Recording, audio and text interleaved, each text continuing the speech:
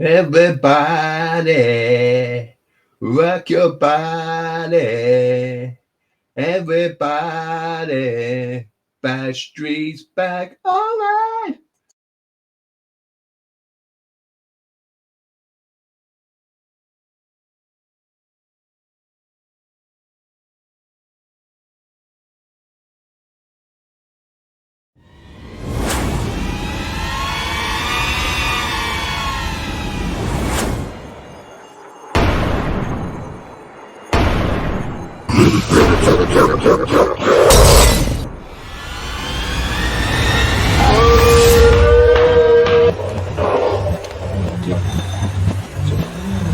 You'll need this one.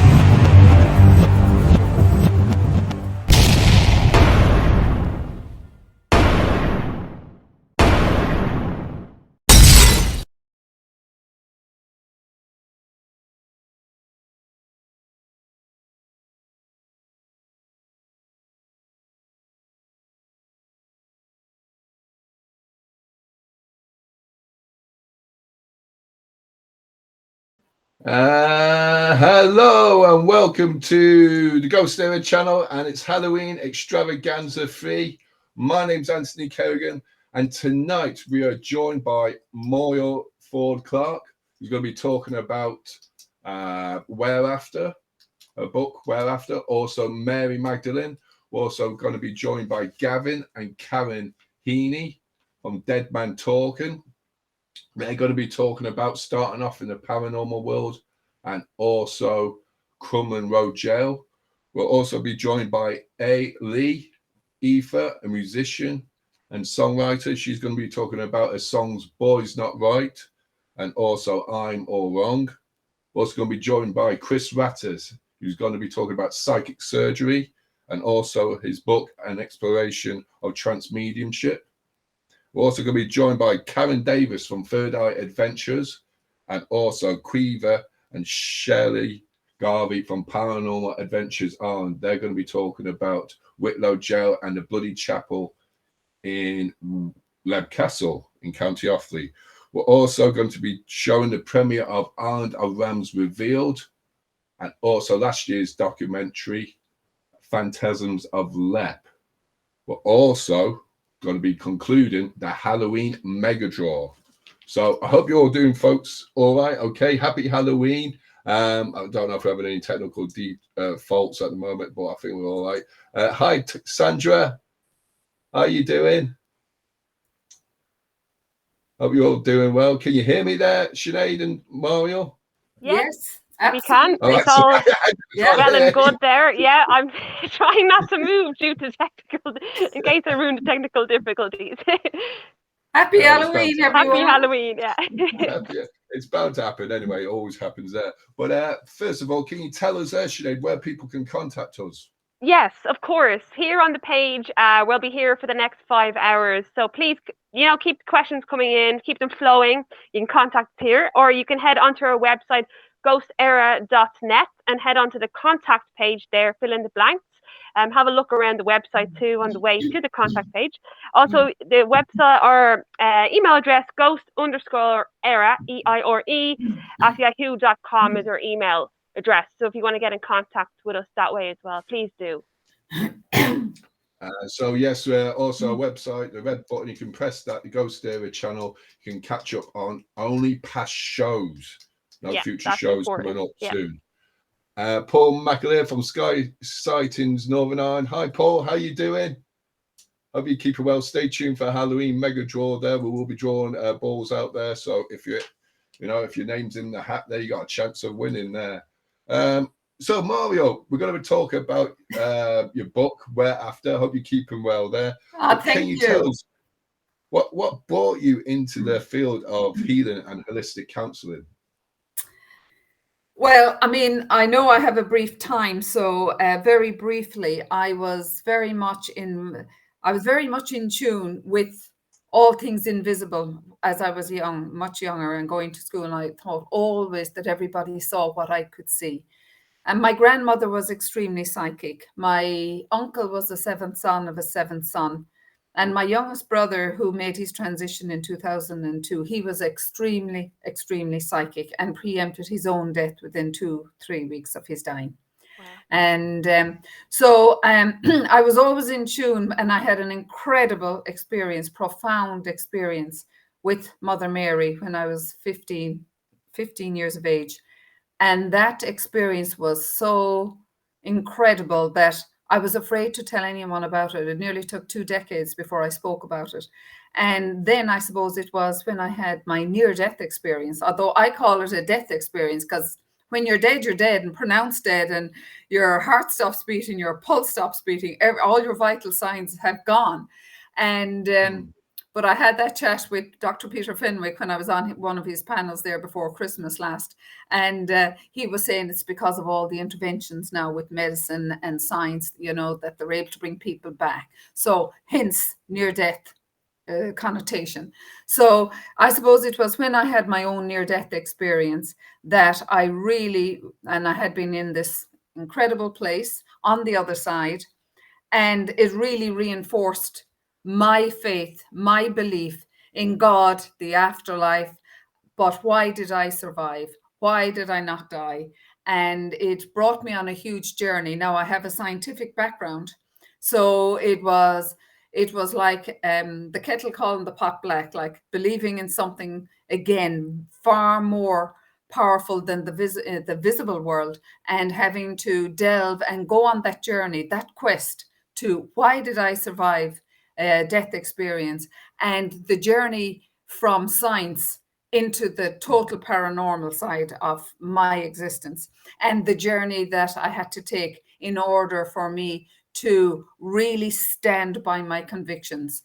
And you said about Whereafter, while I had written many articles and many for book or for magazines and newspapers, the idea of writing a book would never have occurred to me, even though I was running workshops and night classes, all got to do with spiritual awakening, connecting with angels and spirit guides, ascended masters, and my own huge connection with the overall source of all energy, God creator, and having that huge connection and being able to stand in my power and talk about it rather than being very reserved about my experiences. But I have been told now in more recent years, since I wrote Whereafter, or while I was writing it, that not alone have I a soul purpose, but I have a God purpose in this life. So when I had a major ski accident in 2018, you see, the spirit world have an incredible way of getting your attention if you don't give them attention. And what happened with me was I wasn't given too much attention to where my energy should be focused at that stage. I was overworking and I was overgiving, the usual. And then I had the ski accident and I was rendered totally invalided. So during my very disturbed nights and months ahead, I was shown the image of my book. Not the name, but the image. And it was done in a pyramid. And the pyramid, and I asked, okay, what's the pyramid?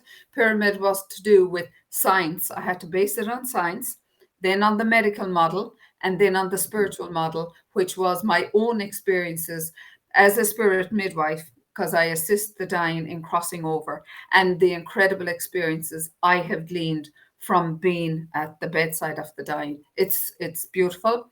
And that was the journey that I had to stand by and own it.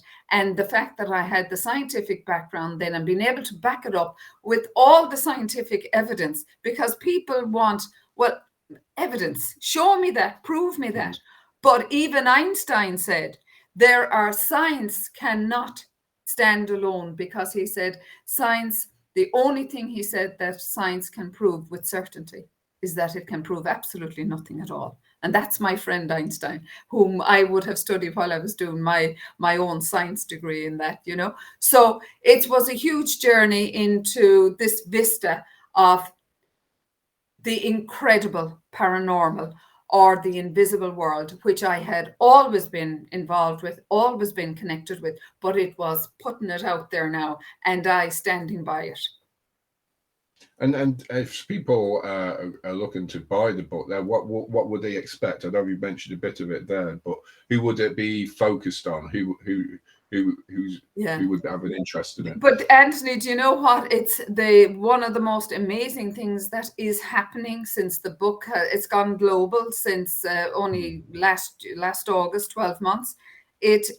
And the feedback and some of the reviews are saying that even the most incredible skeptic cannot but be somewhat curious about the fact that an afterlife exists, that the proof is there, the evidential proof is there, because I'm able to quote some of the amazing doctors that had their own death experiences, and that would not, because of their own kind of credentials, they would not have stood up and said, I had a death experience, I was on the other side, this is the journey, this is God, I met God, Jesus walked with me. So, I mean, these are doctors, and one of the most incredible doctors that I had the pleasure of studying under many years ago, who studied reincarnation, was Dr. Brian Wes. And Dr. Brian Wes was an amazing psychiatrist in America. And in psychiatry, it's all factual evidence. Everything that you can analyze, that is fact in science terms and in medical terms. But this doctor, he met this 27-year-old, and it's her amazing journey with him, where he did past life regression, and all her previous lives came to the forefront.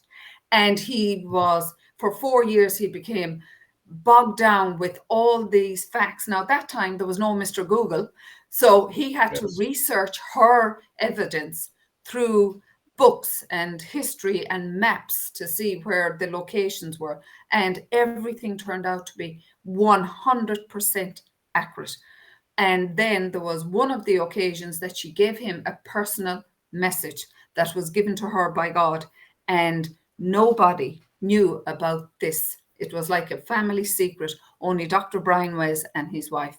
So it was then he started to say, look, I have to share this with the world. I have to share that there is such a thing as reincarnation, that the soul lives on, that we reincarnate time and time again until we come to that state of perfection, or where we have mastered the lessons. And it's an incredible journey with him. So he is one of the people that I have named in my book, because I studied under him as well. And then there is many others. Look at Dr. Ivan Alexander, the neurosurgeon in the States. He believed in nothing either. He was an atheist. He believed in nothing until he was on the other side, where he had suffered huge, he died through meningitis, and his journey on the other side. And there's so many doctors out there now that are stepping into the fore and writing books about the existence of an afterlife, that death is not the end of life, but it's the continuation on another level of existence. And in Hereafter, I deal with out-of-body experiences, because we all have them, even though, you know, we dream and we go out of our bodies at night, but we are still connected to the physical body by the silver cord. And the only time that silver cord will disengage is at our physical death. And then when it disengages, that's the point of no return. But otherwise, we can have the near-death experience where the cord doesn't sever, and outer body experiences. And I'm sure some of you might have had, like Sinead and Anthony, I'm sure you've had dreams, and you have gone into vistas on the other side, and you have felt that you have had vivid recall of who you met, what you were told, knowledge perhaps, and then you kind of come back into your body maybe with a shunt or a shudder, or you know, you feel you're dropping. Yeah. And that's when I'm not too sure that I'm not too sure. Is Sinead, are you in that process as well? Can you hear me, Sinead? Yes, I'm here. Yes. Actually, I don't know. You got still there. I don't know. Now you're moving again. So, I'm good. so Again. I'm just going to come to a few shout outs. Sorry, then, Molly, because just a few people. You're all right. A few You're all shout right. But when that happens, Anthony, it normally means that your soul is just re-entering through the silver cord. Very fascinating. And that's called catalepsy. That's when we wake with a shudder. Catalepsy. That's very interesting. That's it. Yeah. Just a few shout outs. Sanja, Nana, Toten says all good. Wait to hear all the stories. Joanne Bean from Seekers of the Afterlife says, hello everyone, how's things? Jenny's got her own show tonight, Emerald Paranormal Researchers. Hi everyone, have a great show. I'll be on mine later on.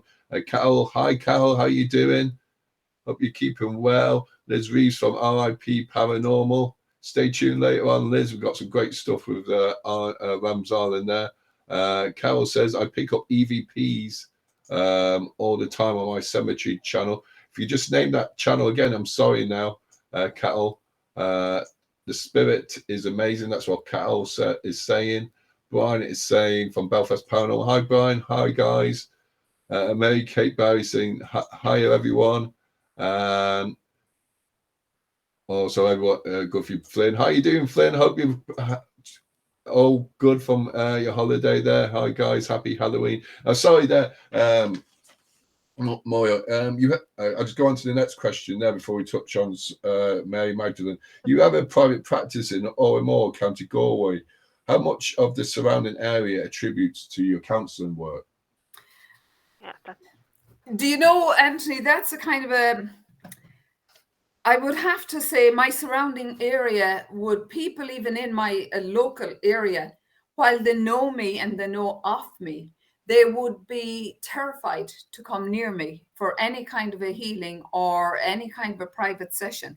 Yes, while they will attend my night classes or my workshops, but when people are in need of healing, or when I'm doing soul retrieval, or when I'm working with somebody that has been suicidal, they will always come from other counties outside of Galway. It'll never be in my own immediate area, because the work I do is very specialized. And people in this age, and especially in the last 2 years, people are terrified. They don't want anybody to know about what's happening for them internally. They're putting on a brave face. But what I have found in the past 3 years, it doesn't matter what age you are, be it young or old, so many people are now traumatized by fear. And fear to me is the most crippling and terrifying thing. It's worse than any illness. And fear itself brings on illness, discord, dis-ease within the body. And it's when we are fearful. And my main thing is, and I'm always guided by my angels, and what they've been saying to me, in particular, one of my angels is an archangel who is pre-biblical. And she has been saying to me in the last 3 years that fear has taken over the minds and hearts of people. So much media coverage globally on everything is negative. We're seeing tsunamis, we're seeing wars, we're seeing deaths, we're seeing different pictures globally. Social media is accelerating as well. TV, press, radio, it's perpetuating that fear factor. And when we are living in fear, we have disconnected from the source of all, who has an infinite supply to grant us. So if we replace fear with the energy of love, even Einstein believed in love, and he believed in God, the God principle, as he said. So love is our weapon. And if we can return to that energy of love rather than fear, an awful lot of our lives would become far more harmonized than disharmonized, like what we're experiencing right now. And an awful lot of younger people I'm dealing with a lot of young people who are suicidal at this moment in time, even going to the age of 11 and 13, where they do not want to. Yeah. I'm going to sorry now, I've got to touch on that as something with children there. how important is it to involve children in, like you do a lot of grieving kind of Yes. help with children with grieving there.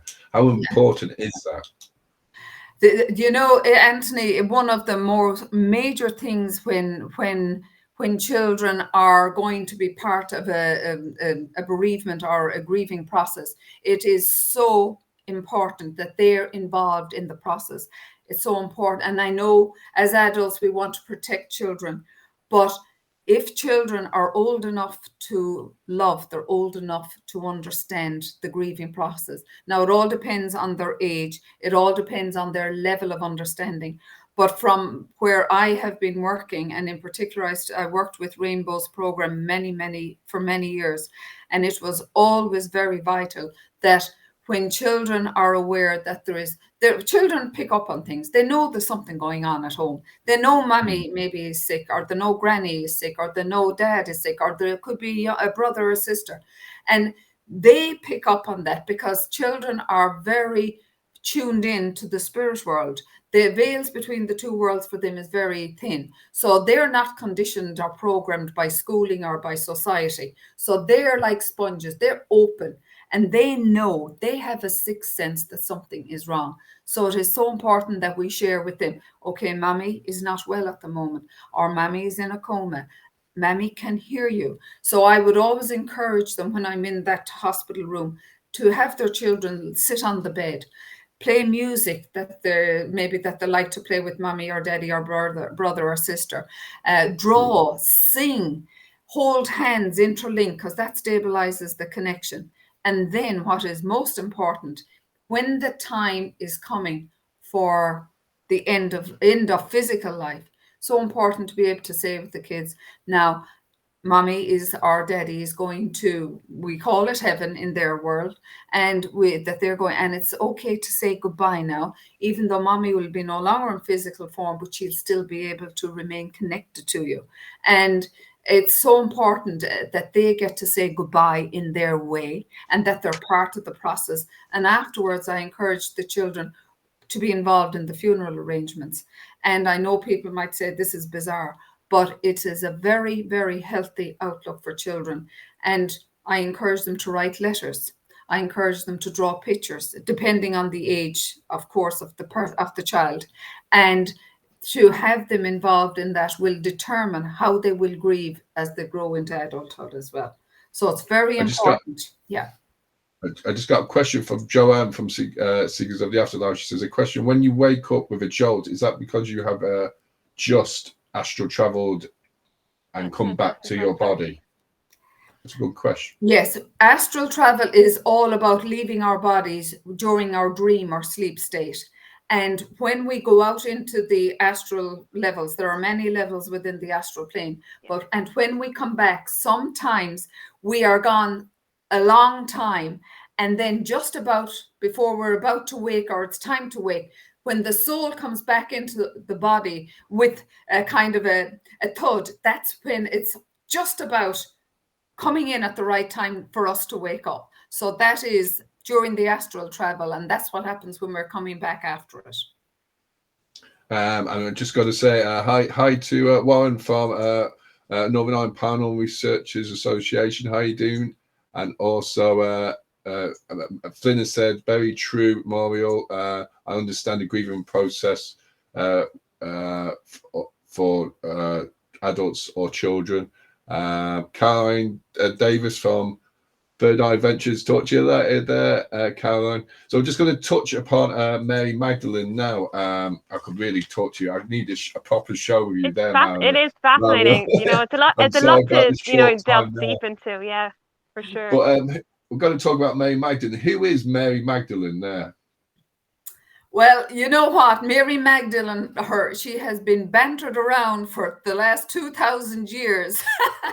And it's only now, since 2016, that she has been exonerated by the Catholic Church. But I studied Mary Magdalene many, many years ago. And it was when I was studying angels and ascension and ascended masters. And I was drawn to her. I woke up during the middle of the night and it was all about Mary Magdalene, and it was about her energy and her essence. And why was she so significant in the life of Jesus? So Mary Magdalene, my understanding from my guides is Jesus, the Nazarene, Mary Magdalene, they both had a soul contract to come on this earth 2,000 years ago and to bring in the Christ light, or the Christ consciousness, to humankind, into humanity. And they were the bringers of Christ's light here on earth. And the journey was not one that was in her favor, because of the inequalities there was between male and female dominance that time. And the ironic thing about it is Mary Magdalene, she had just as much education. She went to one of the mystery schools in Alexandria, just as Jesus did that time, in when you were privileged, because she came from a privileged background as well. The male and female were entitled to this education, and it was all got to do with psychic powers. It was got to do with astrology, numerology, the healing power of herbs. And then their journey splintered and separated, and they were to come together then in divine time. But Mary Magdalene was the one that we all know that she had the most, she was beautiful looking, and she had this red raving hair, and she was the one that anointed with her tears the feet of Jesus. And then she had this oil of alabaster, which was supposed to be the oil of purification to put on the feet of Jesus afterwards. But Mary Magdalene was actually, she was the truest disciple of all the apostles. And the wonderful, if I could get my hands on Pope Gregory, I would. Yeah, I was going to mention Pope Gregory, because he says Pope Gregory the First, yeah, yes. Yeah, and he, right? Because they mentioned the Magdalene asylums there. They said that Mary Magdalene was patroness of wayward women, or also known as a prostitute there. And Pope Gregory in 591, did he get it wrong? Of course he got it wrong, because not alone, but it wasn't Mary Magdalene that was the wayward and the whore and the prostitute. There was another Mary that was Mary of Bethany, that was the actual what they call the sex goddess. And the church, because Mary Magdalene was a follower of Jesus, and Magdalene means Miriam the Magdalena, as Charles, or as Lars Moule, he has written many, the old manuscript on the Holy Grail and Mary Magdalene and Jesus the Essene. And the whole thing about Mary Magdalene was that she was the exalted one. She was the true disciple. She was the one that followed Jesus. She was the one that supported Jesus. She was the one that had the understanding and the compassion for his work. She understood him, and she was, ironically enough, she was the one that when he did throw tantrums, but we know that's from the time he was in the temple at 12 years of age. He used to throw these kind of tantrums. Mary Magdalene was the one that was able to soothe the anger. Mary Magdalene was the one that understood him best. And the ironic thing about it was, it wasn't Peter or wasn't Paul that were the true disciples. Yes, they are disciples of Jesus, but it was a female who stood at the cross with Jesus' mother. And there is huge research gone into this now, and I've read many books on Mary Magdalene. And there is some which is kind of, there's commonalities in most of the research that I would have done over the years. Yes, there is a lot of other things that I have questioned with my guides and my angels about the true fact that was Mary Magdalene married to Jesus. There's a beautiful, lovely glossary on, yes, they were husband and wife, and the bloodline of Mary Magdalene was continued on through a daughter that they had called Sarah. And all of this is beautifully wrapped in this lovely romantic ideology. But when I have gone deep into source energy and asked, did Jesus marry Mary Magdalene? And my answer has been Jesus and Mary Magdalene's role on this earth plane was to bring the Christ light, the bringers of light, but they were spiritually connected as husband and wife, not romantically that we're led to believe in this physical form. It's interesting because there's even Judas wrote scriptures there, like, but it's all kept hush there, and like Jesus said there, the only one the only one that could lead to what was to happen was Judas. He was the one that could only have the strength to go and do what he had to do, which is true. That's a sacrifice itself there, And you see, the ironic thing about it is, Anthony, that Mary Magdalene, she had to be defamed because going back to Pope Gregory and then going to Pope Constantine in the 5th century, but right up until the 17th century, every one of the popes denounced Mary Magdalene as the whore, as the prostitute, as the fallen woman, which up until I think it might have been 1969 or 1979, I'm not sure, that the first time that the Pope, he came along and he said that they got the Marys wrong. It should have been the whore, the sex goddess was Mary of Bethany. Now, here we are, 2016 passed, and Pope Francis totally asked for forgiveness for violating the role that Mary Magdalene had in Jesus' life. And now they have exonerated her and they have given her a feast day. Some say it's the 22nd of June, some say it's the 22nd of July, but it's only a day, it doesn't matter. It's the power that Mary Magdalene had. And she was the only one, believe it or not, all the apostles ran for cover at the time of the crucifixion. She was the only one that stayed at the cross with Mother Mary and with John the Evangelist to witness his death on the cross. And she was the one that went with him to where he was being laid in the tomb. She was the one that went back, and she was the one that when he said he had resurrected, and to go and tell the apostles, but they didn't believe her. What did a woman know? So I think this is where our society now, that we're trying, and Anthony, it's all about the merging together, the unification of the divine masculine and the divine feminine, because all of us are one of the same. We each have a feminine and we each have a masculine aspect to ourselves, to our whole spiritual selves, not just male or female. We are a bit of both merged in unity and in oneness. Hugh from County Antrim Panel Research Association, he says, hello peeps, he's in Essex at the moment. I hope you're keeping well there, Hugh. Happy Halloween. Joanne from Seekers of the Afterlife said, when Mary Magdalene was a young girl, did she know of her calling to be in such a close spiritual connection to Jesus? Absolutely. Mary Magdalene knew from the age of 10 years of age that she had a huge purpose. And she knew that this Jesus, this Messiah, the Essenes were preparing this, the arrival of their Messiah, of their Jesus, for 100 years before Jesus arrived on earth in human form. So Mary Magdalene instantly knew, I think she was 10 years of age when she had spotted Jesus in a crowd. And when she knew, then the download came to her that she was going to be a fellow traveler and walk side by side with Jesus as a bringer of light. It's amazing. It's like predetermined or something. Yeah, it's like a predetermined fate or whatever. Yeah. It's like a soul destiny. Soul destiny, that's another word for it. Carol says, Anthony, I recently did a video on Little Nellie's grave from Cork and her connection to God.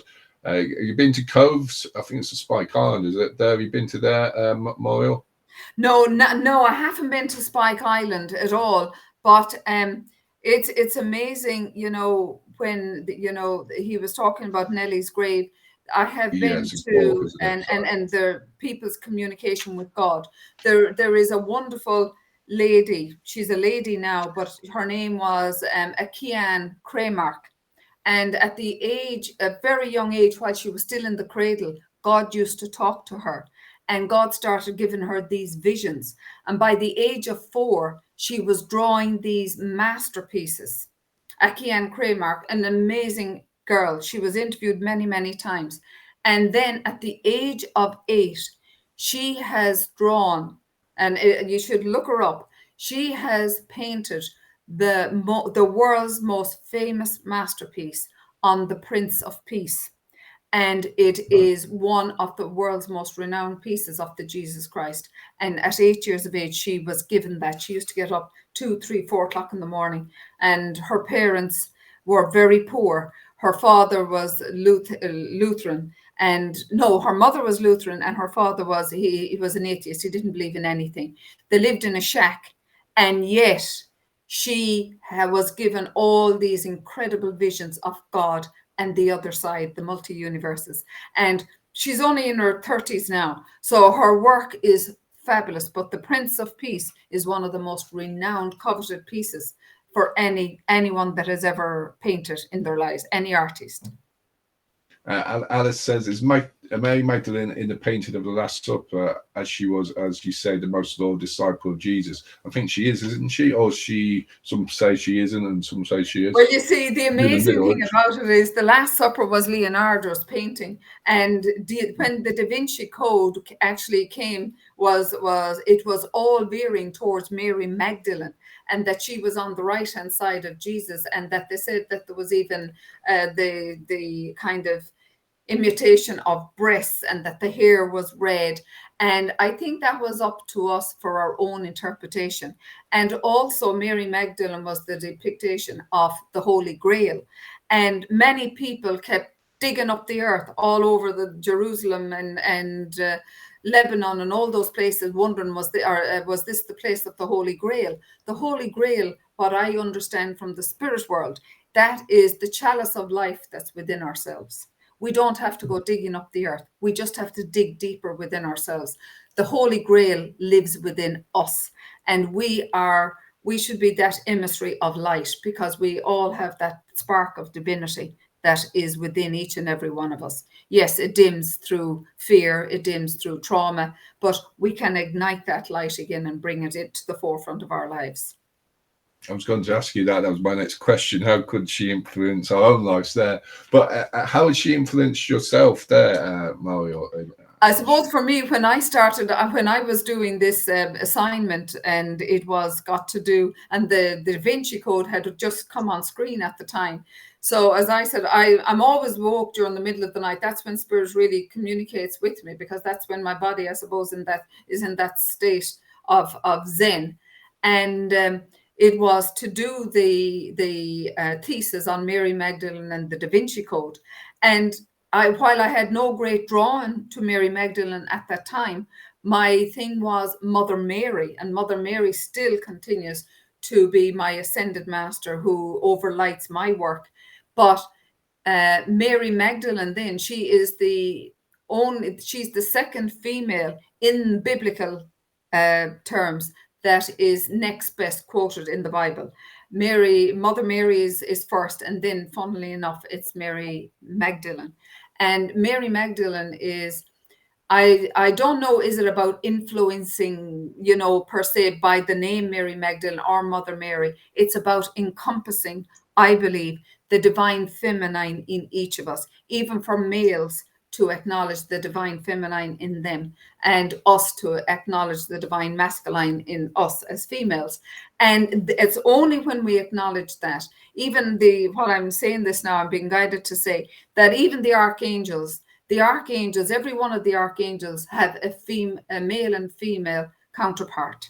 They have, like Archangel Michael has Archangel Faith, that's masculine and feminine. Archangel Raphael has Raphael and Mother Mary. Archangel Shamuel has Charity. Archangel Gabriel has Hope. So as there is divine masculine and feminine, we are each aspects of the same. So it's important we merge them together and integrate them in ourselves, and not to be afraid to show our masculine side, or for men not to be afraid to show their delicate feminine side. It's all about love and compassion and oneness. And when we can embrace ourselves as our unique selves, then I think, you know, we won't have to be putting on a show for somebody or trying to impress somebody. We should be happy with who we are. And that is a spark of divine love that is radiating within us. Oh, and thank you, Mario. I know Joanne's got a question there, but I'm sorry there, Joanne. There, we'll get you on again for a proper show there. For, you know, but Tracy's from Third Eye Adventure says hi, Hugh and Karen, and of course Auntie, our host and guest. How you doing there, Tracy? Stay tuned there. Flynn says, I would definitely agree with you with the divine feminine and divine masculine, as it's the energy we are connected with source. That is exactly how I connect to source, read the energies during my readings. Donna Dons McDowell says, hi guys there. Hi Donna, how you keeping there? So I'm just gonna, before Mario, how can people get your book? My book is available with John Hunt Publishers, and it's available on all the Amazons globally, but the more nearest one to us here in Éire is amazon.co.uk, and it's available in Waterstones, Barnes & Noble, Indie, and my own website, marielfordclark.com.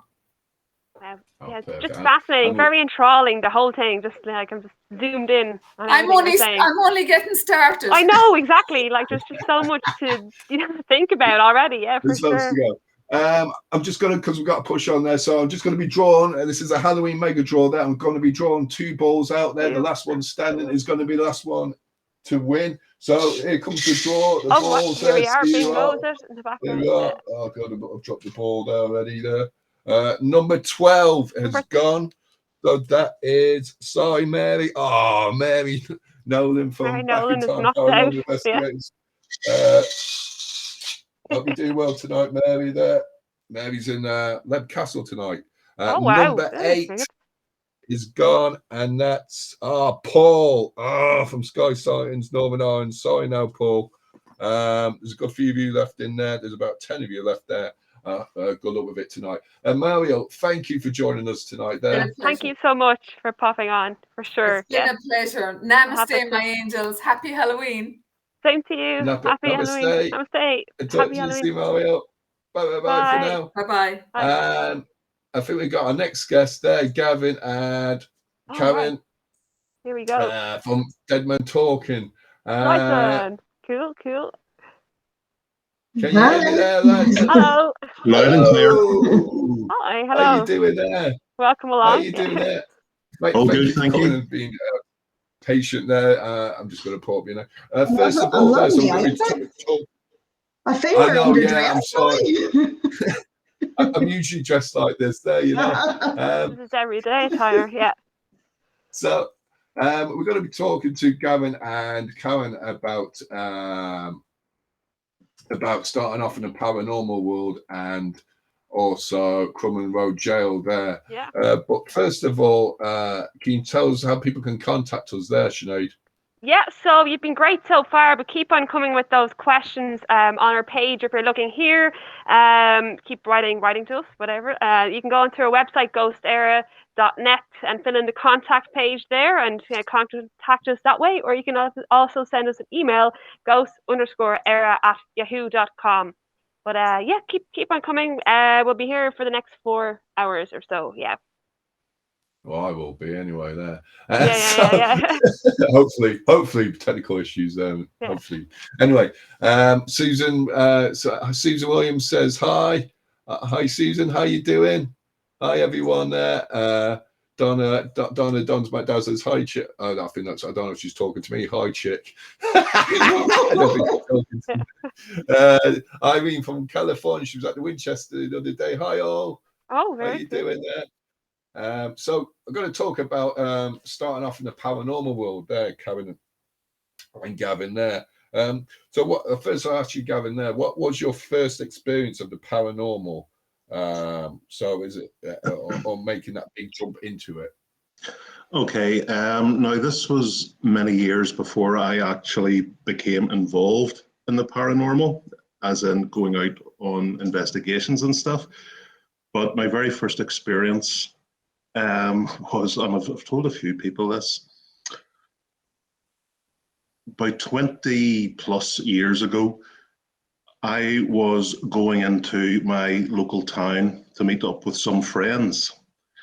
And I was early, so I went into a bar to have a quick pint to kill half an hour before they arrived, and walked in, ordered my drink, and then saw somebody that I vaguely knew just from being in and out of the place.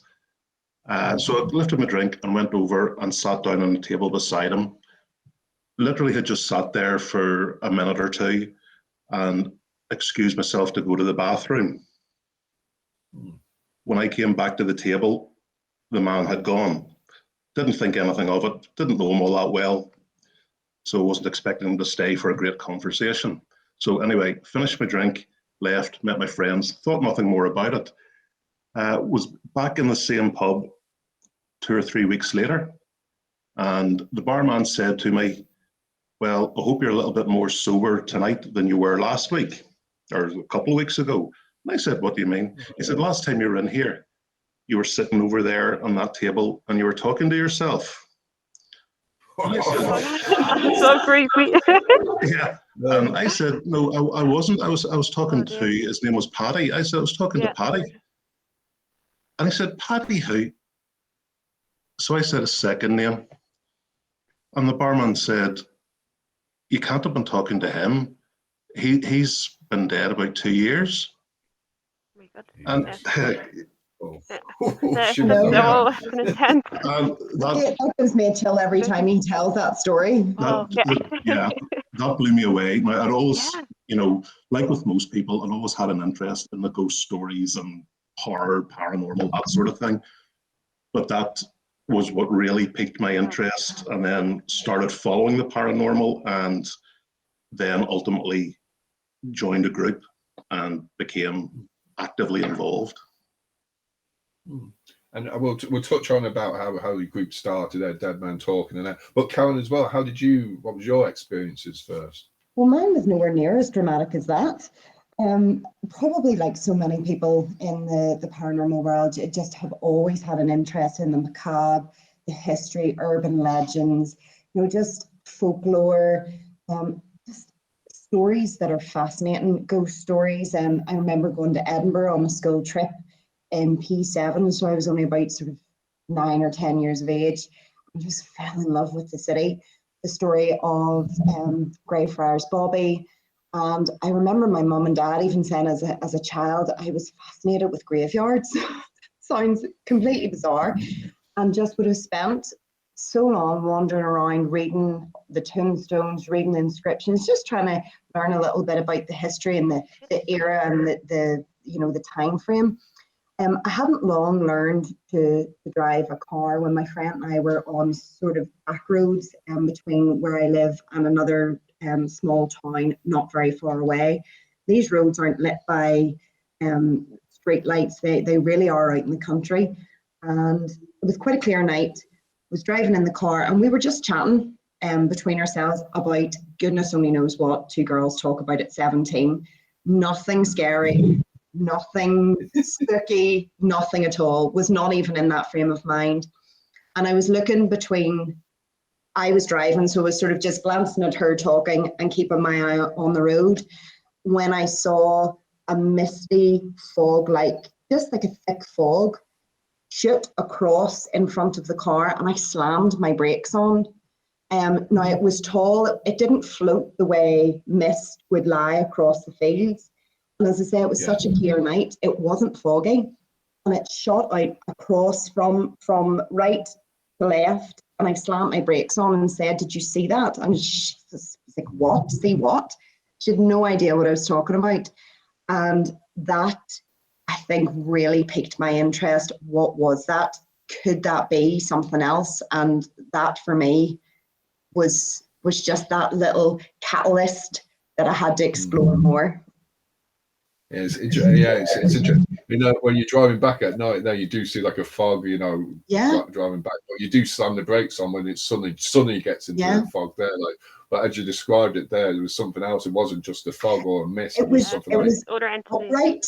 It was almost from the car bonnet up, like the top half of a tall figure, and it went like that rather than lying just low across the road. Haunted Era there. I think it's Natalie and Shane. How you doing there? Happy Halloween there. They say hi all. Also, Tanya says, hi, Anthony from R.I.P. Paranormal. Hi, Anthony and Gavin. Also, hi, Mommy Bear. I think that's towards Liz. Anyway, so I know from both of you, so you've been in the paranormal field for a good few years. You've had an interest in it there as well there. But would there be anything that you would change from first starting off? So you started off maybe from either being a paranormal investigator or like doing Dead Men Talking. Would you have done it earlier, set up your own team? Or was it the pathways just went the right way? I think for me, I probably would have started off earlier. To be perfectly honest, I wasn't really aware at the time that there was such a thing as paranormal investigation. Like people going out looking for ghosts, spirits, whatever you want to call them. There certainly wasn't the saturation of ghost hunting programs that there are now. That maybe once in a while you would have got a one-off special on the TV about it, but I mean, every time you turn the television on now, there's a ghost hunting program on. So I think I probably would have started off earlier. As far as the journey to where we are now with Dead Men Talking, I think that is something that has just unfolded for us over the last few years organically. It's not even a conscious decision we made to form this team. We originally just wanted to be a group of friends without, a label, just going out to investigate when and where we could. But this was just born out of circumstance. So. Yeah, and what would say, Karen? What advice would you give to someone trying to start their own team, or coming to starting, joining a team, or starting up a group, or going to a public event? I'd be like starting off a team. What advice would you give? Well, my first piece of advice is don't rush out to buy every single piece of equipment that you possibly can and put yourself, which is what It's so bad. It's so easy to get swept up in the newest and latest version of something that really fundamentally does the same thing.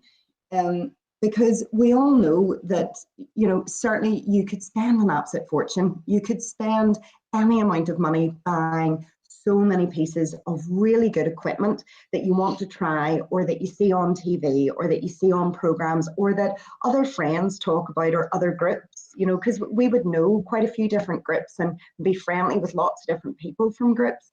And you think, what are they doing? Could we do that? And you could get swept up. And before you know it, particularly with the cost of living nowadays, you could very easily be getting your keeping just about your neck above water. My advice would be just invest in the simple porch, voice recorder, maybe a cheapish ghost box, because just your own experience in your own body sometimes is what I feel are the best pieces of equipment. Just going in your eyes, your ears, your senses, and just the most basic pieces of equipment until you start to gather things up along the way. I have pieces of equipment there I don't even use. I don't even really know what to do, to be honest. I just want to buy them. The just in case equipment, for whatever uses. That's it. Yeah, just in case they're needed. Yeah.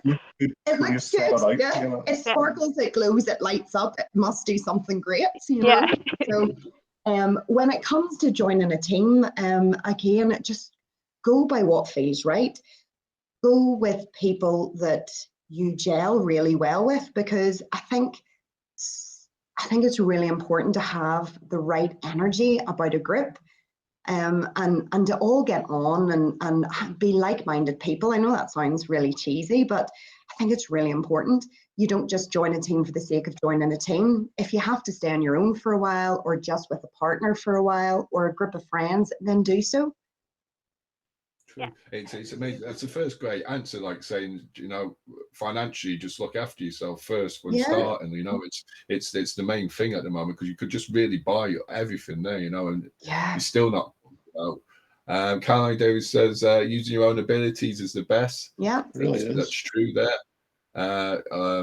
I think it's Natalie there. Buy a good record for starters. I agree with Karen.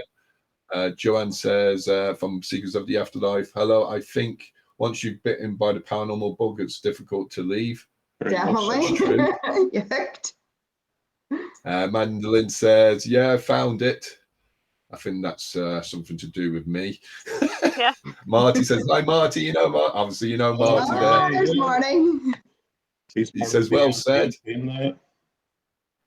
And Paul McAleer says, that's the story. That's a story and a half, Gavin. Thanks for sharing your experience. You're very welcome. Sky Sightings, Northern Ireland. I suppose with both of you then, is there anything that would annoy you now that that's happening in the paranormal field? I think sometimes I know something that I don't want to cause any controversy, but I think that's what we're looking for. Anthony just wants to dig up some stuff like this. Use as ammunition, Anthony. I'm only messing. So the Steve Huff in the paranormal, big man. Yes. He seems to just tap into whoever he wants to talk to, and most recently it was the Queen. Yeah. Oh, she's passed peacefully and she's at rest. I just think sometimes things like that are really offensive, whether it's Elvis, whether it's flipping Albert Einstein. Just don't pretend that you can go and just tap into whoever you fancy. Why would the Queen travel the whole way over to America to say cheerio to him before she heads off to wherever she's going? It's just, so I think sometimes if there's a bit of money to be made somewhere, that irritates me, that people can get ripped off by believing some of the stuff that's out there, and it's just, it can be offensive to so many different people. Not that I'm a huge follower of the Queen necessarily, but I just respect. Don't be silly about it, It's respect for anybody, whether it's somebody famous or somebody nobody's ever heard of. It's respecting people. Yeah. So I think that's one thing. And yourself, Gavin, what peeves you off? Don't say me. Working with your wife. That's my next question. For me, again, I know it's a very generalistic answer, and again, whether it's celebrities on television or at a low level like us, it's the egomaniacs that are involved in the paranormal. There's a lot of people out there, it's their way or it's the highway. And my opinion on this, rightly or wrongly, is I don't care whether you've been in this for 30 or 40 years or 30 or 40 days. A veteran can learn from a rookie. There's no right, there's no wrong, and nobody will ever prove that, I don't think. So that's why we go out and experiment. It's the people that just force their opinions on others and say, well, if you don't agree with me, goodbye, Facebook, block, whatever. Just everybody's entitled to an opinion. That's what we would really try to promote. Just nobody's going to laugh at you. Or, it's not fair. It's nice to have people have fresh opinions and know people like joining a team or somebody come to a public event or something, or somebody that knows somebody that's just coming along for the night there. But to know fresh ideas or methods of investigating, it's kind of handy. It's very handy there. But just see a few more shout outs there. Caroline Davis is agreed. They're all agreeing with you there. You got all the votes there, Gavin and Karen. And Martin says here. I think Marty's having a joke. He does it with everyone as they pass, to be honest there. I think that's about Steve. Joanne says the prices of locations is ridiculous, very annoying. That's why that's annoying. Also so very well said. That's Marty as well, says that. Tracy says, what annoys me is over extravagant reactions. Some TV shows have got some really good evidence, but balls are up by screaming and yelling. I agree with that. That's a big one for Phil. It's funny when you see all these grown men in particular running about going, You know, Yeah, some people I think. It's like, is it I've made never up done or that, is it right, Sinead? exaggerated? Yeah, he does it all the time, you know. Now and again, you know. So we're going to touch on the next subject, which is the Crumlin Road Jail there. So I know you've got some good Yeah. stuff you there Interesting. the other Yeah. night there. But when did you first visit the jail and what happened there, Karen? I went actually as part of the public, must be about 7 or 8 years ago, and absolutely fell in love with the place. It is, as I said earlier, I would be quite into the history of buildings and the architecture, and it is an incredible location, it is an incredible building. And yes, that's us on the screen there. It's brilliant. I did a tour, as I say, did a tour with the jail and then did a tour with GSI, and that's actually how then I met the team. And then we started doing 4-hour investigations when I joined the team back in 2017. And really from there until now, there's been some nights, as you always get, where absolutely nothing happens or nothing that you would really write home about. And then there's other nights, like Thursday night just passed there, where it was just on fire. It was buzzing, absolutely buzzing. So full energy. I'm going to come to that. Yeah. I'm going to come to that in a second there, because how did you first get to go to the jail there? Was that good circumstances, Gavin? The team record, you can check it out. But yeah, I mean, the first time I ever set foot in that place was on one of their historical tours. And again, like you, I just immediately fell in love with that place, and I just knew somehow or other I had to get back. Unfortunately, through the ghost hunting, I did get back. Became, same as Karen, with Ghost Searchers Ireland, became part of the resident investigation team there, and we were there for a good 3 years or thereabouts. 3.5 years. Then COVID happened and everything closed down. I think there was another team got back in for a while. Whatever happened there, I don't know, but they decided to move on to a different team.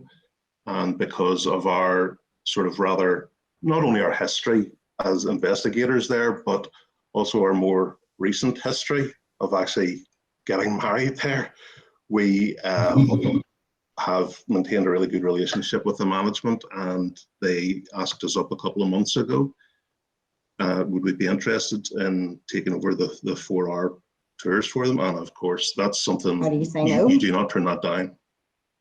So our first date back there was just on Thursday night past there. So. And can you tell us what happened that night there? What activity kind of occurs there? Well, I'll go first, because if you don't mind, because my story is a lot shorter than hers. Okay. Stories welcome. Yeah.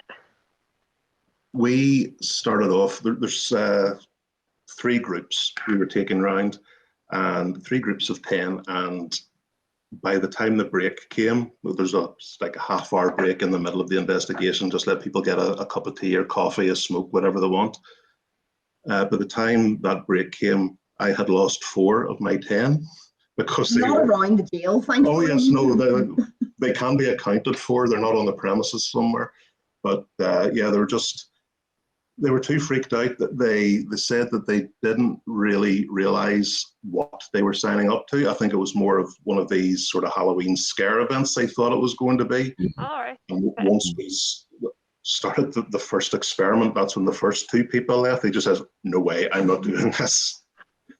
I think they thought we're trying to raise the dead or something, you know, but now I did have some decent activity starting off down in the tunnel underneath the jail. But after that break, I think when I lost those people, the vibe in my group, it kind of changed and it flatlined a little bit. And the rest of the evening for my group was a little bit of a struggle. But Karen has got much better stories, and that she had a really good evening. Yeah. So like that. So going from Gavin being like probably people having anxiety, and maybe that's actually driven up the activity. To you, Karen, what happened with yourself there? Well, I think I was just really lucky that we had a team of 10 with a really good energy amongst them. Everybody was really keen to get involved. Everybody wanted to try different bits and pieces of equipment.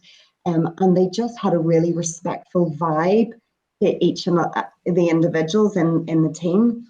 I really encourage everybody in my team to get really involved. So if they're going to use the spirit box, I want one of them to hold it. I want one of them to hold the antennae. I want one of them to hold the voice recorder, because it's their night. I'm their guest. So I'm just trying to lead them around, give them a little bit of an explanation as to what they're doing, give them a little bit of an explanation as to where we are in the jail and what it was used for, because that's my thing. I love the history. So I always give them 2 or 3 minute snippet of where we are and what it was used for. Because again, I think it's really important that they understand the types of activity that they might expect in that particular area, because again, that will help. Some of the things that happened, again, down in the tunnel, whenever I was setting up the equipment, I've been down that tunnel countless times, 30, 40, 50 times on my own. Doesn't bother me a lot, because you're just doing a job setting up for an event. So went down to the far end of the tunnel, and if anybody has been, they know that tunnel is actually quite a walk. Don't realise how far it is until you're halfway down it and think, flip, I'm only halfway down it. And as I set up the Paratech just at the end of the tunnel, it's one of the best pieces of equipment really down there, because there's not a lot of reception. And I was coming back up the tunnel, so the door to the old doorway was behind me that takes you up into the old courts across the road. As I was coming back along the tunnel, I could hear footsteps behind me. So sort of stopped and thought that can't be. You go through the whole rationale. It must be dripping water. It's wet down there. It's an old building. That tunnel was built in 1852, so it could be something else. But I know the sounds of that tunnel. There's a grate halfway along the tunnel. You're only about 1.5 meters from the road above, so there's a grate on the road above that if a car goes past it, it makes a very distinct noise. So within seconds, I had debunked all of those things. And the more I listened, not only were they very clearly footsteps, but they sounded like they were running. Yet they never quite got closer to me. Now, by this stage, I could hear my own heartbeat in my ears. Okay, so I was genuinely scared, and it had been a long time. And I was down there on my own, and I still had about 1.5 minutes of a walk to go to get to ground level. And I thought, oh my goodness. So that's when I'd start screaming. Don't run, because then something's going to chase you even faster. Just walk and get out of it. You'll be fine. Yeah. So I didn't tell my group because, again, power of suggestion. I don't want to scare anybody. They're not there for ghost stories. They're there to investigate this place themselves. So we had got to the tunnel, and it was actually our last location of the night. So it had lots of other stuff happen, which I'll tell you a few of as well. But basically in the tunnel then, they experienced similar things when people were coming down the tunnel, and then they knocked the door at the end. It's a really thick metal door, so it makes a very distinctive boom, boom, boom. They were coming back up the tunnel when people on just waiting at the end could hear almost like an echo, the door banging behind them, yet the people had done the 2-minute walk and were coming back up the stairs, and the door knocked at the far end, and there was nobody down there. Nobody. I mean, we could all vouch for that. So that happened 2 occasions. Once it was myself, and somebody had asked me to go down with them because they didn't want to be on their own. We didn't hear the echo behind us. And then I was standing with the group whilst a gentleman went down on his own, and I heard it so distinctly myself. It was unbelievable. And I have no explanation as to what that could be, because it is a very distinctive thudding sound. Yeah. Yet he didn't hear it in the tunnel. It's a very strange situation. So that was one of the things. The other thing was, in the condemned man cell, you would have played cards with some of the guards, because you were going to be there for a few weeks. It wasn't just the night before your execution, it was maybe for several weeks, and you were there with 2 guards. It was a double cell. You would have played cards just to pass the time, and obviously the guards were there to make sure you didn't cheat the hangman's noose and take things into your own hands. So they were there all the time. And we decided that a good game to play, maybe with the ghost box, would be with a packet of cards, just to see if we could get any response. You know, what color is this card? Is it a high card? Is it a low card? What number's on the card? And we got a couple of perfect hits with those, as clear as anything, to a point where somebody said that they had won money with the card that was in the gentleman's hand. So that's just a couple of the things. To be honest, I could go on for about another 10 minutes. It was buzzing. You stole all the activity. I know, because nobody else, no other group really got anything, and my team went away absolutely buzzing. She says, I've always said that when we meet other groups, we learn something from each other, no matter what way you investigate methods or how we approach it. True, it's learning from everyone else there. Also, Joanne says we can learn from one another. It doesn't have to be paranormal bitch fest. Yeah, 100%. I thought she was calling me. At least I said. I thought she was calling me bitch. She nearly got blocked from the show. Yeah, that's true. There. Also, so just going down the questions there. Joanne says the sounds. That sound, I think Joanne said she was in Whitlow Jail. Liz says Whitlow Jail is a lovely location to investigate. Hugh says, as in Northern Ireland's longest running teams, we have never been able to get in there, even though one night's in investigations. Shame, really, there. Will I say? Well, we do have, we have an idea, and basically, the Crumlin Road Jail are very good with their paranormal team, their sort of resident team, that they stay very loyal to the team because that's what they think they want. Dead Men Talking are slightly different in the sense that we hate the bitchiness that goes on in the paranormal world. We hate the fact that obviously the Crum can't be explored by lots of different groups. So we actually have approached the jail about allowing other teams in alongside us, that we would take teams round. Now, it hasn't been decided yet, so I don't want to say too much, but it is something that we are really keen for other groups to be involved with. So it's a little bit of a step towards para-unity in Northern Ireland. It's never really happened before. So it is very in the infancy stage, Hugh, so just bear with us, okay? So the decision rests entirely with the management. We also don't know whether they will charge, or if this is something, I doubt they'll let us have complete free reign with groups. They will probably charge. But I know with Blue Jail, because we were in contact with them not very long ago, are €700 just for 5 hours. So again, even if the jail were to charge something like that, between a group of maybe 10 or 12 people, would only maybe be 60 or 70 quid. So we don't know. We don't know, but yes, it's hard for yourself. So I know that myself there with locations. You know, you can't do anything yourself. It's up to the management of the location what they really want to do, really there as well. You know, so but if you're offering that, that's great as well there, Gavin and Karen. If you're putting that option through to the management there, it's well thought of there. But then it's entirely up to yourself as well. I've never had a location. I've done public events, but it was only one person turned up. So we would have showed up. We would have showed up. God help them if they left, Gavin. God job they stayed with us. We did make it that scary. It's great what you're doing there. And one last question before, because I've got another guest coming on there. You both. Do you hit off each other? Do you have the same wavelength? Obviously, your partners, myself with Jennifer, or it could be somebody that has a friend in a team that you know of. Do you hit off each other there? Give each other ideas or sense stuff? I think. I mean, I'm not just saying this because I have to, but obviously, I genuinely think that we hit off each other so well. Yeah. We bounce ideas around with each other. You'll come off with some. I really admire some of your ideas and respect. I genuinely do. I've said that to you before, that you and Sarah Clark, who is a member of DMT, I really enjoy investigating with both of you because you're both so good. You come up with great ideas. I can say stuff, and if something is, a load of rubbish, we're not afraid to say so either. Just like that's daft. Why?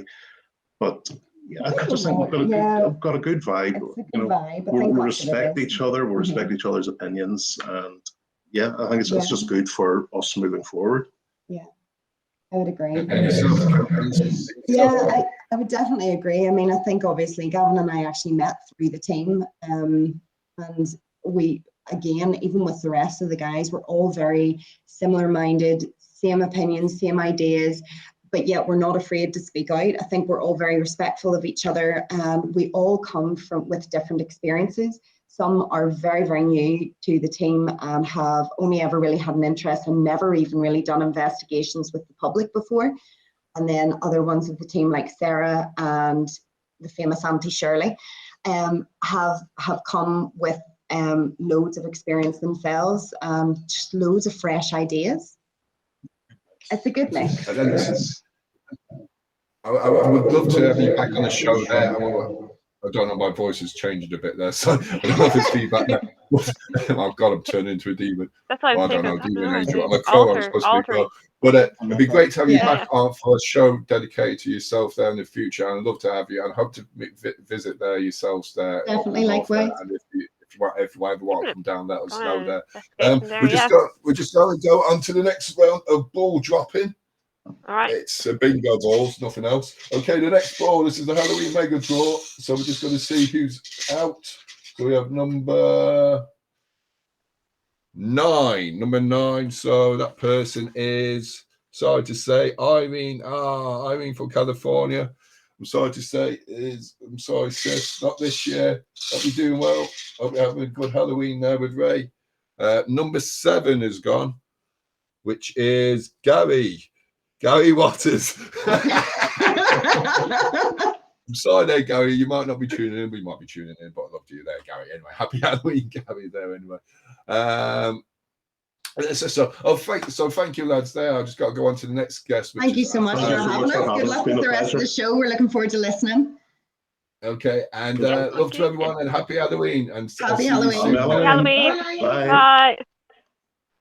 So we're just waiting for our lead, Aoife, to come on there. So Sinead, can you tell us how people can contact us? Yeah, keep on rolling with your questions. They've been great. I've just been entranced by the whole show so far. It's been fantastic. So yeah, if you're here, if you're watching, if you're afraid to say anything, don't be. Step forward and release that fear and ask a question here on the show. You can also head on to GhostÉire.net on the contact page there. And there is also an email address, ghost_éire@yahoo.com. So, yes, so keep on coming with those questions, and you've been brilliant so far, and I am really engaged already. So okay, so Irene says, no worries, bro. Sorry there. And I'm sorry there, Irene. Joanne says, Duckett's Grove, Carlo, another great location. Yeah. Hugh says, that would be an idea as a group. Don't do public investigation ourselves. Just mainly our group. We don't go to public ones, but would be willing to be one of another group as we have done in the past there. So whilst we're just waiting for Aoife to come on there, if you're there, Aoife, if you're watching, just log in again there. Log back in there. Just, if you're watching, there should be a link. Log back in, Yeah. In the meantime, there, Sinead, you just tell us a little ghost story there. Here we go. Oh, no, here it is. Yeah, you have arrived. Here we go. This is a prize for me. Hi, how are you? Hello, how's it going? How you doing? Welcome along. I'm good. Hi, can you hear me properly? Yeah. Yeah. I can hear you there perfectly. Yeah. Oh, we're going to hear you there because if I can't hear you there, just sing it out. I'm only joking there. Aoife, how are you doing? Tell us first there. I'm getting to the questions first. Oh yeah, going straight. What got you interested in being a musician? I don't think it was like something that I was interested. It was just something that I was, like I've always been creative in some aspect. So music, I really used music as an outlet from a very young age. yeah, so it just really helped me. I kind of needed it a lot. So. And like you know, so we're going to talk about Boys Not Right there, one of your songs there. I remember you contacted me there a few years about locations where you're looking for a spooky location there. Yeah, back in 2019, I think it was. Yeah. Oh God, I think it was further back than that. Was it? Yeah, it was a few years back there. Can you tell us what was the song? What was the song about? Boys Not Right there, and how was it connected to the location? No, not really. So I suppose it's kind of like a cautionary tale, I guess. It was kind of like a quirky little song that kind of felt like it needed to be. The video needed to be filmed in kind of like a quirky kind of eerily ominous location, because I suppose the subject matter was kind of like I suppose like a kind of a ghost type figure with like revenge and like just kind of I don't know, I just kind of wanted it to be in like a place that felt kind of very ominous and eerie, and I was just looking for the perfect kind of location, and we ended up filming it in an asylum, an abandoned asylum in Portrane. So that worked. Yeah, so I went in there and there was just like, whistling windows and echoing corridors and peeling paint and, birds that had obviously flown in and, met their demise, and this long checkered corridor that you just kind of get lost on. You just be walking on it and you feel like it never ended. So it just looked like it was just like the perfect place. I think you're describing Sinead's house in Dublin there. Yeah, that's it. Yeah. I want to live somewhere like that too. I'm totally that. I think I know that. Is it St. Ita's Asylum? Is it That's the one? Yeah. Yeah. I used to go up there as a teenager, and we used to freak ourselves out by walking around. At the time, it wasn't abandoned, but there's woods around it as well. You probably know them, and it was just such an eerie vibe. Even the building itself is very eerie. Yeah. Yeah. Good choice. And so, yeah. And so what type of genre kind of music would you expect people to listen to? What type of what would you put yourself in the sort of bracket, or is it kind of diverse? Yeah, no, it does kind of it alternates a lot, like between kind of guitar driven, alternative indie rock kind of post-punk kind of stuff to very kind of more balladesque style kind of songs. I used to listen to Tom Waits a lot when I was a child, and I love the way he kind of alternated between this really quirky artistic kind of stuff that's so outlandish and just like, it just brings you in, and then these beautiful ballads, on a piano, and he just did it so well. He was able to do both styles. So I kind of wanted to be, I felt I was kind of writing stuff like that. So initially I was like, I need to pick a genre because everyone wants me to everyone kind of wants to put you in a box. Well, they just want to know what kind of stuff that you do. Yeah. But when you alternate a lot, it kind of, I don't know, it just kind of makes you feel a bit uneasy. But then seeing other people that have done that kind of thing and it worked for them. So it's like, okay, if it worked for him, maybe it will work for me. Yeah, it's interesting because on about Tom Waits there, he was in Dracula there, so he's just sort of dark kind of character himself there, and his music is different, his voice is amazing. Angie says, hi Anthony, hi Angie. Joanne says, my internet is crap this evening. Oh, that's great. Okay, keep with us if you can do. But going back to the song there as well, back to it. Have you an interest in the supernatural yourself there? Yeah, no, I've always kind of been interested. I've been drawn to kind of more kind of darker, like paranormal kind of, like when I was a kid, I used to be obsessed with like Hammer horror films, and I used to wake up in the middle of the night when my parents were asleep just to go down and watch, a bit of Vincent Price and Hammer horror stuff. Actually, I'd say a lot of that kind of got me into music and just my style of music, because I really loved Hitchcock films and the way the music in the film, basically was like a another, like there was such a massive element, you know, it was almost like another cast member, you know, to a film, the music. It's just because it just, you know, it's just so important. So I guess I kind of drew a lot from that. But yeah, I mean, I've always been interested in going around to, you know, locations like old castles. And I used to go around to, like, I've been in, I know you're talking about Leap Castle later on, are you? Yeah, Leap Castle there. Yeah, You've been been to there. that, Strange little place. Yeah. Yeah, no, I've always been kind of interested in that kind of history in Ireland, you know, old castles and that kind of thing. Do you do like a touring yourselves? Do you go to like historic locations with the music as well when you're singing, like, you know? I know you do go to Whelan's. You're in Whelan's a lot, isn't it? Yeah, no, haven't played anywhere.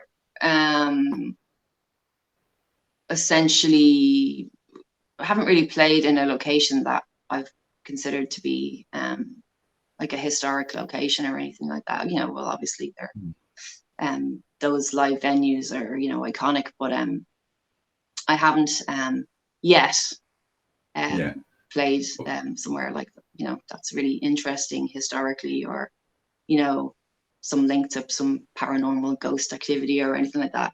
I'd love to. Very cool. That would be fun. Like, But no, not yet. Karen Davis from Third Eye Adventures says, do you write your own lyrics? Yes, I do. Yeah, I do. That's a short answer. I'm going to play I don't really know how to elaborate on that. Yeah, probably that would be my. Or you don't, like. Yeah, it'd be a bit strange. So at the moment, do you have a couple of albums at the moment, or just the one? Yeah, so I have Boys Not Right, and the other song, I'm All Wrong, that Boys Not Right was released, I thought it was 2019, maybe it was, the video was in 2019. Eventually I got around to filming it, and then there was another one I released in 2020, which is called I'm All Wrong, and that was my most recent video. So both them songs are on my album, and I released my album just this June past, June the 10th. So it's called Self-Made Sorrows. Self-Made Sorrows, very cool. Yeah. Yeah. So that's available from my website, which is ailey.net. So ALEIGH.net, and you can download the tracks individually, or you can download the entire album. But or you can get a physical copy if you come to a gig. Yeah. What I'm going to do is going to play I'm All Wrong now, because this is a beautiful song there. I'm going to talk a bit about it, and afterwards there, and a bit more about what's coming up there. So this is Aoife there. Ailey, is that how I'm pronouncing it right? Ailey, yeah. Perfect. Ailey there, perfect. So this is I'm All Wrong, and this is from Aoife, Ailey.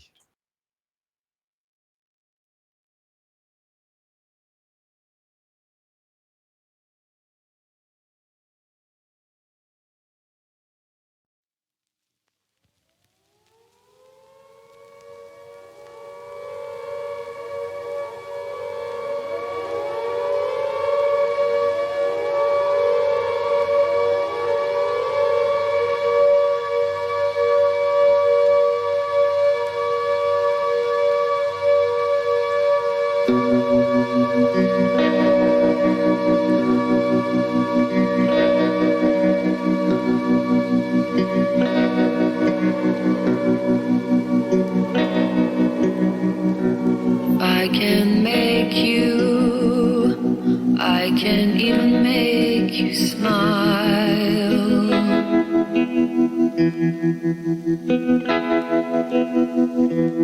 On those dark days, even just for a while.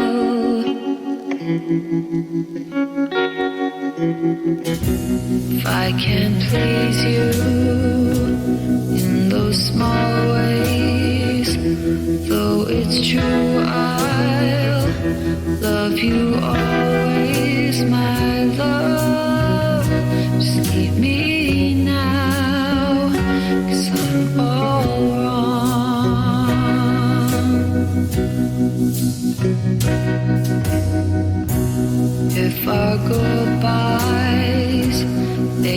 even make you sad.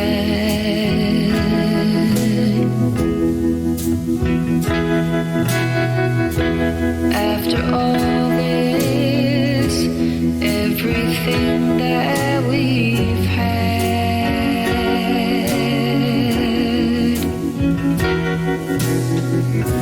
not in your thoughts, you can't find time, you find reasons, I'll find mine, oh my love, just leave me now, 'cause I'm all wrong.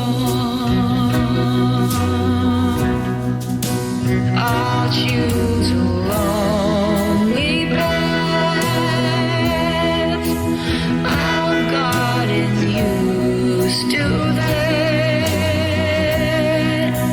over a half-hearted, one-sided love that couldn't last.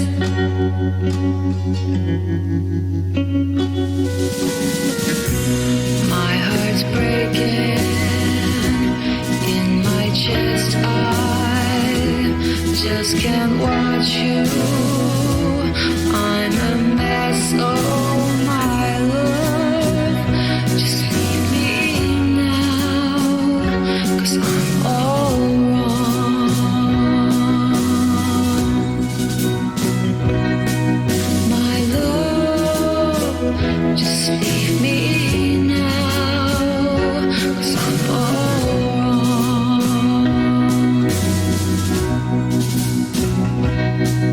My love, just leave me now, 'cause I'm all wrong.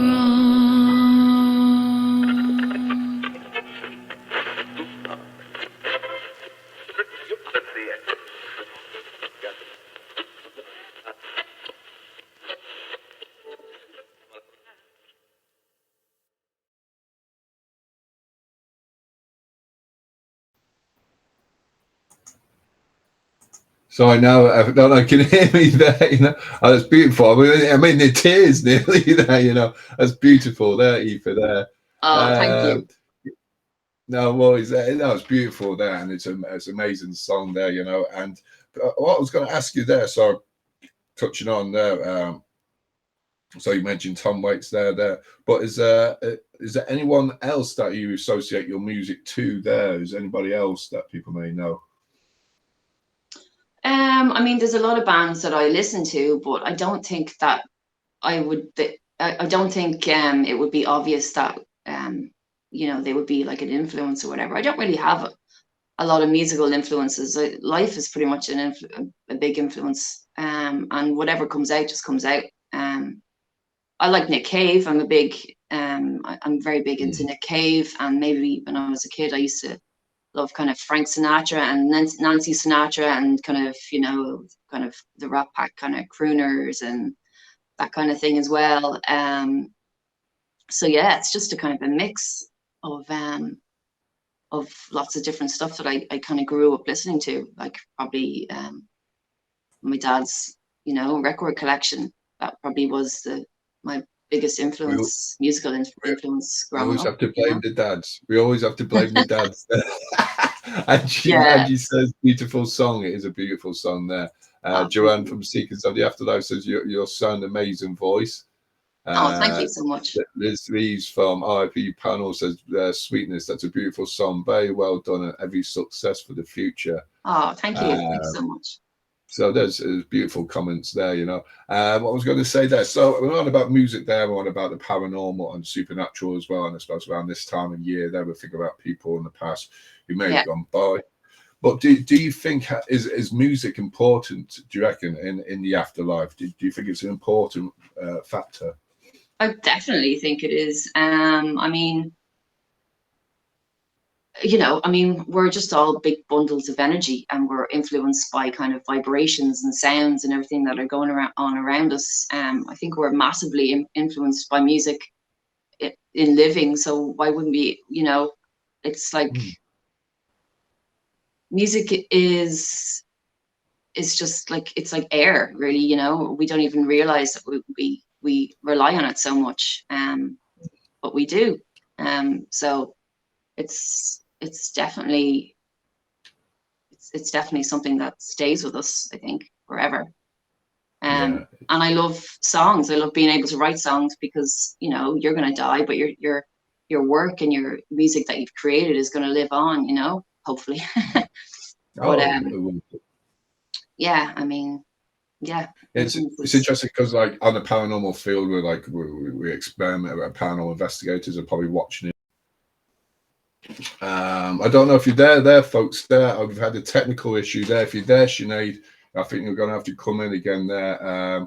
If anyone's there now at the moment, there, just come back. Just give us a little comment there. I don't know if we should be going live there. So Aoife, yeah, so music, yeah, and important in the afterlife as well there. But also, can you tell us that what plans you have got in the future, and where you got your gigs coming up? I am currently spending all my time writing music and recording a new album, which I will hopefully have ready to go 2023. I'm going to plan. My last album was pretty much recorded, the majority of it was recorded remotely. So I'd like to experience being able to record an album with people actually being in the room in a studio. Just, yeah, so that would be nice. But not that I'm like, recording it remotely was amazing. And I learned a huge amount by doing that, just like a lot of technical stuff. But yeah, so now that, you know, everything's open again and we have access to, you know, rehearsal rooms and studios, and we can meet up and we can rehearse and all those things that we kind of took for granted for such a long time. We can just get back to normality, and yeah. So I'm just writing a ton of stuff, a shitload of stuff at the moment, and fingers crossed we'll get to record it next year in January. Well, I hope to see you in the future there, and you know, I'll continue listening to your music there. You got great songs there. And cheers, well, everyone's coming back in again there. Stefan says, boo. I know that's the ghosty stuff happening. Is always a fucking technical freaking issue. Can you hear me there, Sinead? Yeah, I think I've duplicated myself. I can see it there, you know? Yeah. I mentioned music and the afterlife, and then we go off. Thank you, everyone. Yeah, tune back in there. Keep up on the page there. Aoife, it's been a wonderful chatting to you there. But before we go, there, we're going to draw out. Before you go, we're going to draw out another 2 balls. I'm going to pop some balls, and this is just to do with bingo balls, nothing else there. So here we go. The next number out. There's only a few left people there. Maybe if I did it the other way. No. Oh, I dropped one out. Next ball out is number 3. So Joanne Breen. Oopsie daisy, Joanne. You've lost one of your balls. Sorry, Joanne. And the next ball there. Here we go. Come on, catch a ball. There we go. Next ball out. It's number 10. So Serena Bolger from Paragirls. Sorry, Serena there. You're not in the draw any longer. Name still in it there. Tom Riley, Lisa Whelan from Paragirls, Leanne Marama, Sandra Maria Wright, Joanne, you still got one in there, and Kim from KJ Hortons. Aoife, it's been wonderful talking to you there. Yeah, you too. Thanks a million, guys. Thanks so much for inviting me in. Thank you. Best of luck to the future with all the music. Thank you. Happy Halloween there, and have a great old time now over the next few days, and we'll check in again. Happy Samhain. I will be in contact with you there again, because there's something coming up there next February there, and hopefully definitely. you know. So, and also other stuff there. Maybe you could do a new intro for us there, you know. If that's definitely. Yeah, I'm there. You know, I'll talk to you later. So there, Aoife. Love to you. All right, cheers. Bye, guys. See you now. Bye. So, Anthony, sis, how you doing? Can you hear me? I'm hearing you as a robot right now. So you can hear me as a robot there. Yeah. Are the public hearing you as a robot as well, or is it just myself? So we just got a few more comments. Like Angie says, back again, and Caroline says back. Yeah. Oh, we're just back again there. Liz says we've used music over years doing investigations and got some great results. Yeah, music's perfect there. It's brilliant for us. I suppose being in energies there. I suppose. No, you're fine. Can you hear me there, Sinead? No. Robots. No, well, yeah. So I'm logging back out. Log back out again. Very robotic. Yeah. Like very. Oh, yeah. Okay. I'm disappearing for a while. I'll come back. Yeah. All right. See you in a second there. So yeah, like I suppose octaves as well, like, you know, putting different tones of music, singing at different vibrations as well, can bring in different spirits, supposedly waking a consciousness as well there. Caroline says no, all good. I think that's all right there. Angie says it does act as a trigger. Liz used songs of certain era to suit the building too, and it works back great. Yeah, it depends on the type of music there. It's like using a voice, you know, I suppose a name. If you call a person's name, you know, it triggers their mind. We found that out recently on experiments that we're doing there. The parietal lobe, the audio association cortex, which is a part of the temporal lobe. Spirits, they say that ignites their consciousness, that they'll be able to, as soon as you mention a certain word, it ignites their consciousness there. And they're all universal, one language, but they can hear us, but we can't hear them on this realm. So like EVPs, we should be getting more EVPs. They're talking a lot more. It's just that we're not capable of getting direct voice phenomenon or electronic voice phenomenon. There's me rabbiting on there. So folks, we're going to go on to got the next interview there. We're back shortly there, and this is Chris Ratter, and Chris is going to be talking about psychic surgery, very interesting topic, and also his book. What was his book again? What was Chris's book again? I think the book was Exploration of Trance Mediumship. So stay tuned. This is the GhostÉire Channel, Halloween Extravaganza 3. I'll let you know into a little bit of news. We're not coming back next year. We're having a break next year. We will be back in 2024, hopefully there. We're having a break next year. So this is our last show for a good long time. So stay tuned with us. Keep on putting the questions in, or the shout outs there.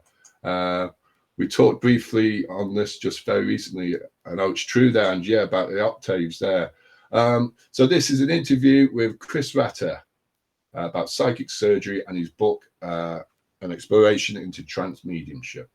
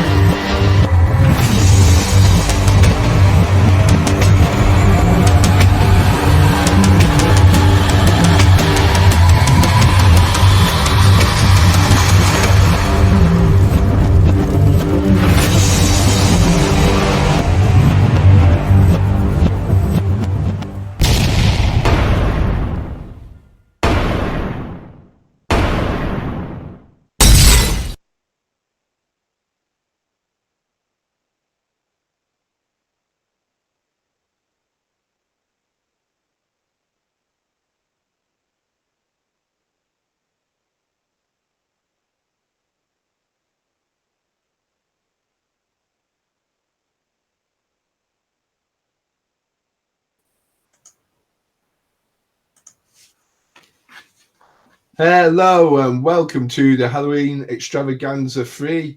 My name's Anthony Kerrigan, and tonight I'm joined by Chris Ratter, spiritualist medium and psychic surgeon. We're going to be talking to Chris about psychic surgery and a new book and an exploration of trance mediumship. How are you doing, Chris? I'm fine, Anthony, and thank you very much for allowing me to come onto your radio show. Oh, I'm looking perfect. forward to discussing everything I sort of know about the spirit world. It will be a very interesting evening, I think.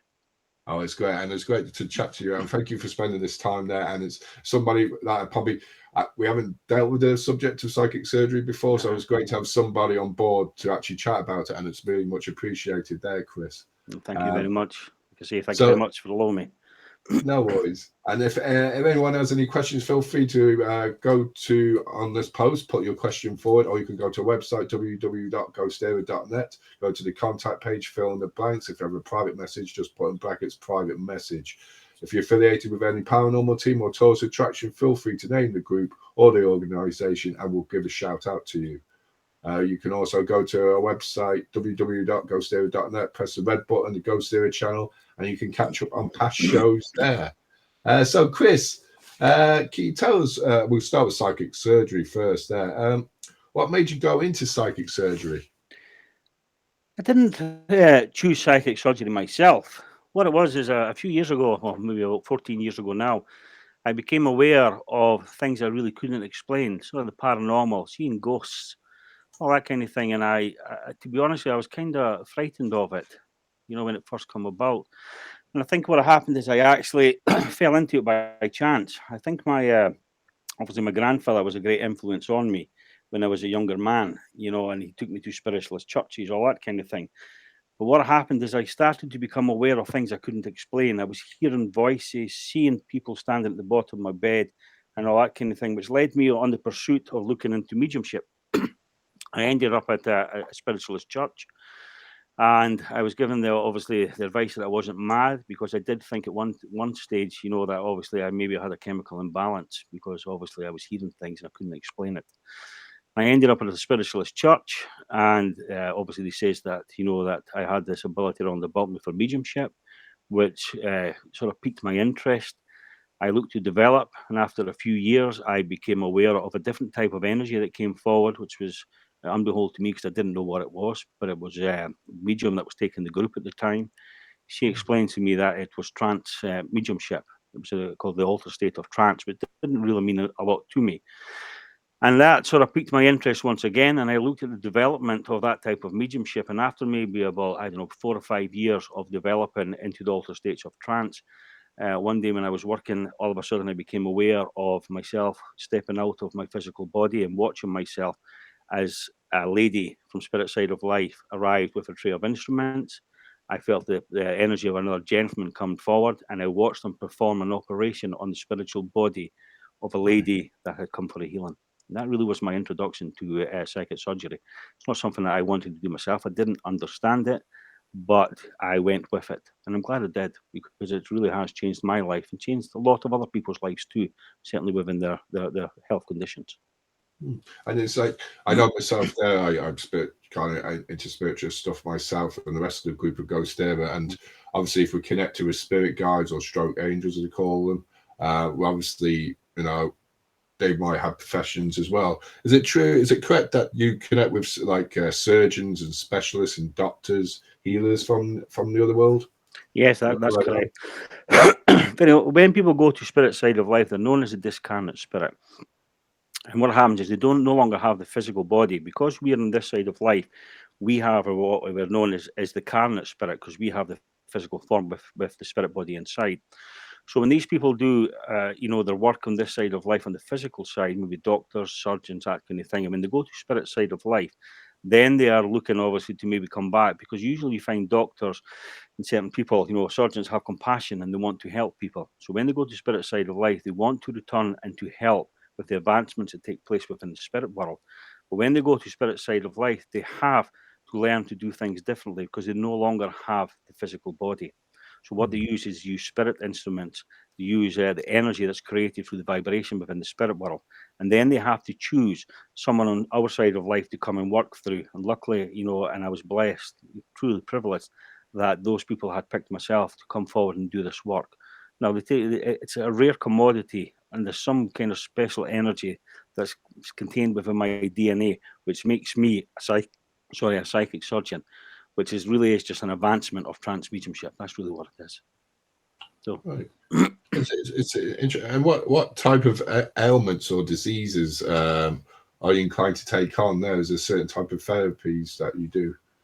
Well, to be very truthful, I have no control over it. I offer myself just purely as a healer. But the name of the psychic surgeon is given to me by those on our side of life who see the wonderful work of the people that come forward to work, who do the work through me. But to be very truthful, I don't, I can't cure anything. I can't, I don't offer, to cure anything. I just open up to the spirit world and allow them to see what they want to do. But those from spirit side of life who come forward, the doctors and surgeons, what they do is they come forward from spirit side of life, they blend into my energy, and then we just allow them just to perform exactly what they want to do. But I have no control over the therapies that they want to do. If they wish to come forward and do a trance healing, or to put that wonderful trance energy in to the spirit of the person, I don't control it. I'm very much aware when the people arrive from spirit side of life and things start to change within the construction of the room, that I know within myself that a surgery is going to take place. The surgeries don't take place on the physical body, they take place within the etheric body, within the spiritual body of the person. But there's no conditions that I do not know that spirit will not have a go to see what they can do to help. It's great there, and I know it's.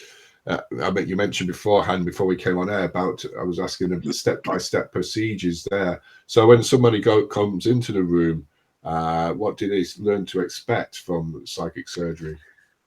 When someone comes into the room, when a client comes in, obviously, then the very first stage that ever happens with them is obviously they've got a complaint within the physical body, or within within the mind, or whatever is taking place within the structure within themselves. So the first sort of point of contact is the initial thought, I need help. And very often when they put the thought up to the spirit world, then there's someone in the spirit side of life that will collect that thoughts and will direct the person to the right healer that they think will help, either myself or other healers that are obviously, worldwide. So when that takes place, what happens is when a client comes into the room, we get them to fill out a form, just to obviously say that I am not a doctor, I am just a spiritual healer. And then we ask them to just to lay upon the bed. We do a little bit of a breathing exercise with them, and then we just hand ourselves over to the spirit world, and they take care of it. But when I'm working in amongst that field, it can be very interesting, because all of a sudden I generate an energy around about the bed, so it sort of protects the person that comes for the healing, obviously protects myself. But when that does, it also generates energy and allows those from spirit side of life to come and to connect into that energy. So apart from the people who come and blend with my own auric field, within my own auric field, and do the work it carries out, there's also a multitude of teams round about the bed that are doing different things on different levels. So they work, this unbelievable the amount of levels, obviously, the people that arrive. But very often we can see it almost. Sometimes it becomes like an operating theatre room, where we become aware of lots of people, lots of activity, lots of nurses moving instruments, all that kind of thing. All takes place within this room. So it doesn't matter what the size of the room is. When they go into that different dimensions and that vibration opens, then the room is no longer solid. It becomes a vast space from those on the spirit side of life to come through and work. That's very interesting there. It's for a person like myself, I'm talking about probably NDEs, like a near-death experience there. I went into an altered state of mind that way. The brain took me there, but how I understand how the world can open up, in certain ways. And I know going through some amount of surgery I've had as well on the table, like, surgeon's table, that I know that completely, you're in one world and you're out in the next there, But can you tell me, is there any there's debates about sleight of hand being used there in psychic surgery? Is this true? I know it's used in different countries there. That have an effect. Yeah, sorry for interrupting you.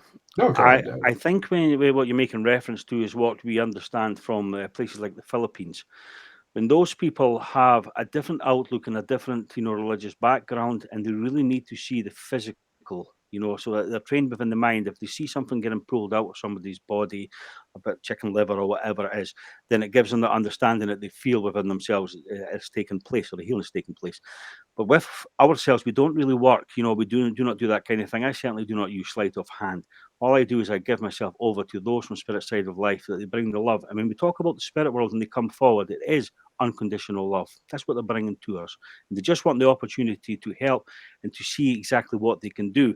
But when they come forward and they work through myself, is we work upon the etheric body. So we don't have to touch onto the physical body. We work within the vibration of the spirit body, and with all ailments that you carry within the physical body, you also carry them within your spiritual body. For your spiritual body, it's exactly a carbon copy, everything, all the lumps and bumps, exactly the same as what is within the physical body. But we work, because it's spirit people, they come blend, so we work spirit to spirit to spirit. So when they work in that spiritual body to rectify what they can do.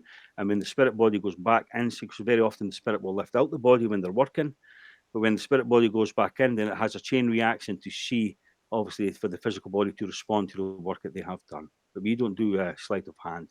We don't touch the body at all.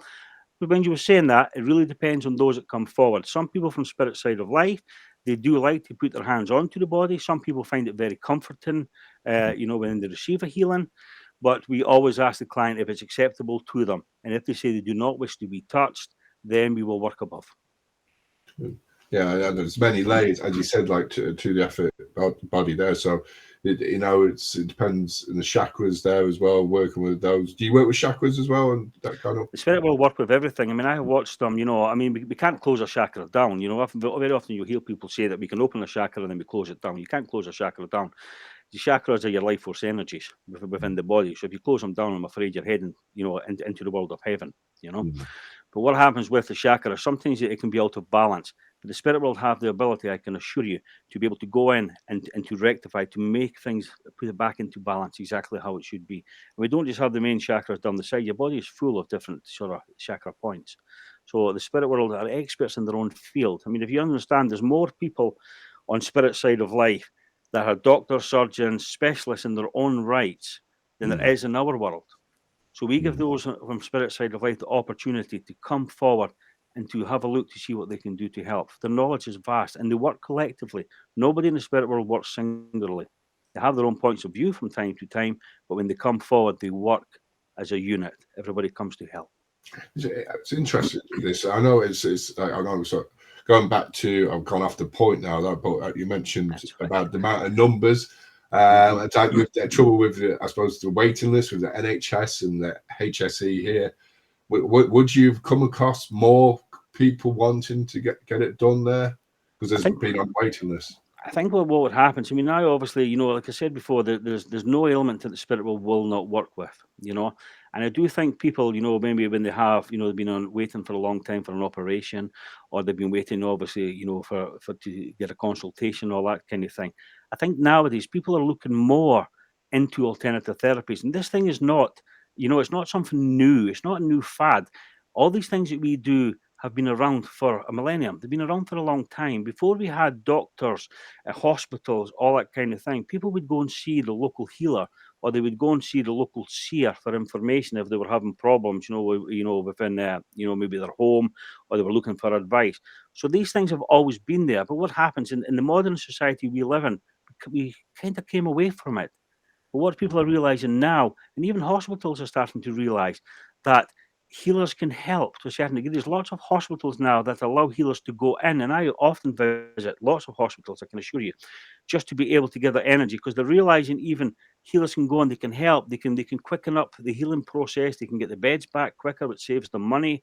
All these kind of things. So there's lots of things that we can do with being able to go in and to help. But yes, there is more and more people that are seeking other forms of alternative healing.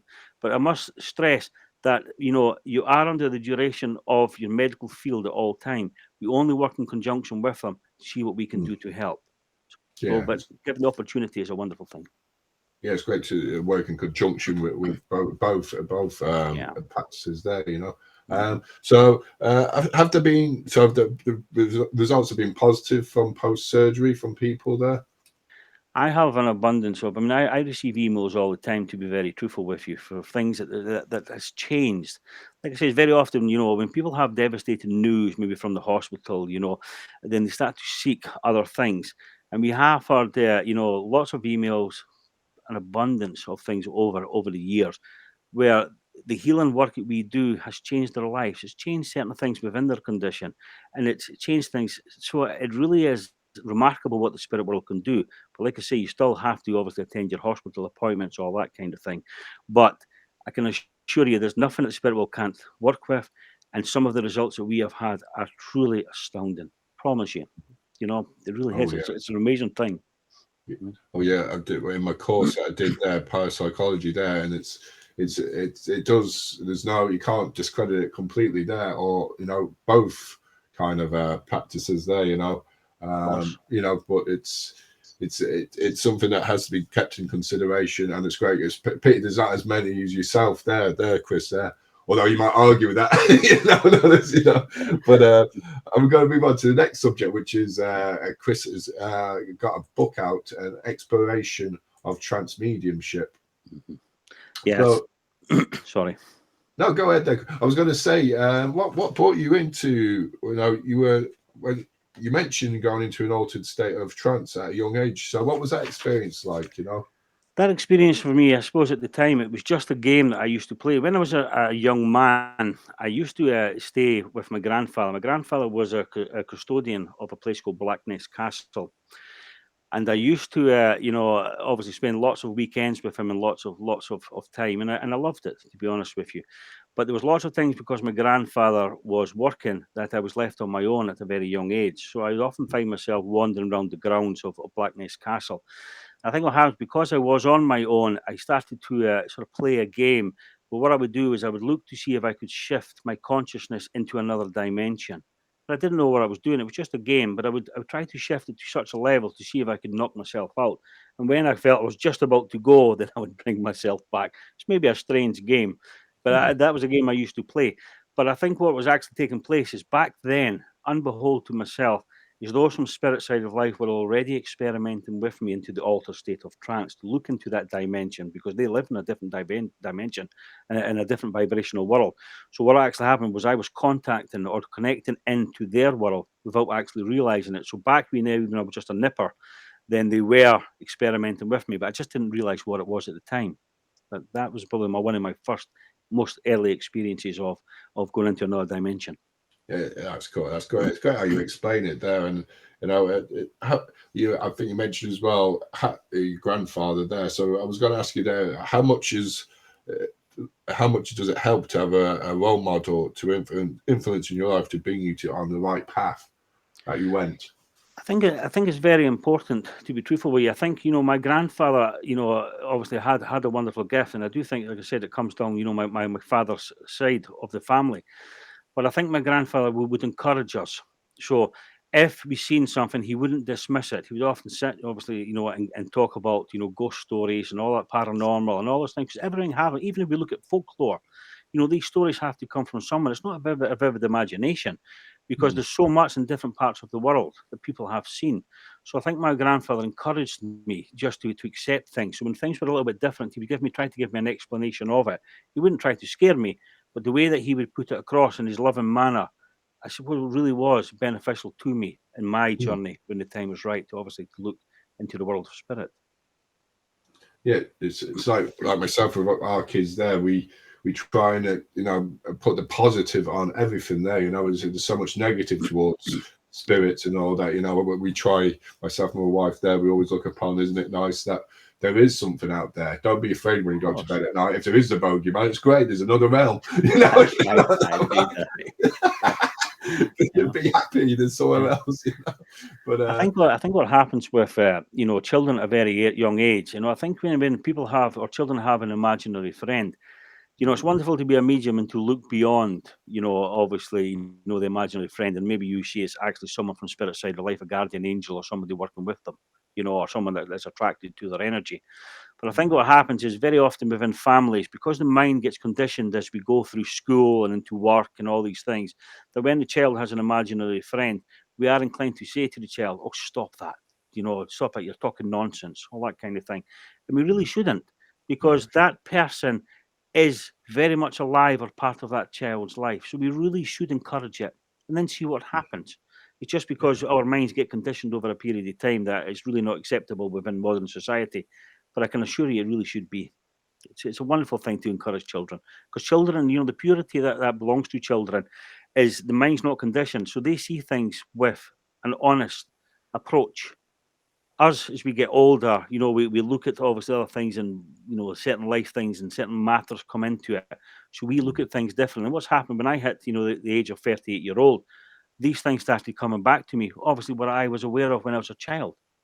But it's our choice if we wish to follow the path and to look at it, or decide it's not for me. We have freedom of choice, just like those on the spirit side of life also have freedom of choice if they want to come to visit us or to be part of our lives. It's their choice. It's the same when you do your investigation, your paranormal. And I've done a few paranormal investigations over the years, and it's absolutely a wonderful thing. It truly is, to be able to see things. But you get the evidence of the paranormal, other things taking place, things moving, all that things, which is wonderful. But let me tell you, the spirit world wants you to know that they're there. And when they come through that vibration, they will try everything so that you can recognize they're there, so they can help, even if it is, sometimes some people are a little bit fearful or a little bit scary or that kind of thing. But really, it's because the mind's conditioned to do that. We really should embrace it, enjoy it, and see what the spirit world could show us, even within a paranormal investigation, and just enjoy what takes place. Yeah, I remember I was in England actually a couple of months ago. There we did a Woodchester Mansion. You probably it's in Gloucestershire there. Mhm. But I got a tap on the shoulder. A prod wasn't a tap. It was a prod. It was a firm two-finger prod, and it was like I didn't get scared or anything. I was like, oh, that's cool. Like I was looking around at me though to make sure there was nobody or no debris, but it wasn't anything like that. It was very probably. I've been doing it for 3 decades, and that was the first real time. I was like, whoa, that's cool. Like, but if it happens absolutely again, wonderful. If you're open to the energy, they'll bring it to you. True. Did you know that? I mean, I've seen some wonderful things over the years, obviously, even having done paranormal investigation. And it's lovely sometimes going into a place, being aware of things, and then having guides who understand the area or the place that you're investigating, so that you can get the confirmation that what you're saying is correct. That's absolutely wonderful. And I was going to say that because we're going to talk about spirit guides there. What's your opinion on spirit guides? Do they, how do you see them or connect with them there? Do they, yourself there? My spirit guides have become very good companions to me. I have built a rapport with them. They're in every moment of my life. Every day I speak to my spirit guides. I mean, I have such a connection with them that if there's anything on my mind, I can speak to them. I'm not saying they're going to give me all the answers, because we have free will and we have to live our own lives. But when it comes to spiritual matters, just to have that understanding that they are there. When I go to work in the morning and I sit at the end of the bed with the first client, or whatever I'm doing, if I'm teaching or whatever I'm doing, when I sit, I always have my guide that comes forward, especially Henry, and he will always say to me, "Good morning, Christopher." And it just gives you that overwhelming feeling that you know that they are there. So, my guides are not just friends, they're good companions to me. And I get to understand them. I know lots about them as they know lots about me. And I think people should just embrace. Very often when people feel things, or they get that feeling, here's up, maybe if someone's walked over my grave, as they say, that expression, whoa, what's that? But all it can be is just one of their guides coming forward and just putting their energy, because they're an energy-based life form. So when they touch upon your auric field, that is your energy-based life form. So when they just come and touch into it, then you feel it. It's like you say when you got tapped on the shoulder, they come and they tap it. So what they're doing is they're putting their energy onto your energy, and it becomes a tap. So we really should accept it and enjoy it. And some of the information and the things that the spirit world have shown me, even regarding mediumship, even regarding things that happen with other people, it's never wrong. I'm at the stage now with my guides that it's like picking up a telephone, and when they speak to me, I know everything is right. Because the spirit world is like I say, is full of unconditional love, and all they want to do is help, and they are there to protect you. And we have many, many, many guides. There's probably about 12 guides that I'm very much aware of. Some of them on a very personal level. Other ones I know when they come and work through me.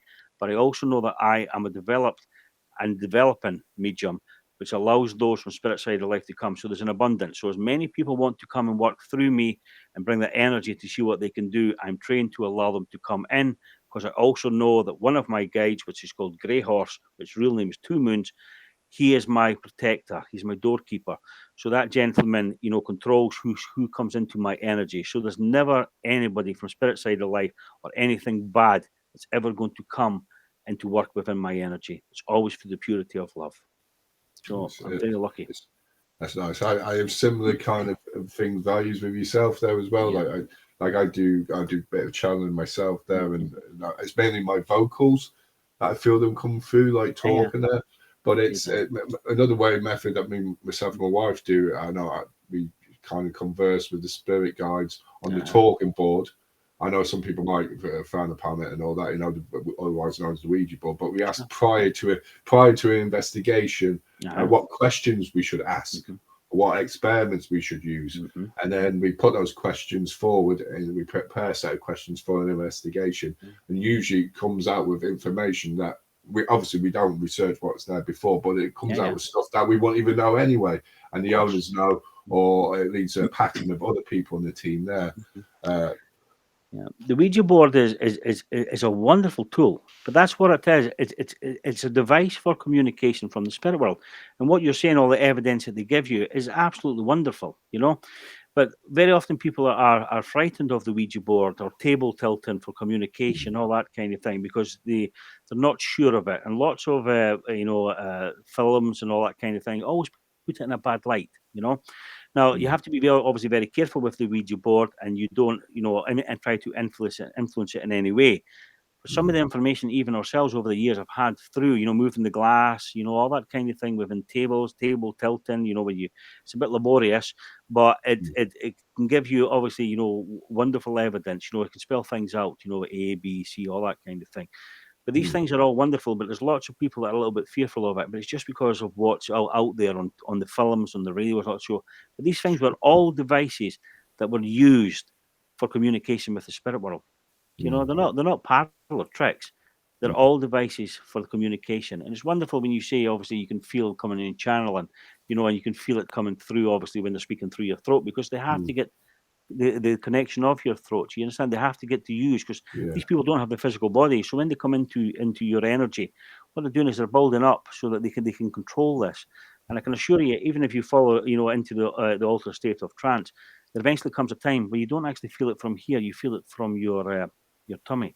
So you feel the words actually coming from your tummy with the trance. So they're actually speaking down here, because in your tummy is your power source for all your mediumship. What we do with this bit is not the mediumship. This is the intention that we're going to do with the power.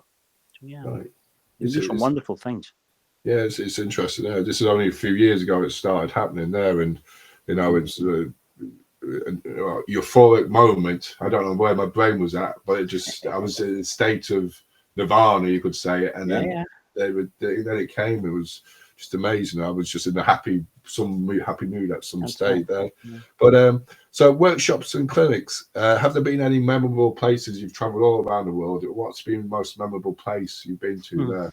Well, I'm very fortunate, to be truthful with you. I get to travel on to various locations, around about the world, and every place I go to is special to me. But I suppose, one of the most special places for me, when I was working in Istanbul in Turkey, and it was in a clinic. It was in a lovely building just at Taskim Square, and I remember working and looking out from the window in the healing room that I was in, and looking across to Asia, and just the sunshine and the boats, the people, everything. And I could even hear, in the background, you could hear, the call to prayers, within the mosque, all that kind of things, all memorable. And I'm there in their part of the world, working on behalf of the spirit world, which was very interesting, because even that was very interesting for me. For when I worked in that centre, it was a very, very busy centre, but also I had lots of doctors and surgeons and people, who were, within their own field, experts or specialists, that would come for healing, because they understood, the power of spiritual healing. They understood the benefits of it. And that to be very truthful, kind of surprised me, because, fundamentally being a Muslim country, I was very, surprised that they would come for spiritual healing. But it just goes to show you, you know, when you have an ailment or there's something not right, it doesn't matter who you are or what religion you follow, you know, help is help. So that really was a memorable thing for me, to be honest with you, to be able to work, you know, with an abundance of doctors. You know, it really was. And we had people flying from all over different sides of Turkey, you know, obviously to come and to have a healing. So it was a wonderful experience. It really was. And I worked there for quite some time. So it was lovely. And is obviously I know the answer myself there, but have you come to Ireland? Is there any workshops and stuff, clinics you coming to Ireland for? I've worked in various locations in Ireland over the years, but next year I'm back in Dublin in a little absolutely beautiful place called Naas. I don't know if you know of Naas. Oh yeah, Yeah, nice. indeed, Yeah, no, it's yeah. beautiful. Yeah, Absolute gorgeous. But what I'm doing is I'm running a mentorship there, which starts on January, and it's for 6 weekends. So I'm there every 2 months, obviously teaching people, obviously, to go into the altered state, to introduce them into healing, and to get their mind out of what's taken place. But this is my 3rd year of running a mentorship there, and it's very interesting because this year we have a lot more people that are obviously booked onto it. So there's fresh people that want to learn. And I'm so happy just to be able and given that privilege just to give my understanding, my teachings, and to see these people come forward. Like I says, you know, these people are, you know, the pioneers of the future. I'm the pioneer of today, as they say, or I like to think that everybody who's doing this line of work, even yourself with your paranormal investigations, you are the pioneers of today. So you're building the foundations of today. So we look back at the pioneers of the past and we aspire to be like them and improve. And I look at my people who come forward, you know, people that join the mentorship, for they truly are the pioneers of the future. So I really want everybody who comes to work or to learn or to develop to surpass my understanding, my knowledge, so they can take it forward to the people in the future. So I have the wonderful opportunity of being able to be, you know, just open with them, allow them to teach. And if people want to learn and they're opening their minds to it, then I give wholeheartedly to it. I give 100% to them if they want to teach. That's beautiful. That's beautiful. It's amazing. Yeah, it's great mindset. And that's how we've advanced through the years, I suppose. I don't know where. Hopefully, we're going the right way though, as well. You know. But I've got to go on to how the people like your website there, how people can contact you, but your book as well. Like, can you tell us what it's about a bit? This is actually, you know, an exploration of trance mediumship. It's really about my journey and giving people an understanding into the workings of trance. Very often when I, you know, looked, obviously, you know, when I looked into the workings of trance, the mechanics of it, I really couldn't understand lots about it. And there wasn't lots of books. Very often when we see people, you know, that are at the pinnacle of their mediumship, there's not a lot of books written about how they get there and certain things that took place. This, an exploration of trance mediumship, gives people the understanding. It breaks it down. And the idea was, you know, from the inspiration of the spirit world, was so that people who don't understand mediumship could pick up the book and could understand what trance mediumship is, what psychic surgery is, and all these kind of things. And it really was, you know, influenced through the direction of the spirit world. I have another book that I've written, you know, obviously previously, which is called Mediumship Within, which gave a little bit of my journey and the path that went forward. But this is an advancement. This is about the psychic surgery stage. If people understand, and it gives you people with the workings of guides. It gives you a working of those from the elemental world, which is very much part of our world. And it's just a book that encompasses everything. So I think it's a great learning. The feedback that we've been having is truly astounding, to be honest with you. And I was very surprised, you know, not with obviously, you know, with the feedback, but very surprised that I would actually write a second book. And now, under the influence of the spirit world, I know I'm going to write a 3rd and a 4th and a 5th, all about different subjects, because I really feel, you know, the more we can explain the workings of the spirit world in all aspects, even yourself and the work that you do, and to take away that fear factor and give people understanding that there is alternatives out there. There is people that are pure of heart and want to go and do this work, you know, so put it onto paper, but hopefully, you know, help an audience or build an audience so they understand it. So we take away that fear factor of what the true love of the spirit world truly is about. There's some wonderful stories about it. You know, all things that's happened within my clinics, within my development, within my mediumship is all there. But I can assure you, I have just touched upon, you know, a very, very small part of it. And there's a lot more to come. It's the spirit world, you know, obviously prod me, as you say, the person done that on your back, because that's what they do to me to write it, I can assure you, you know. So, but yeah, it was wonderful. So, you know, and it's been very, very well received. You know, and even my website, you know, anybody can get in touch with me on social media. You know, obviously Chris Rather Psychic Surgeon or just Chris Rather. And also my website is chrisratherpsychicsurgeon.com. There's a contact page there. You can just leave any information or any queries or any of the services, or go into my diary page and you'll see, you know, the various locations that I obviously work on behalf of the spirit world. You know, the wonderful thing. So everything's there. All the information's there if anybody wants any questions. And I'm more than happy, I promise you, to answer any questions. I'm not saying I've got all the answers, you know, but between myself, the spirit world, I'm sure we can help in some way. It's amazing, and thank you, Chris, for your time there. And there is, folks, there an exploration of trance mediumship. You can follow Chris there, as he said, on his website there as well. Chris, it's been much appreciated there, and thank you for coming on the show there and giving your understanding there. And it's you know, it's when me, I love the spirit world. That makes me even more out there and love the spirit world as well. You know, and and in here, out there, and in here as well. You know, so. You know, thank you everyone there, and so carry on watching, folks, as we bring you more interviews on the Halloween Extravaganza 3. Talk to you later. Bye bye for now. Bye bye. Bye bye.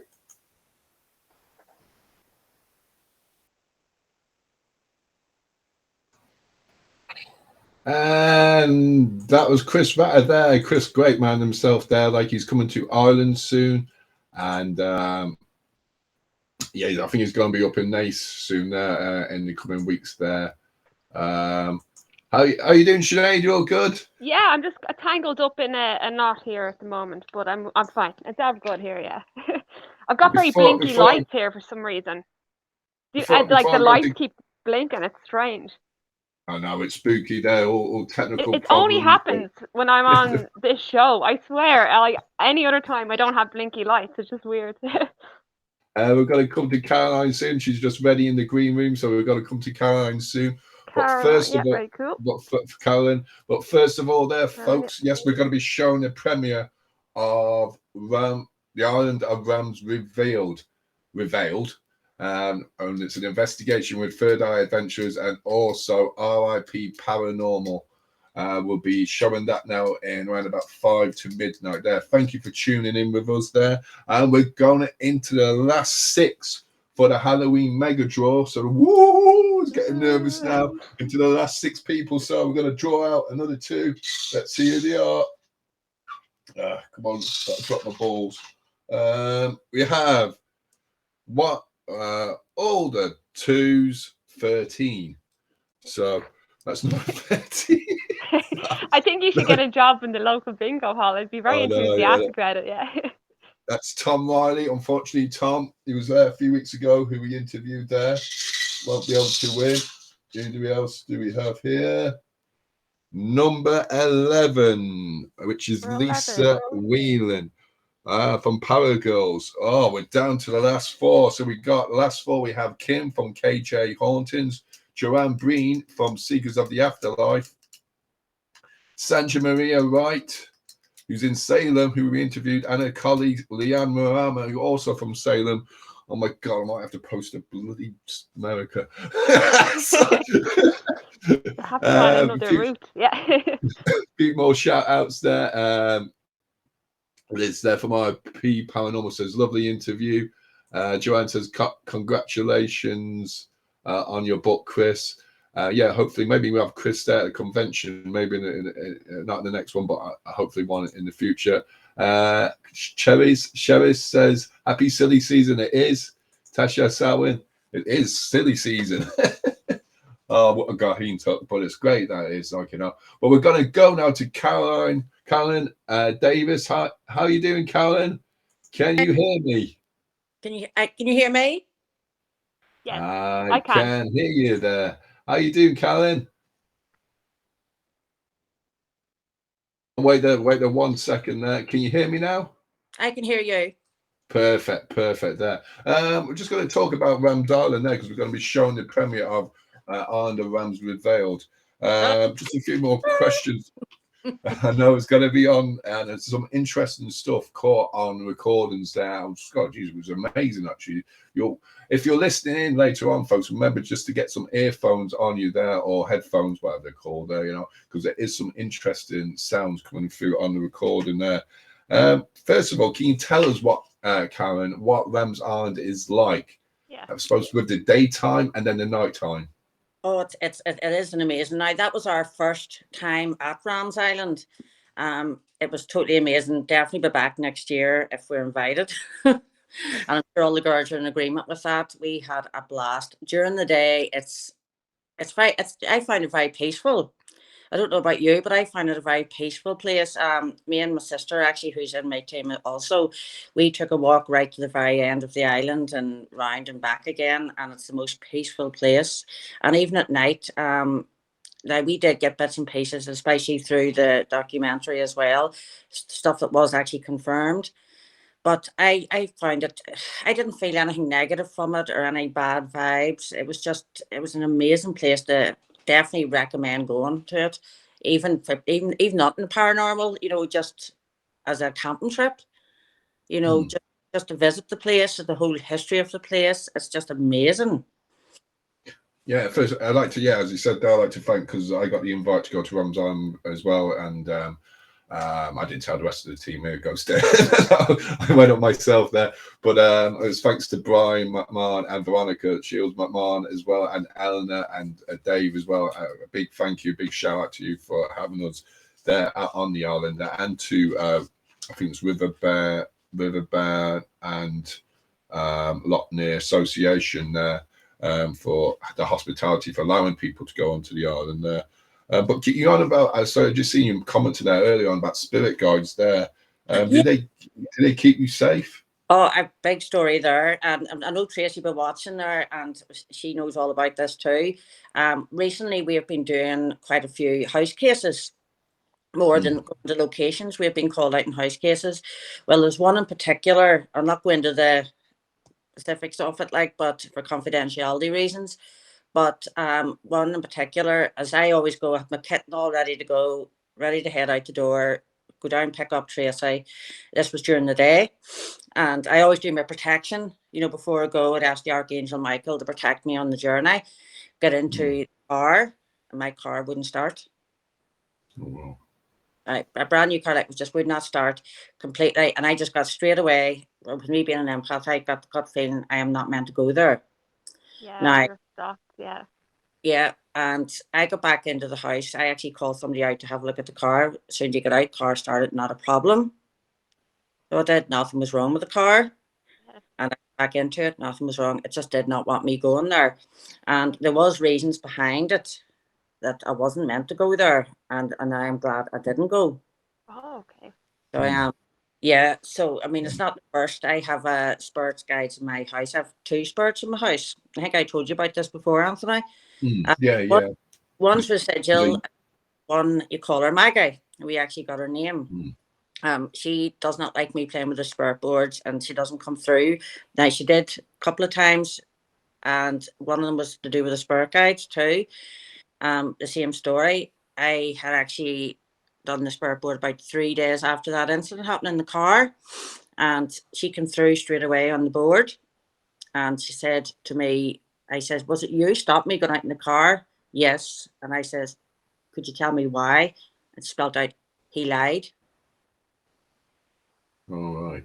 Was this to do with oh, go on, so carry on. Yes, yeah, to do with the whole car incident, me going out on the house investigation, that I wasn't meant to go for certain reasons. And I always go by my gut instinct, you know, always go by your gut instinct. And I didn't go. And even Tracy said as well, because we could have went and gotten her car, and just something stopped her too, you know, from going that particular day. And it's as well we didn't. Just put it like that. So it's to do with the occupiers of the place there. They weren't telling the truth. I know we've had that experience ourselves there. Like, you know, they weren't telling the truth, but they weren't telling the reason why they were seeing stuff was down to narcotics there, but they weren't honest in the first. So yeah, go on, Karen.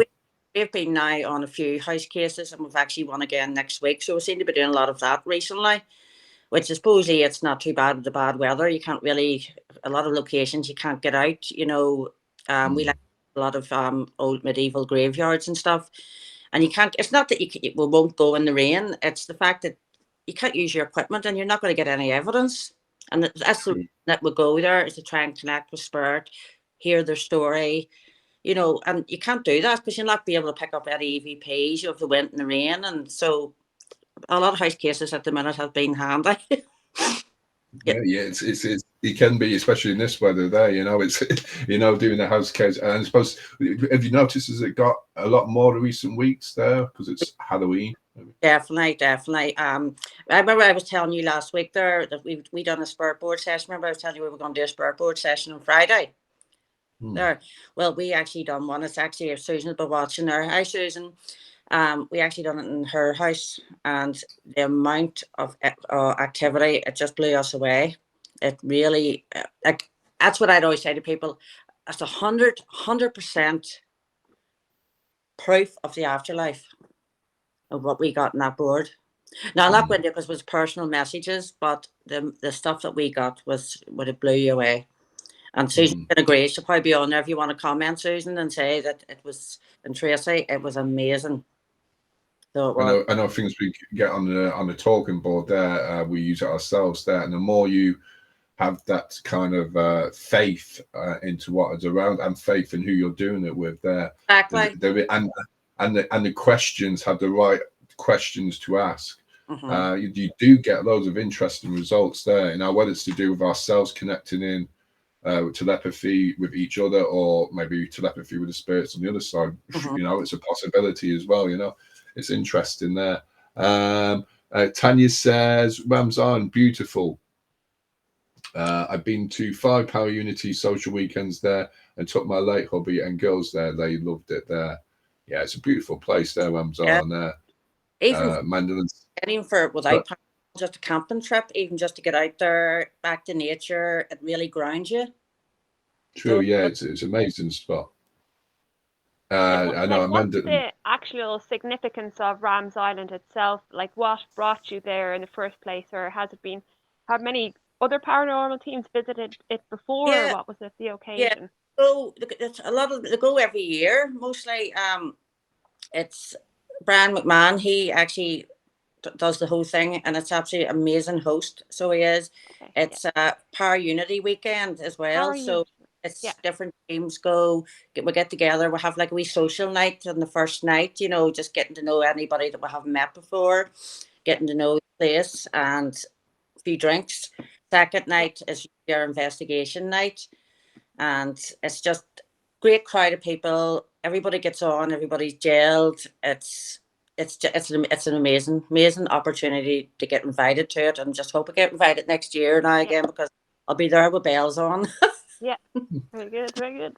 It's an interesting one, I suppose, because like the weather doesn't seem to affect it that much, because you saw the trees, the different habitat trees. It's kind of sheltered, isn't it? It's like being an island celebrity. Not with the elements as much. And on the island itself, like, are there churches or chapels, or is there just, what does it consist of, or is it just nature? You know, are you out in nature? It's just nature in Rams. It's a lot of wildlife as well, and it's I'm very much into nature. I witch, so sort of love all that. It grounds me. You know, my best place is being in a forest or something like that. And, you know, we have investigated up there in a lot of forests and stuff, you know. I just feel at home there. Okay, very good. So it just really grounds me. And I mean, let's go on there, Sinead. Oh no, just saying, like, with the Third Island Adventures, like, where would you, mostly where would you actually go, like, on your investigations? Oh God, we've been everywhere. We do a lot down south. Been down to, Duckett's Grove is one that we go to every year, sometimes twice a year. It's another Power Unity weekend retreat, where we have our social night, and then we have our investigation night. Been Redwood Castle, Lep Castle, We go up north now. We do up in Cumber House. It's up in Claudy in Londonderry. Up there, we've done our Space Gallery. Oh my goodness, to go through them all. You go around the place, so there.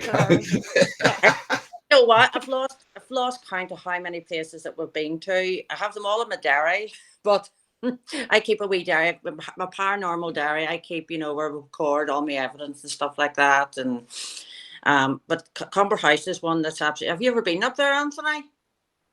We were there, weren't we, Sinead? Last December. Was it last year? Yeah, last December. Last December. November, And there was a December. big storm. There was a big Yeah, storm, I think. Storm Arwen, I think it was there. And we had to stay the night in the house. We were lying on the library floor. We're on the library floor. It was. We needed to because it was kind of cold outside. It was like snow hailstones there, but it was a big storm. Yeah, we choose the right days to go up there. It never come back. Activity in it. Never let. There's always something different. You'll always get something more. And it's nice, the owners there, aren't they? They're kind of it's nice to have it. They don't have an extortionate price there. They make it easy, and they're open to whatever any teams going in there. But going back to Rams Island, there, would you investigate it yourself, just as a team? Oh, we would. Yes, we definitely would.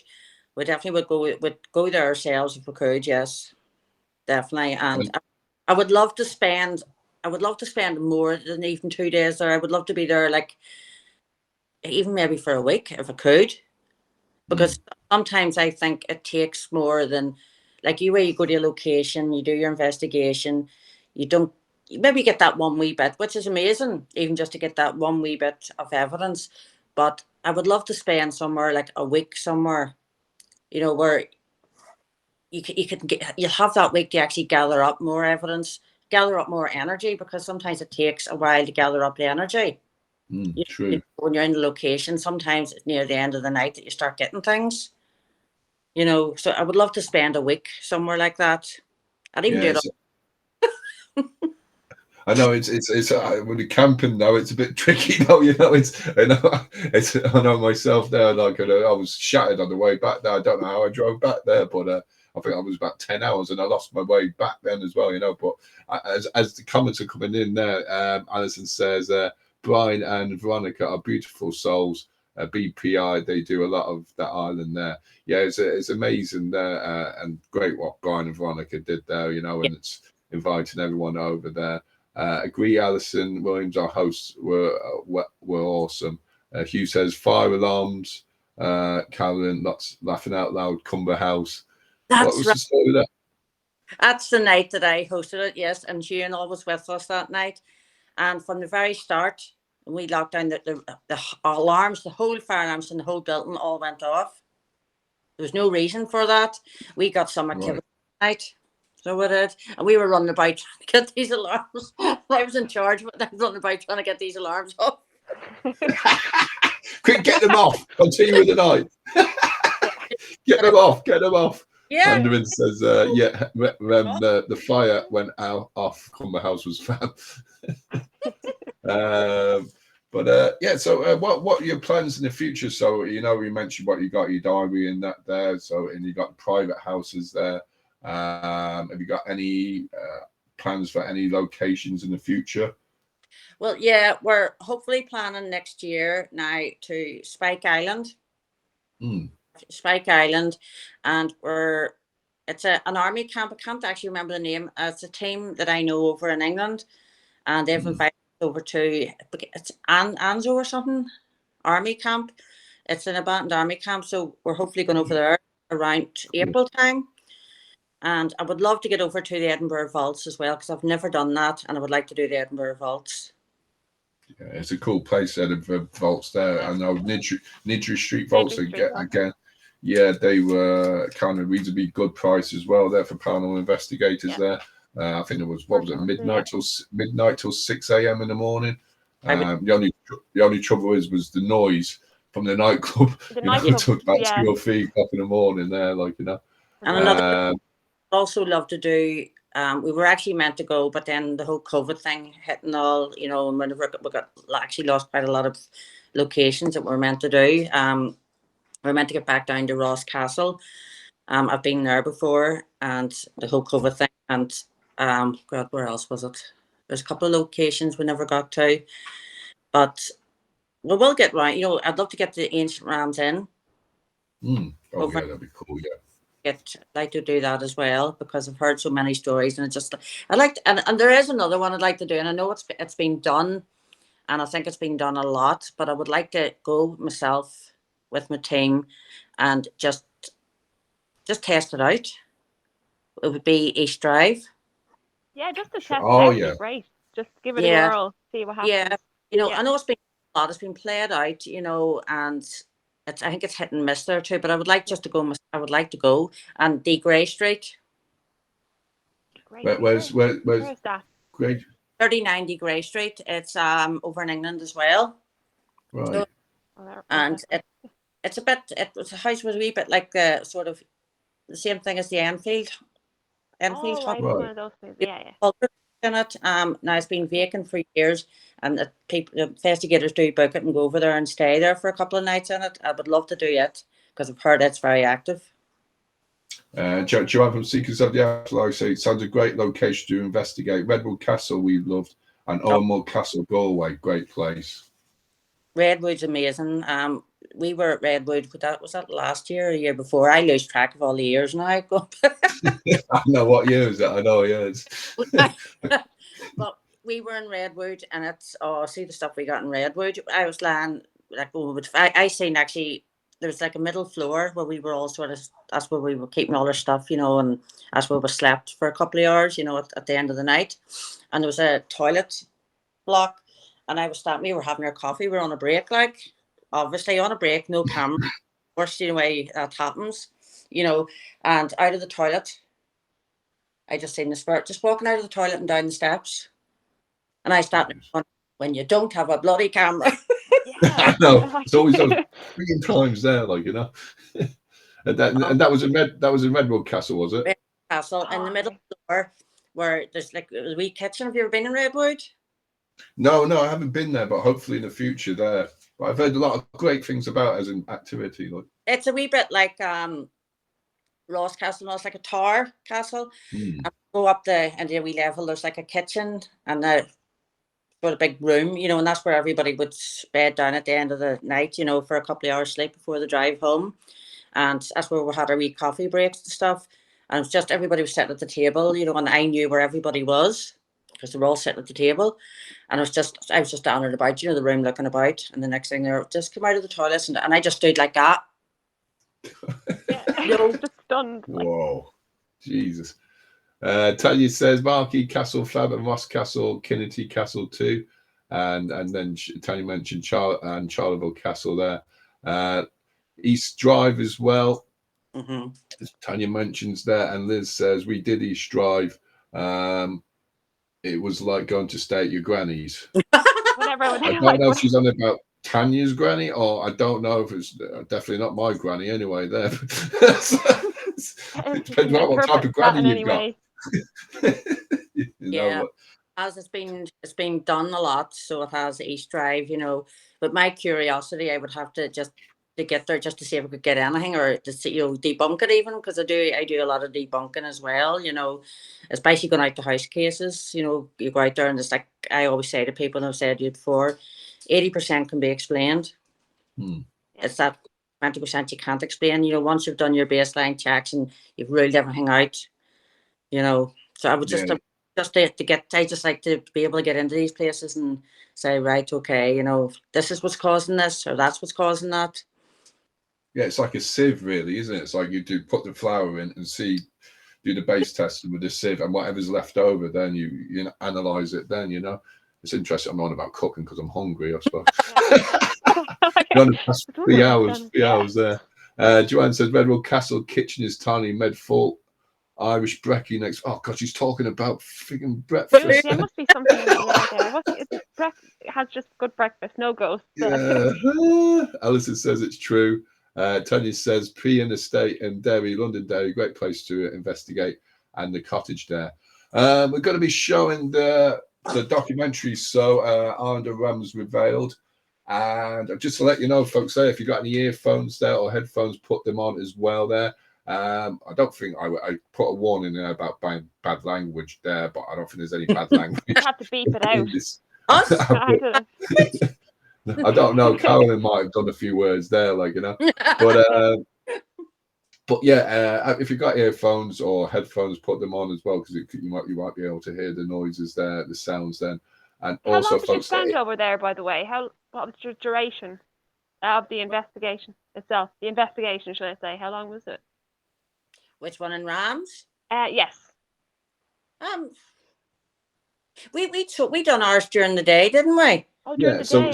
So we stayed there 2 nights there, and on the second night we did. I went with Caroline and the rest of the team of Third Eye Adventurers there. We did a daytime sweep and little sessions there, and then in the night time I joined Liz and Tanya and Alison with R.I.P Paranormal there as well. So it was day and night. It's interesting, and it was kind of. I'll let you watch it there, folks. There, so, and also there might be a bit of something disturbing scenes, but it's not really that bad. There's no disturbing scenes, but just in case if you're really, you know, freaked out by the paranormal, then I don't know why you're watching it. So, as it says, Friday to Sunday it was, yeah, and not guilty in R.I.P. language wiggle Christians. So it's the other lads there, the Third Eye lads there. I get my wings on back. Karen, it's been great. Oh, there's you. Oh, very cool. Cool. You've got my wings there. Jesus, I'm the crow. Yeah. Okay, Karen, thanks for talking to us there, and I hope to hook up with you soon there as well there, and everyone else at Third Eye Adventures. Thank you, and love to you all there. Thanks for coming on. Yeah. And all the best there. I'll see you later. Bye. Bye. So, folks, yes, this is Island of Rams Re-Vealed. My first time seeing this too, so I'll actually look over here for it as well. So this happened in July, bank holiday, and it's an investigation along with Third Eye Adventurers and also R.I.P Paranormal. Hope you enjoy it there, folks. Here it goes. It's Halloween coming.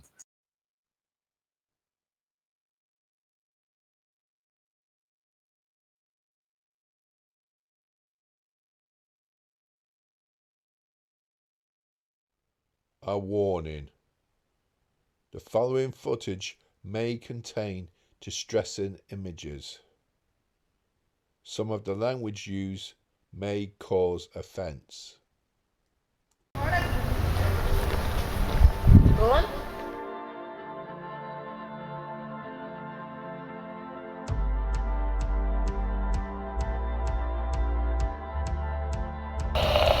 There's something in here.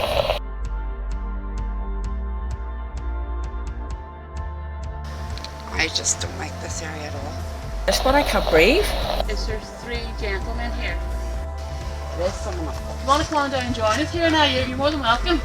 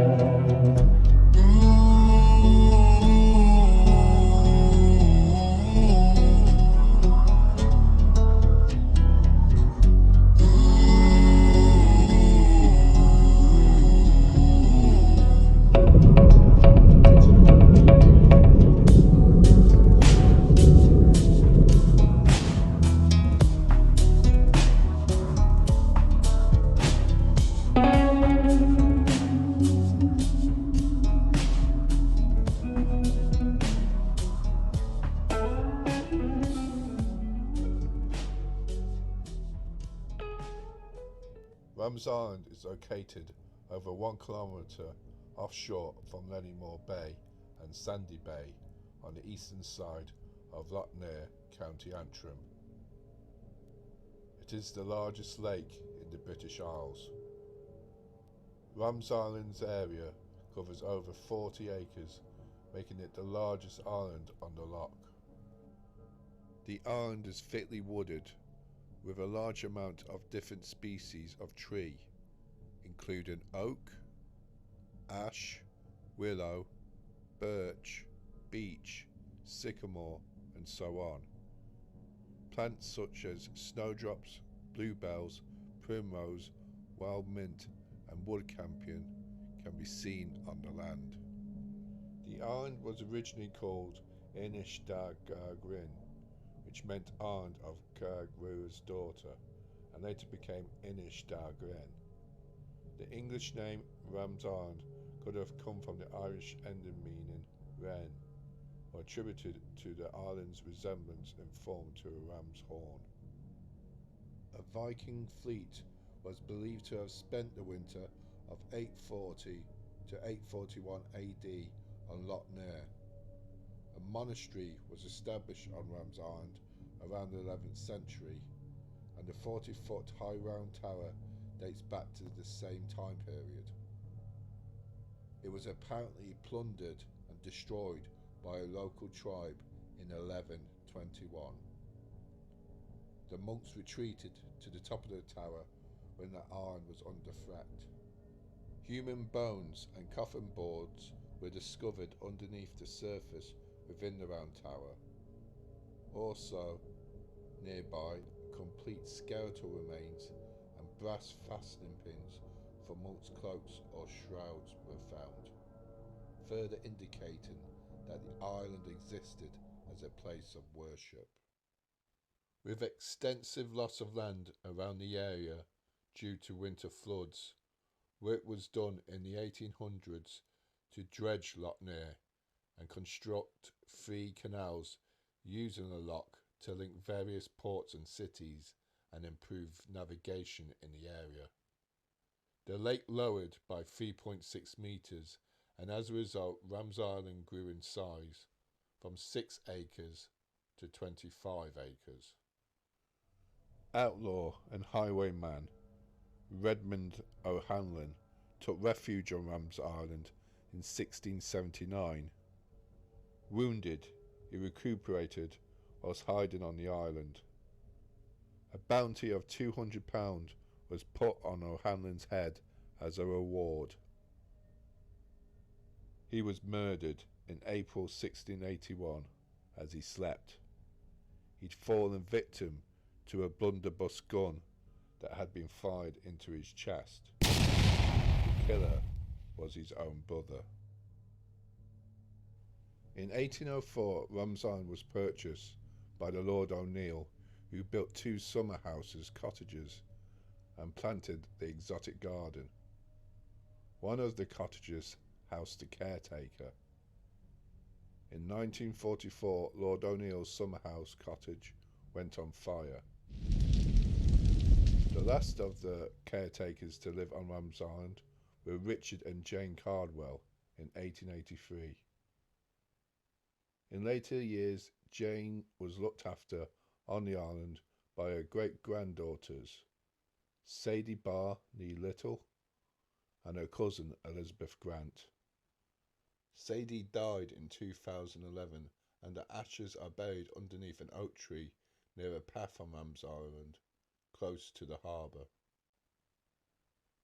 In 2005, the River Bann and Lough Association signed a 30-year lease for Rams Island.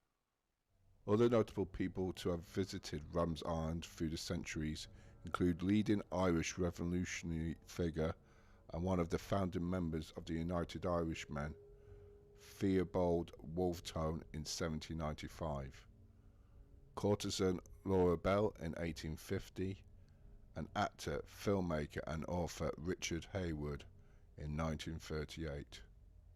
Nestled amongst woodland in an open area on the north side of the island is the Wishing Stone.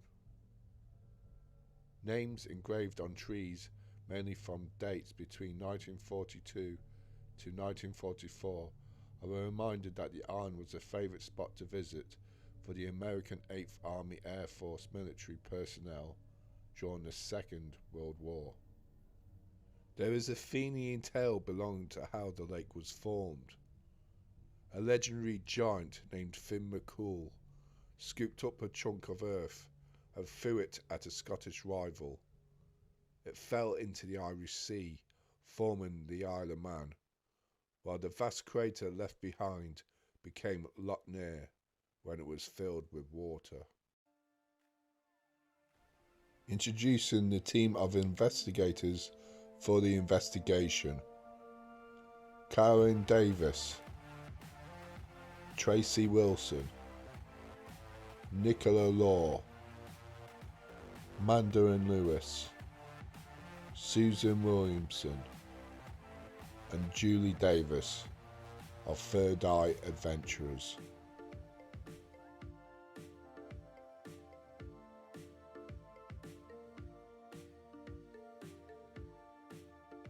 We joined the team by the Round Tower. Wait, the ring. That's your body job. We're back down to 0. I was getting spikes there. 1, back 13, 17, 25, 21, 25, 31, 37. Must never went that high. No. All here, around this area. Awesome. We'll do it all out.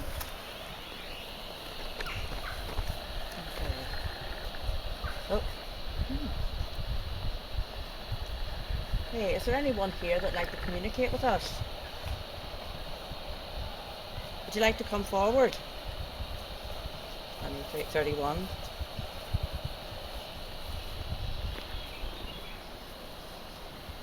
You can use any of these wee devices.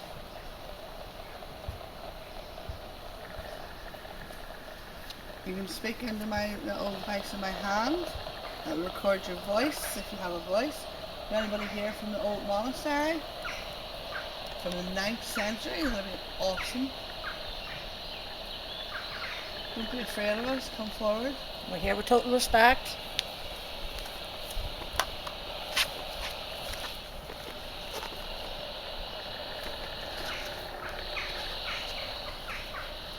Hard to see this in the light, isn't it?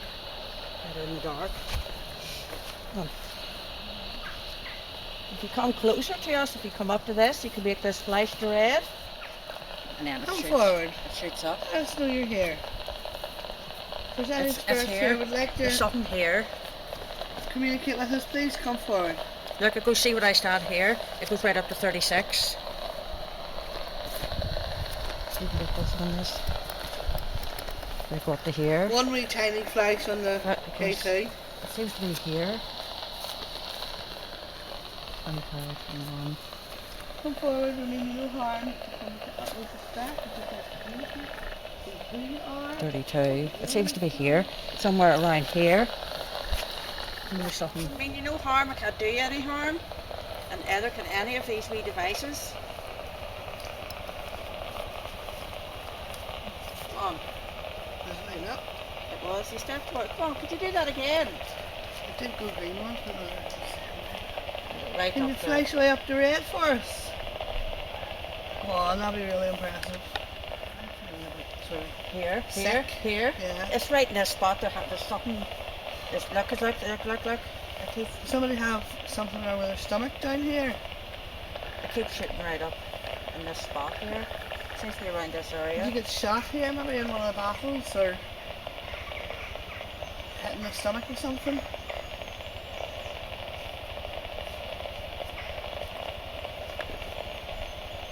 Come forward, speak to us. I keep getting like Siejo or Sieja. Really? Yeah, it's constant. Wonder is it Diego? I don't know whether What would it's a Vikings name. have been called? I don't know whether it's a name or a word or I don't know. Colonel or C or Try and tune in a bit C. more. Does this word mean anything to you? Yeah, Yes. see that, see that. Say that again. Siejo.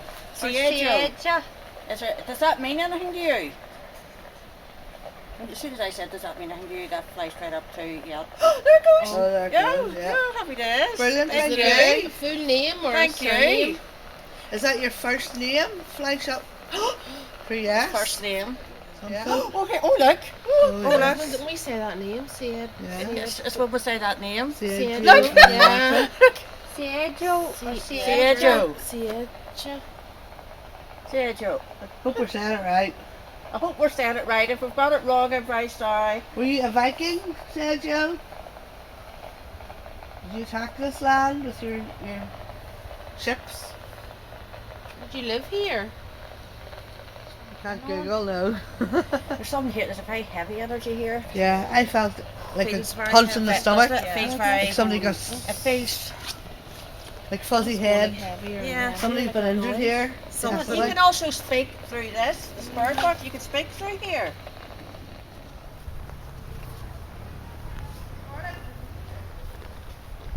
Go on.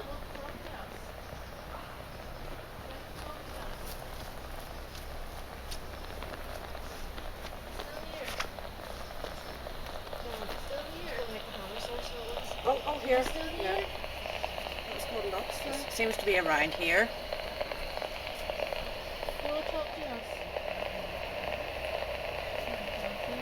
Definitely here. Completely different. There's a completely different feeling here than what there is even over there. Are we standing where you're buried? Yours? Hasn't moved from low, no. No. 31.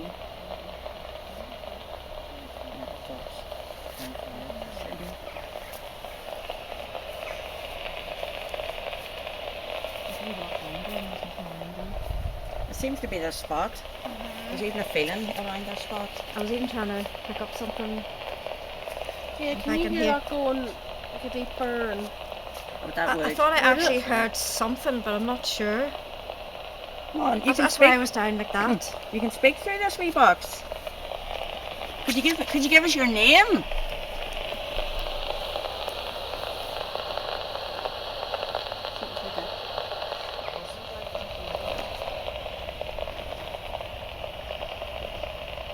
Can you feel it like Yeah. you can feel it in your stomach. Are you here watching us from here? Oh, 20. Is this where your bones are buried? Are you here? What did you say was called, sir? Siejo or Sieja? Yeah, Joe. Have I got that right?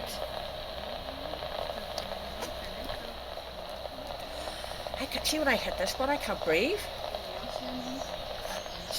See if you can feel it. Right here in this spot. You're the same as me and empath. Let's see if you can feel it there. That you actually feel it in your stomach. You can't breathe. Yeah. It's like a pressure. Yeah. I feel it right round my waist or chest. 36. And it's like, It's definitely here. it's like fading. I can feel something like fading. It's actually things when going that in the height start distance. flashing. Is that you? Can you come back to us? I don't know if it's a name or a word. I don't See ya, Ja?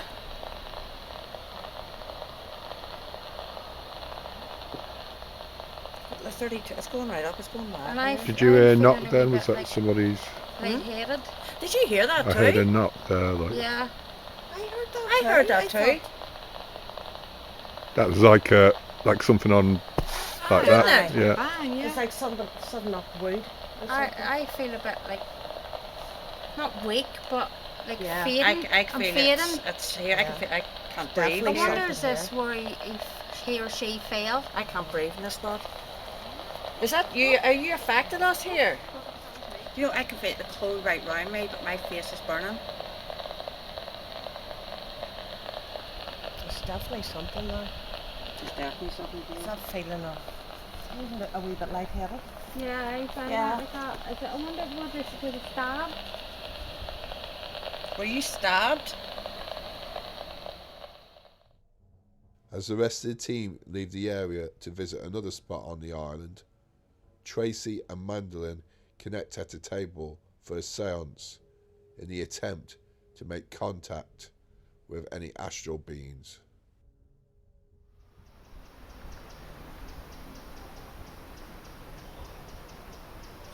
Got a dark shadow went right over my face and knocked me out of that for a second. Right, go away.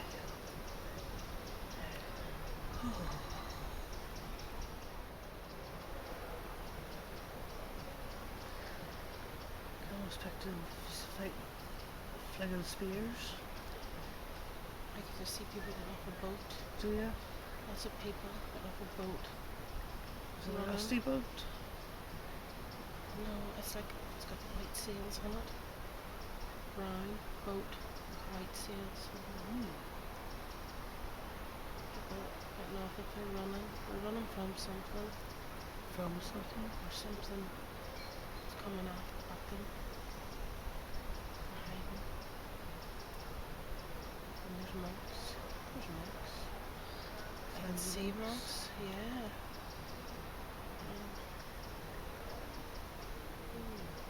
Tower. I see the tower. Awesome. The silken hair. Oh my god. So there's the door. There's the door.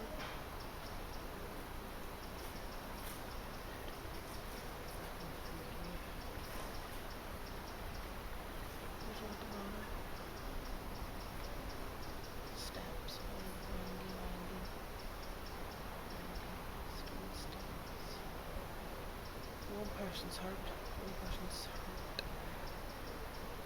Oh.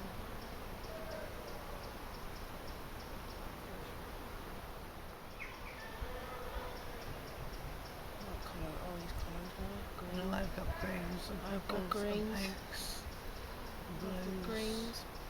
All greens. Dark greens. Light greens. It went away. Somebody hurt and then it just went blurry. All gone. There's a tree with an Someone's just touched my back. Really? Yeah, right in the middle of my back. Who are you? J, Don't there's an stand initial beside J me. on a tree. There's an initial J. Somebody's looking up. Depths. Never had that before. That Oh was my god. weird. The colours were Yeah. unreal. That's cool. The colours in that were unreal. I could see I that could tower see- was purple. I could see that Bright so purple. clear. Yeah, the whole shape But there of it was a bright door. purple. And I couldn't find the door. Going in, I and was there lost. windy stairs, and somebody couldn't get in because they were hurt, and then it just went blurry. Whenever you and- said that person was hurt, I got this real light feeling like I was being lifted. It was, but it was that all was colourful. It strange. was like rainbow colours. There was a boat. I had this boat. and I couldn't get friggin' the hell. word boat was going over and over and over my head. I couldn't get the word boat out, and it was coming toward, and people were getting off, but there was something A sailboat. coming for them, and The first half of the investigation had ended, and a break was needed. Food was taken by the campfire, and darkness descended onto the island. Introducing the team of investigators for the investigation: Liz Reeves, Tanya Best, and Alison Williams of R.I.P. Paranormal.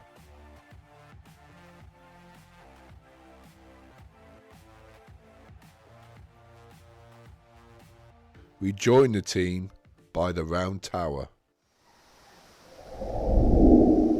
What age are you?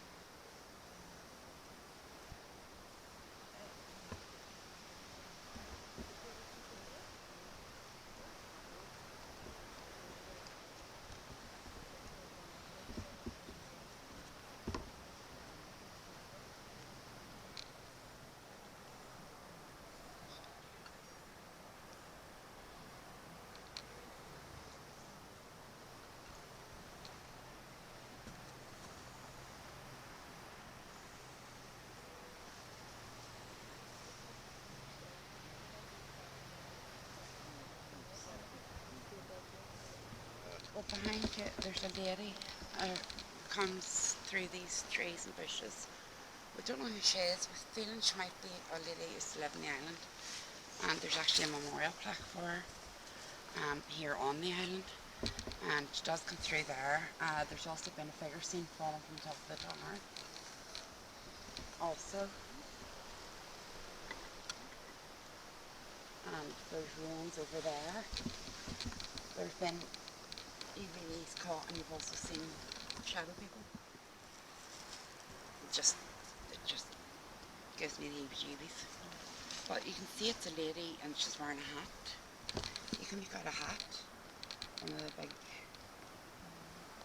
if you think of Victorian ladies, you know the big straw hat type things, like bonnet things? You can see the outline of that on her, and she is slim.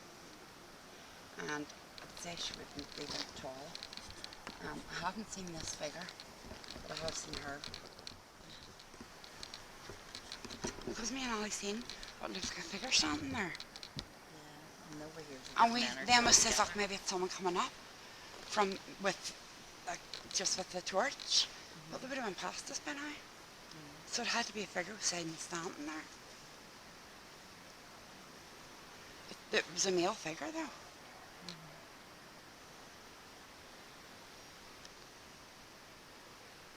So I half expected someone past us by now. And she's getting the energy down there, whereas I get it there. But I'm okay here. Up there, I'm uneasy.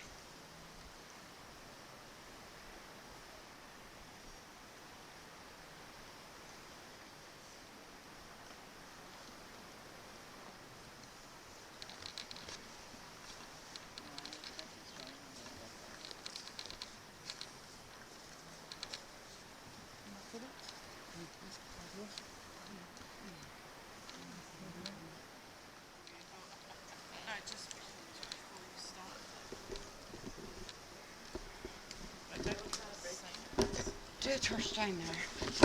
Oh, down there. Yeah.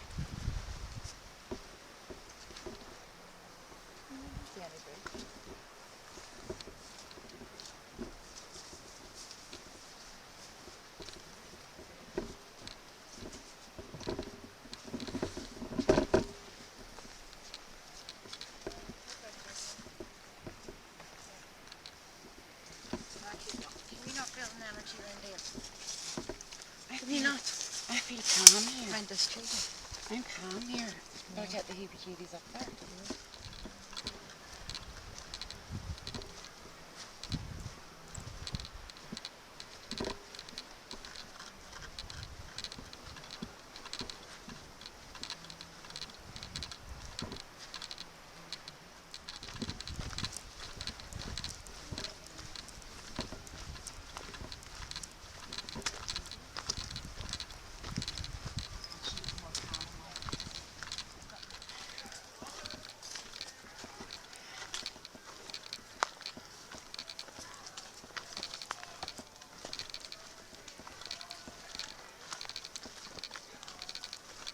You okay, Sarah? I keep checking. Just take your time. If you ever want to stop, just stop it here and we can calm down, slow down. I just don't like to be at the end of the queue. It's always the ones in the middle go first, because the ones behind are always looking behind them to see what's coming up.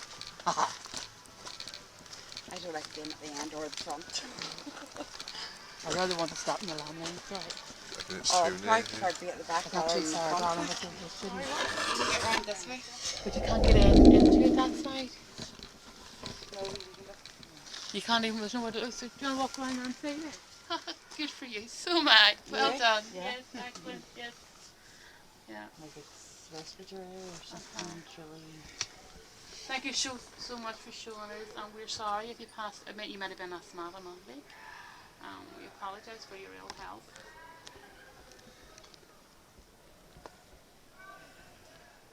Again, thank you so much for coming close. We really appreciate it if you use the energy. So I'm just playing with my pom-pom.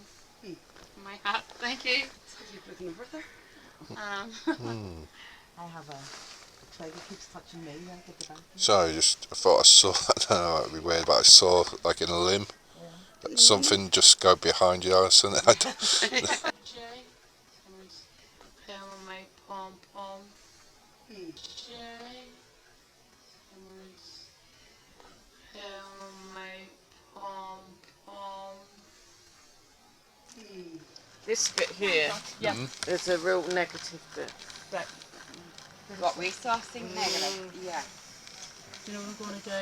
Not very long. I'm going to shoot like them onions.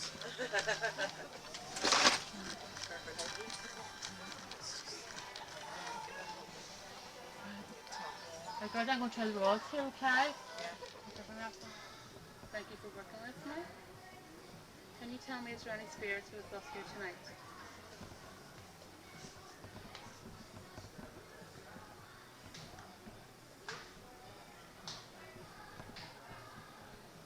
Okay, please straighten up. Please straighten up.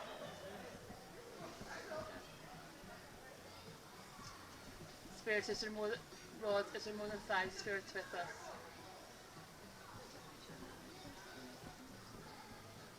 Is there less than 5? There's less than 5 spirits here. Okay, please straighten up, Rod. Sarah says, I'm sorry, but Sarah says. Is there 3 gentlemen here? In spirit, is there 3 gentlemen in spirit here? Okay, thank you. Please straighten up. Right, there's somebody behind me here. Okay. Are the spirits happy that we're here tonight? Will they work with us tonight if we ask them questions?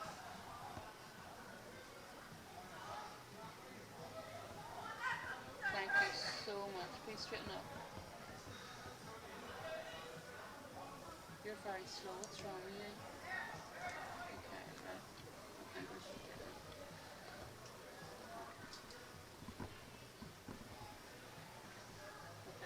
Okay, thank you, please straighten up. Please straighten up. If we ask,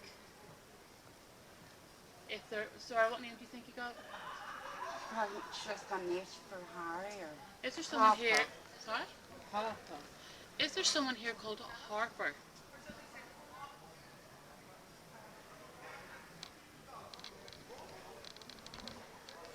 Both of you agree? Yeah. Please straighten up. That's okay, they said they want to work with you, sweetheart. Hello everybody for coming through there, that's great. Alright. Am I lovely? So these, you probably heard rods before. These are twisting Did you rods. hear that, yeah? Yeah, these are tray there, yeah? Yeah. Each one in each hand. Okay, just hold them in, that's the rod. Straighten up. Up straight and keep your thumbs off, okay? It's like, okay. Like this. Now hold whatever you're comfortable and bring that down. But keep your thumbs off so everybody knows that you're not controlling the big civil. Okay?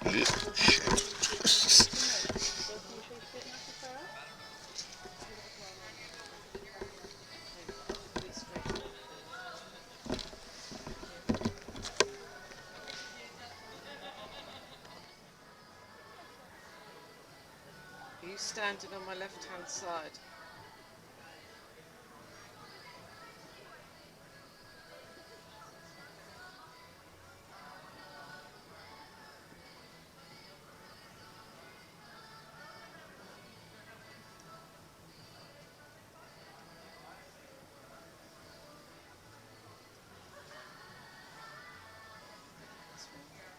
Please work with Sarah. You said that you'd work with her. Saying no. Yes. Hello. Any birds? Maybe somebody with the lights and making the birds all about stuff. Do you remember me? Specific bird in the chase and the light goes off. Yeah, yeah, it seems to tie up whatever it is. We were hearing movement as a. Well, it says you were here now. Someone knows you, someone doesn't. So whoever's here, someone knows you, somebody doesn't. Hello! There's a kid. There's somebody up there. There's someone up there. If you want to come on down and join us here now, you're more than welcome. Come on down, Pat, we can hear you. I need something. Do you need me to do anything? Oh no, you're fine. That's. It's going in. It's just because it's mostly all branches there. It's very steep there. There's just, I don't know, I don't think it's anybody. That's what matters. They're more than welcome, whoever they are. Again, Spirit, thank you so much for coming forward and your presence to Nolan. Later on, using the dowsing rods, Liz from R.I.P. Paranormal managed to pick on spirit beings from the American and French armies. They were happy for questions to be asked. It was also revealed that there were spirit energies present from a religious order and a family that previously lived on the island. I'd like to personally thank Brian, Veronica, Eleanor and Dave for arranging the camping weekend and for their hospitality.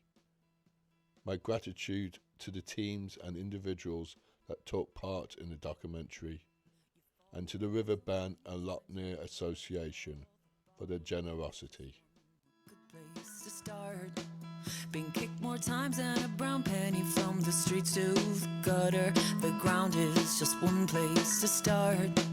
You feel like running away, but you can't outrun yourself. Don't stop, move at your own pace. Don't lose heart, 'cause any place is a good place. Any place is a good place to start.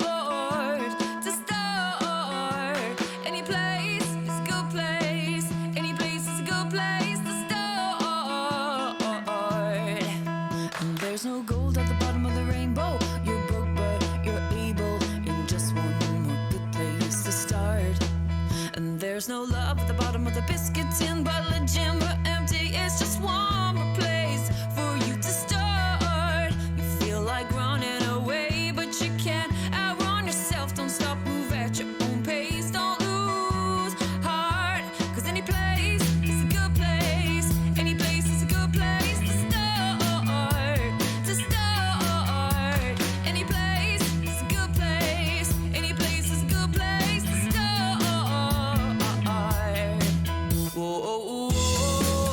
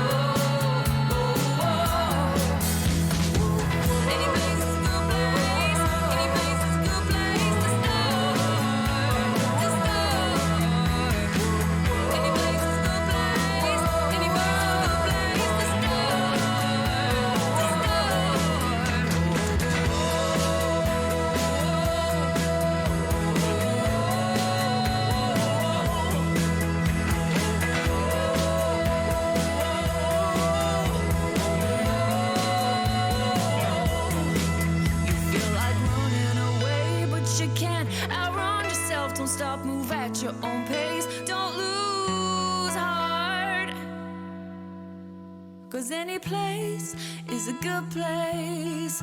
Any place is a good place to start.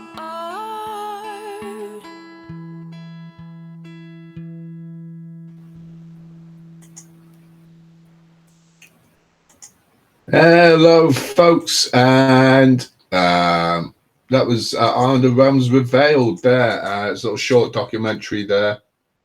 Well, I'll just put Sinead back on there as well. If you hear noise in the background there, folks, there's another company of people there that were there on the night there as well there, and also there if you're listening back there, if you hear, can you hear me there, Sinead? No, earphones maybe. Yeah, you might have to log in and log out. Okay, so there, folks. There, like you know. But can you hear me, Sinead? Okay. But with that, there is EVPs or sound phenomena supposedly there as well, and also there, if you mention it there, Nicola, you mentioned Sergio or something like that. Just about 20 seconds beforehand, you hear a voice, and it's a male voice, and I think it says actually the name Sergio. So if you listen back to that there tomorrow or later on there. Isis, can you hear me?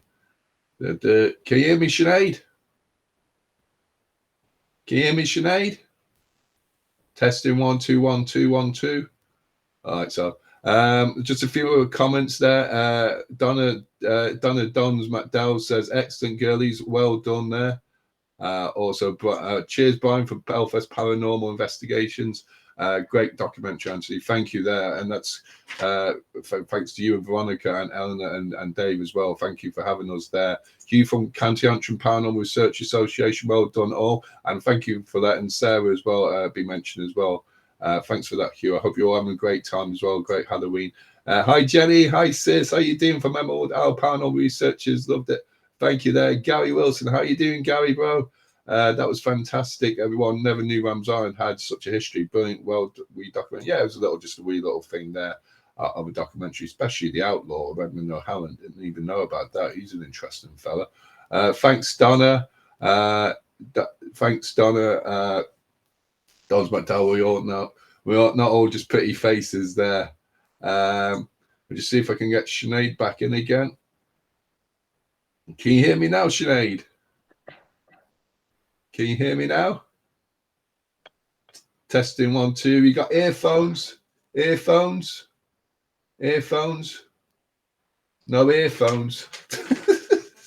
Earphones, Sinead. Well, I just thought about that one. Earphones, Sinead. Okay. Yeah. And Amasha Gadonna, Tasha, and look. Tasha, GhostÉire Channel, Halloween Extravaganza, Tree, Vulture. We're coming to the last bit of the night, folks. I just want to reiterate there that this is our last show for a good while. We won't be back next year. We'll be back in 2020. I forget what year it is, 2024.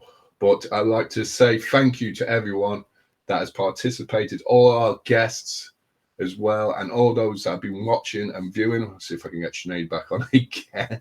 I hope she's got the earphones. Have you got the earphones, sis? The earphones broke. Now I can hear you without the earphones. Yeah. Oh, perfect. Excellent. There. Yeah. So we're good there, folks. We're good there, folks. There. I'm just saying there, Sinead, there, I would like to show appreciation to everyone the past 3 years. Oh yeah, there's been so many guests on throughout, like, over the months, back to back, pretty much. So there's. And it won't be. Sorry, emotional. Sorry, but it's okay because Anthony puts a lot of effort. I'm getting a bit emotional there. Well, for Anthony, it's a big passion of yours as well to be talking to these amazing people over such a long time. It's everyone else as well that participated, talking and comments. Yeah, I know. It's much appreciated. Exactly. Yeah. I've got to clear my eyes because we're down to the last 4 in the Halloween mega draw. We're nearly there, folks. There, so we're going to do the next 2. Yeah. So I think it's Joanne Kim from KGA Hauntings, and also Sandra and Leanne in Salem. I don't know if they're watching.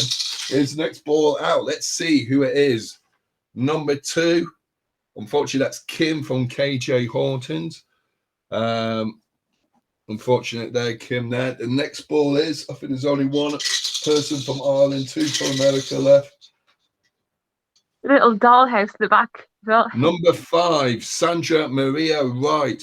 So we're into the last 2. Joanne Breen and Leanne Marama are in the final there. So that's interesting there.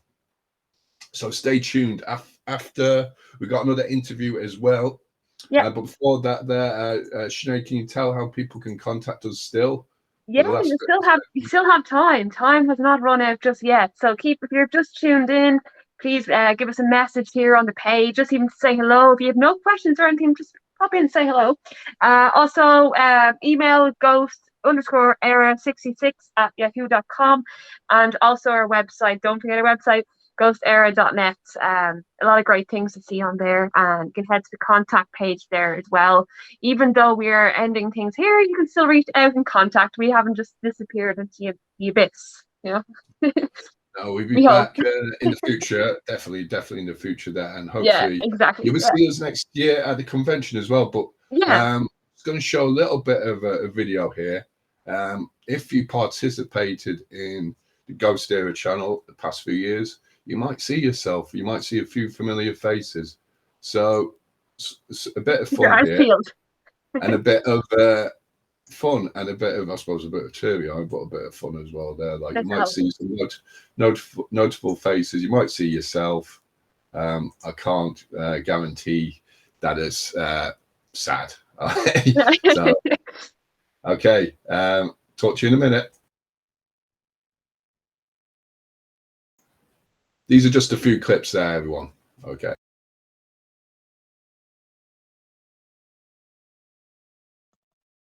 Hello and welcome to GhostÉire Channel. We are joined by a formidable force called Richard Jones. Hello. Hello, Richard. How are you doing there? All right, I got spooked by Donald Trump for a minute then, but. Oh, me, Michelle. Sorry. you got a stalker there. No, just thank you very much for having us, really. It's been a pleasure. Yeah, thanks very much for inviting And us hopefully on. next time. Rude, I was talking there. And definitely, I'll stay.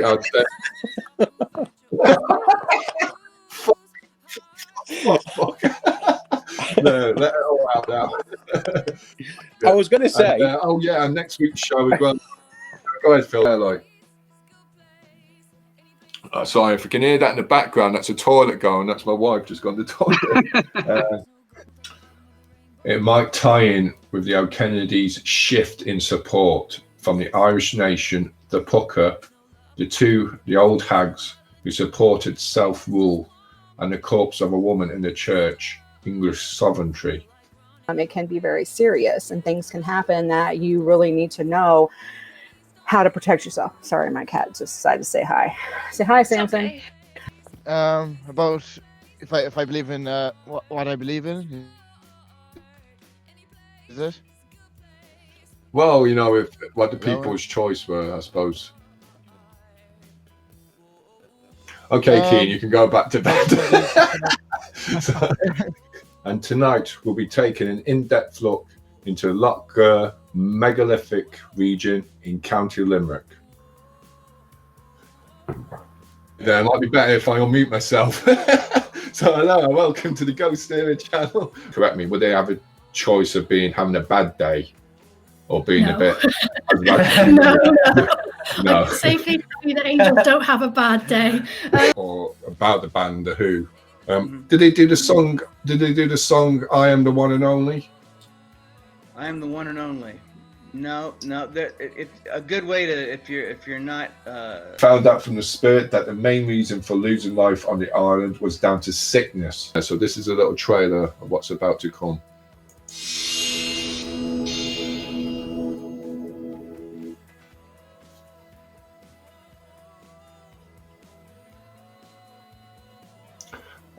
That's it.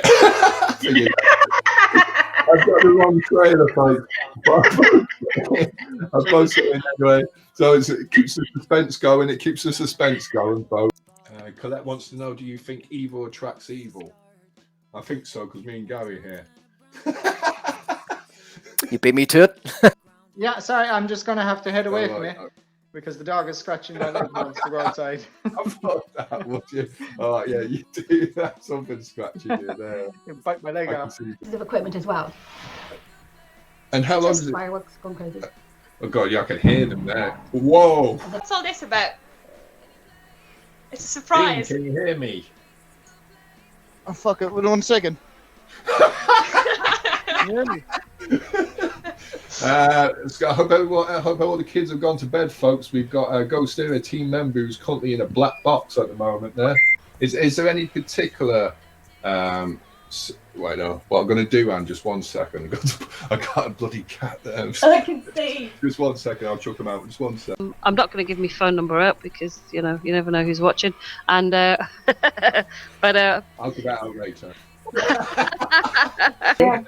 and Naughty Simone has said light trespassing is okay. It's not like we met 4 very scared guys in the house who had a massive big wardrobe falling over on top of them. Thoughts on flash photography? Should we use a flash when people are taking pictures? Personally, I don't like it. Alright. You're just gonna have to bear with us on the whole issue. It seemed like it was a leftover residue, but it was stained on the ground. And I was talking to the caretaker and the headmaster, and he said no, they hadn't noticed anything in the past that created that. Stacey says looks amazing. I think she's on about how I look. But also coming up as well. Well, I'm just going to go to Steve in a minute, but also coming up soon is this. Oh, that was my advert spoiled.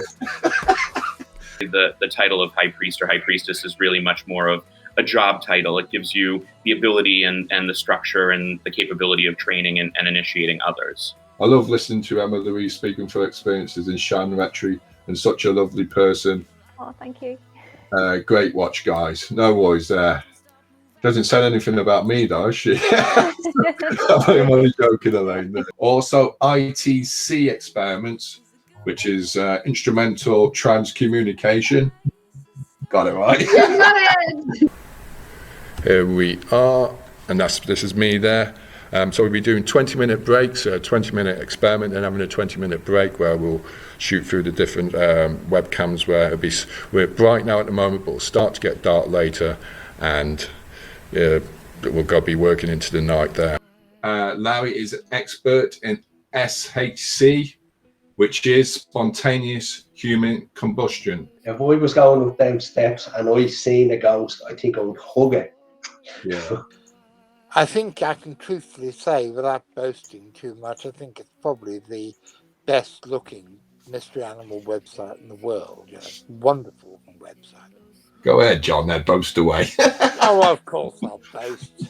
Do you think the spirits get sick and tired of being asked the same old questions? Yeah. That's a question from Joanne. Question, Bridget says, hi ladies, have you used the Ouija board on investigations? Oh, yes, quite regularly. Quite regularly. And that's, Now, if we can connect with spirits from the past, can we connect with spirits from the future as well? Like, and are they conscious of us or a residual future as well? Do they know of what we are here, as well as people that are on TikTok that don't know what's happening now? Very true. Okay, so that's Nick lighting up a book there. I've got the book here, but I don't think it's oh, here we go. Hey. And he's going to be talking about Celtic harbingers of death. Not hamburgers. Hamburgers of death. Louise Ludwig, she stated that was 20 to 25% is a good psychic rate. 1 out of 4, 1 out of 5. I'm going to be really rude now and say bollocks. It's really important, is it? Well, I'd say it's always important to interview people, but it's so much better if you can interview different people that don't know each other that have had the same experience. And then, go ahead, Auntie. Yeah. Go ahead there. You're asking all the questions I'm asking. All right. So do you think... No, I just find the graveyard fascinating myself. I just like, I'll put you in one in a minute. Yeah. Spy, and those in the know agreed that the vehicle had come to collect her soul. So that's just a little bit from the photo roads, which I won't be going down to. especially not tomorrow night. It'd be spooky there. But there's also the oubliette, but they wouldn't let me throw anybody down. I wanted to give that a go, but it was... The room changed completely when he walked in. When I looked at his eyes, they were dark. The TV has conditioned us that it has to be at night time. Yeah. You know, the effects, the atmosphere. But when as Diane says, when you go out during the day, we get more during the day. I don't know if it's because when we're out in the middle of nowhere, the stone circle, it's the tranquility around us, and it gives them a chance to come through to us more. We are filming. We're well into filming season 3 now. We are looking for more venues. So if you do know of any venues, more so in the UK. I know. I'd love to come over to Ireland. Hello and welcome to the GhostÉire Channel. It's the last show of this season. My name's Anthony Kerrigan. And my name is Sinead Houlihan. I just go through these stats first there, sis. So the mind, this was 71% in favour of this trait determines how we interact with our environment. It was 71% extroverted, 29% introverted, meaning that the spirit was looking for it. I don't mean it in any other way. Imagine back in those days that, you know, you've had a little bit of sleep or you're tired or whatever. Yeah. This dense woodland for highwaymen, that's a dream for them. They will come down, they will hijack you. Isn't it weird that all theatres seem to be haunted? It's really, there'd be like some sort of investigation in that alone, you know. Yeah. Sandra is part of a tribute band to a famous band. Can you give us a little note there, a little song, a little, go on. Now here you go again, you say you want your freedom. Well, who am I to keep you down? It's not I the think everybody cause. knows it, No, it's right? not the cause. Well, white sage sprays. So you can do it that way as well. You know, I carry one in my bag usually. So for negative people, you know, it's a great weapon as well. But Get rid of me. I love sage, especially on the Sunday with my onion, sage and onion stuffing. So I'm burning it through my tummy and it releases good positive vibes. So there we go again. Hi, welcome to the GhostÉire Channel. My name's Anthony Kerrigan and tonight we are joined by Gary Rudell Waters from Ghost Searchers Iron, aka Team Blue. Are you there, Gary? Can you hear me?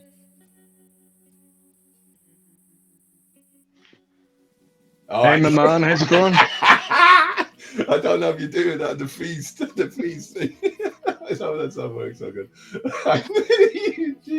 And cats, well, our cat in particular, likes to stare at the strangest things, you know, because it's a cat. No, that's just, you know, one of, as cat owners will know, one of the, why is it doing that? Because it's a cat. I know, they're funny guys. You know, yeah. But why is the cat looking at it? Because it's a cat. Why is it just pissed over that? Because it's a cat. I would say the surgeons having previous surgery stuff being left in the body or something like that, but these are people that haven't been operated before. And it's just amazing. Yeah. You can understand there's a bit of cloth or whatever it is that's been left in or whatever. Off a newspaper. Yeah. So, we have to be, you know, we don't want some out for Fox Page 3 appearing in your body somewhere. So, no, the wife would question that. Yeah, I'm saying. TikTok, yeah. We have. You're on OnlyFans or anything? No, no. Subscription. I don't know. I've never been on it yet. I don't know. I've been looking it up there. I don't know what's about. Michael Clear, he killed his wife. He went out and waited on the ferry hill 3 nights in a row because he truly thought that his real wife was going to reappear. It's probably satisfying to some that the area of the brain that is aware of pain and lack of blood supply recognizes and then initiates the process of ending one's life. I won't see you next time. I'll see you in the near distance. Goodbye for now, folks. Take care, everybody. I'm pressed off yet.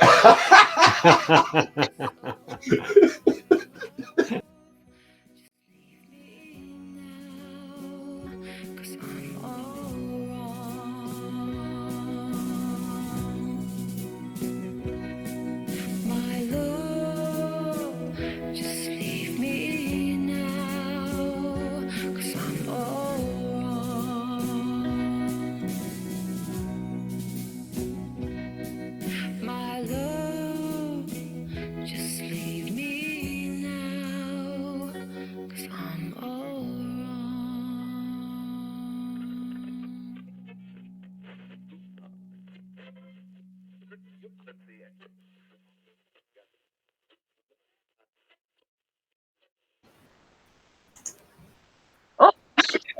Bye for now, folks. Happy Christmas. Happy New Year. See you next year. Bye. And I hope you enjoyed that, folks. You might have seen yourself there in the videos there, and if you did, thank you, appreciate it there. Jenny says, "What an amazing guest and laughs." Yes. Thank you, cheers, sis. There, also there, a few more. Liz, thank you, Anthony. Each show has been outstanding, and a true credit to you. 2024 is not far away. Big hug and respect. I know it'll soon come around as well. There, Hugh from Kappa, you've done.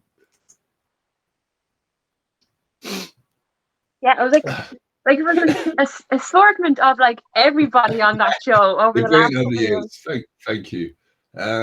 So, folks, we got Paranormal Adventures Island, and they're going to be talking about Whitlow Jail and Lead Castle. So, and after that, we'll be revealing the Halloween Mega Draw winner. It's between Joanne Green and also Leanne Marama. So, good luck. The 10th. So, stay tuned there. So this is Quiva Garvey and Shelley Garvey from Paranormal Adventures Island.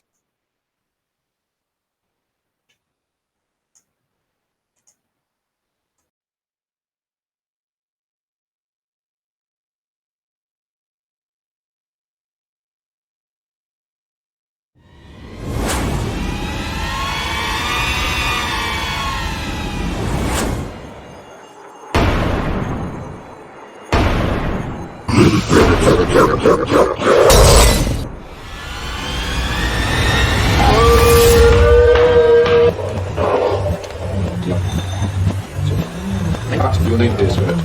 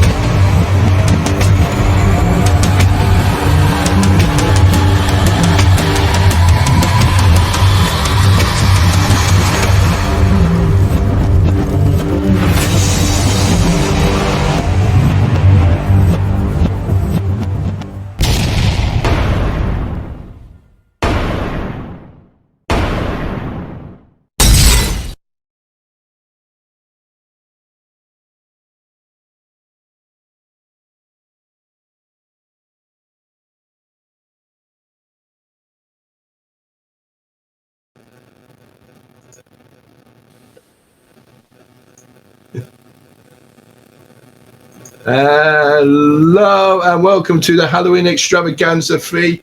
My name's Anthony Kogan, and tonight we're joined by Paranormal Adventures Island, Quiva and Shelley Garvey. We'll be talking to them about Whitlow Jail, also Lead Castle this evening. If you have any questions, feel free to put them on a post. Also, if you're affiliated with any paranormal group or tourist attraction, feel free to name the group or the organization, and we'll give a shout out to you as well. You can also go to our red button on our website, www.GhostÉire.net, press the red button on the GhostÉire channel, and you can catch up on past shows there. So how are you doing, Quiva and Shelley? How are you doing? Hiya, how are you? Hello. Good. Oh, good. And happy Halloween to you all there. And I know you've been busy investigating and doing public events this past few month or so there. But can you tell us there, I'll start off with you, Quiva there. Can you tell us how you got interested in the paranormal investigator? Well, in fairness, a lot of it was to do with my mum, because obviously since I was a kid, Jesus, we've lived in some very haunted places.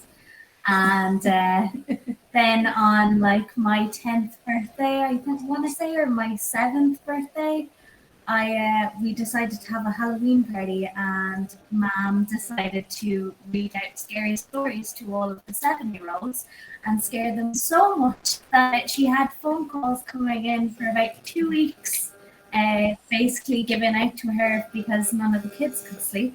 So since then, I've just been in love with it. It has to be done. It has to be scared to be Jesus out of us. You know? It has to be done as kids. There, my dad did it anyway. That's what parents do.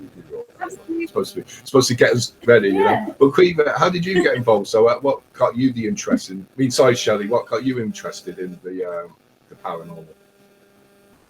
Oh, I was always fascinated.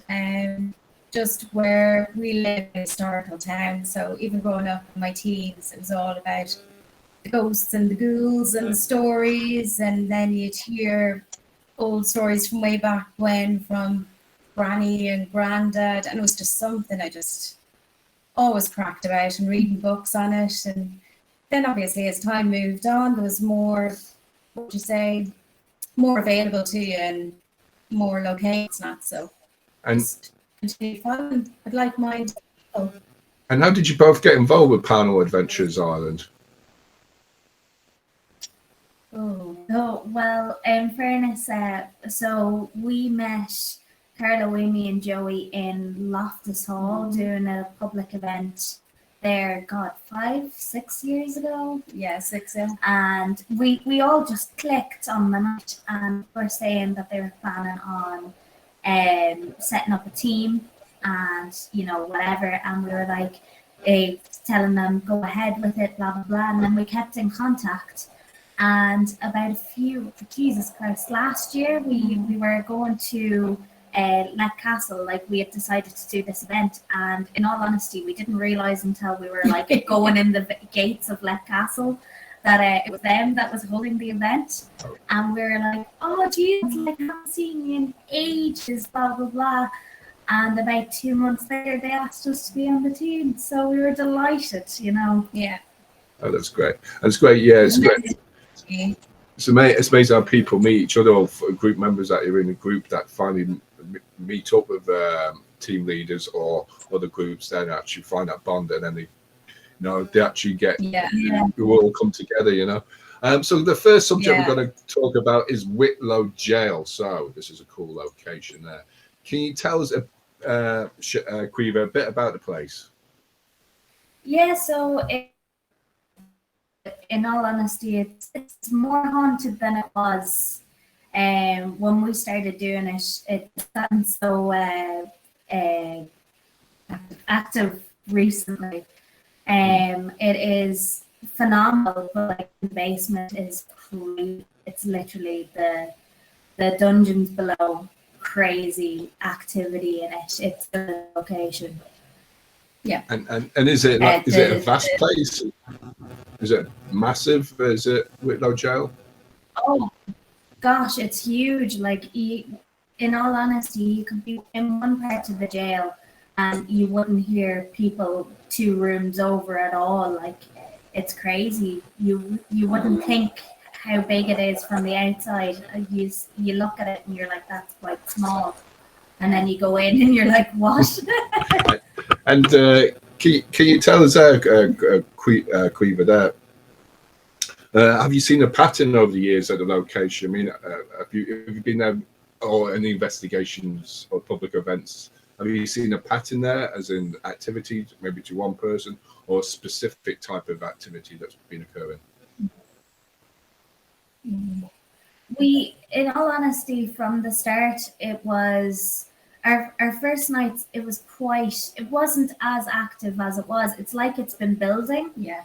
So like the last night that we were there, we had crazy activity, like to the point where we had different members of the public in different parts of the building, and everybody was experiencing something at the exact same time all over the building.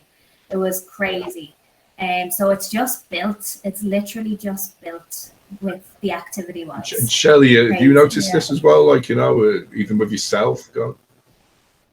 Yeah, definitely. I mean, the last time that we did Wicklow Jail, as Queen said, everyone had broken up all around the jail itself. So nobody was talking to anybody. We had people in different cells, wherever they wanted to go. And Amy and I decided to take the main floor out in the main part of the jail. And we were standing there, and the next thing we just got, as though it's you talking to us, hello. Oh, wow. It literally echoed the main floor. Stairs like started flashing on and off, which there's no power on this side of the jail itself. So I went to investigate there, and when I got to the very top flight, I realised that all the gates are locked. There's no way to get down to the cell where the lights were going on and off. But it was so active that night. Yeah, and it's just seemed to progressively get more and more each investigation. So the activities, but I suppose you know what's happening around, what people are feeling there.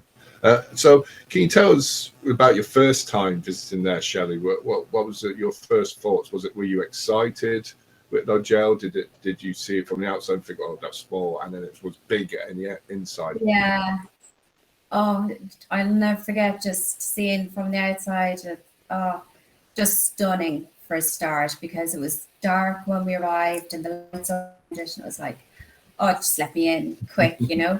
And then as soon as you walk in, there's not a feeling of, what would you say, Quiz? You wouldn't be apprehensive, but you'd be more curious and just know that it could be a quiet night, but even if it's slightly quiet night, you're still going to have a multitude thrown at you. It's just it's a fabulous place, you know. So and it's a place where I've two times been there, once for an investigation, and it's a feeling there, you know, that you don't feel too much apprehension, but you do feel like there's someone standing behind you. Absolutely, you know? Yeah, it's always eyes on you, isn't there? Yeah, it's true there. And so I suppose this goes back to the other question I was going to say to you, I'll come with you first there, Quiver, there. Is there a particular area in the building where you would feel that you wouldn't want to be isolated in? In all honesty, I learned my lesson the last time. So there's the cells that are downstairs, off the main floor downstairs.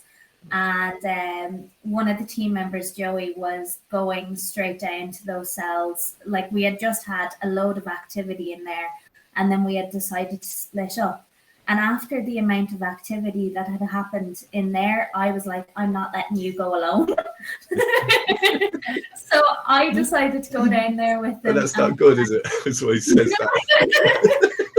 And one other person went with us, and Jesus Christ, the amount of, like, it was just crazy. It was like something was there to make me cry.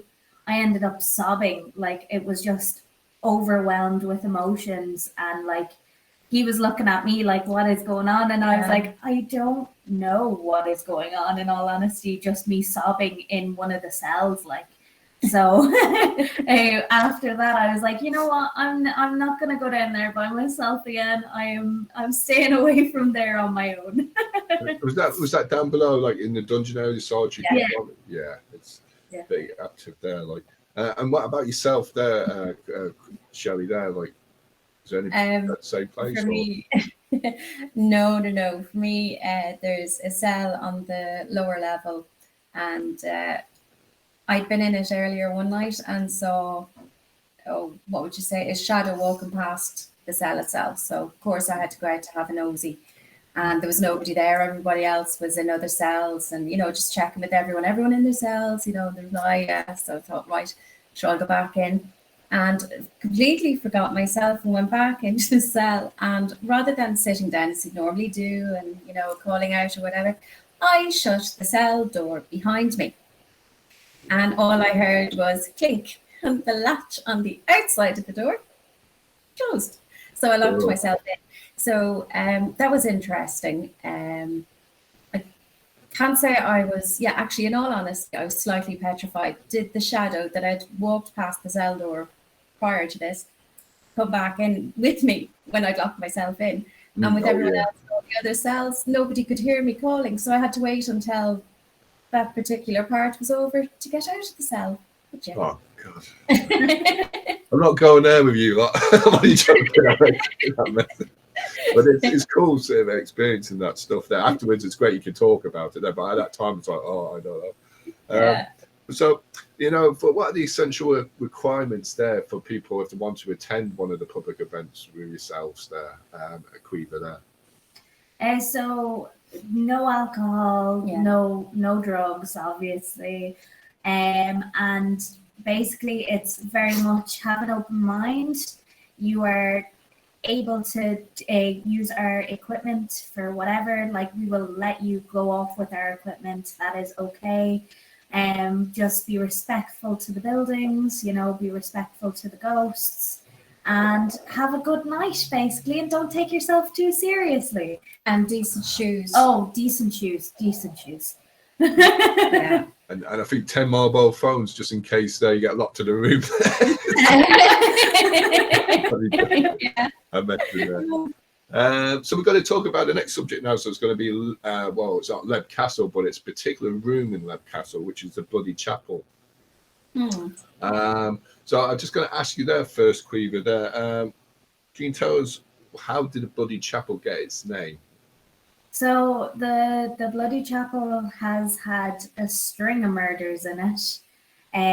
We've seen, we've heard of a priest being killed there, and then there's also an oubliette in it where people were thrown down and there'd be wooden spikes at the bottom and they would just be left, to the point of, like, you know, archaeologists had to go in and look at it and take skeletons out, even 10 years ago. Craziness, like. So it is definitely a bloody chapel. Yeah. And can you tell us, Shelley, how many times have you investigated a place in total yourself? It's definitely in double digits, Anthony. Definitely. Double digits. Yeah. 99. Pinpoint. Yeah. Jesus, absolutely. And yeah. same with yourself. And same with yourself there, Quiver? Yeah, pretty much every night that goes on, I go on as well, because she drives, so.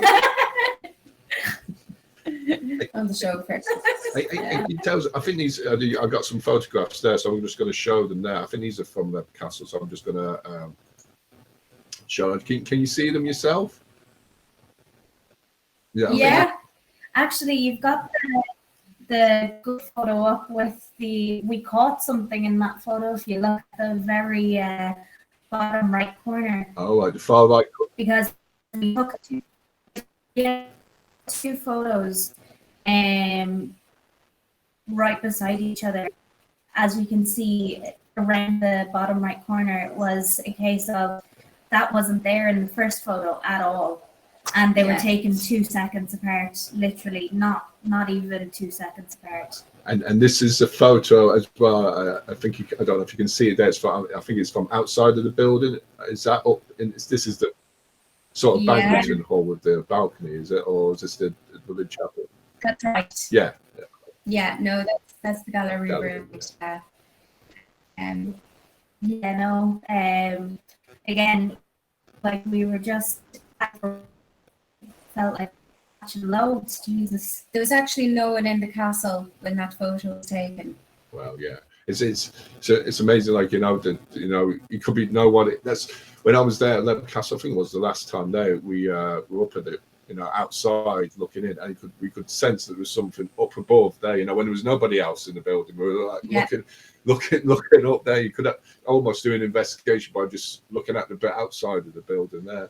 Absolutely, Can you tell us, has it got, it's called one, I suppose it's one of the castles, one of the most haunted castles in Ireland. Is it particularly justified that, Shelley? I believe it is. Yeah, definitely it does. It deserves its reputation as being hugely haunted. But at the same time, again, it's not a place where you'd feel apprehensive, or you wouldn't at all. There are times where you'd be a little bit, oh, what was that? But the majority of the time, the majority of spirits that do generally reside in the castle are welcoming, and they just you coexist alongside them, as opposed to being scared of them or anything like that. And that's the way Sean and I live their lives. It's great that they invite teams in there, and I know it's loads of places like there's not many places like that in Ireland. They're only letting in certain teams there. But going back to Lead Castle, is there any, like in the Bloody Chapel, is there any environmental issues within the Bloody Chapel that could explain for some of the sensations felt in there? So, like, say, the windows open, would that create a lot of environment coming in?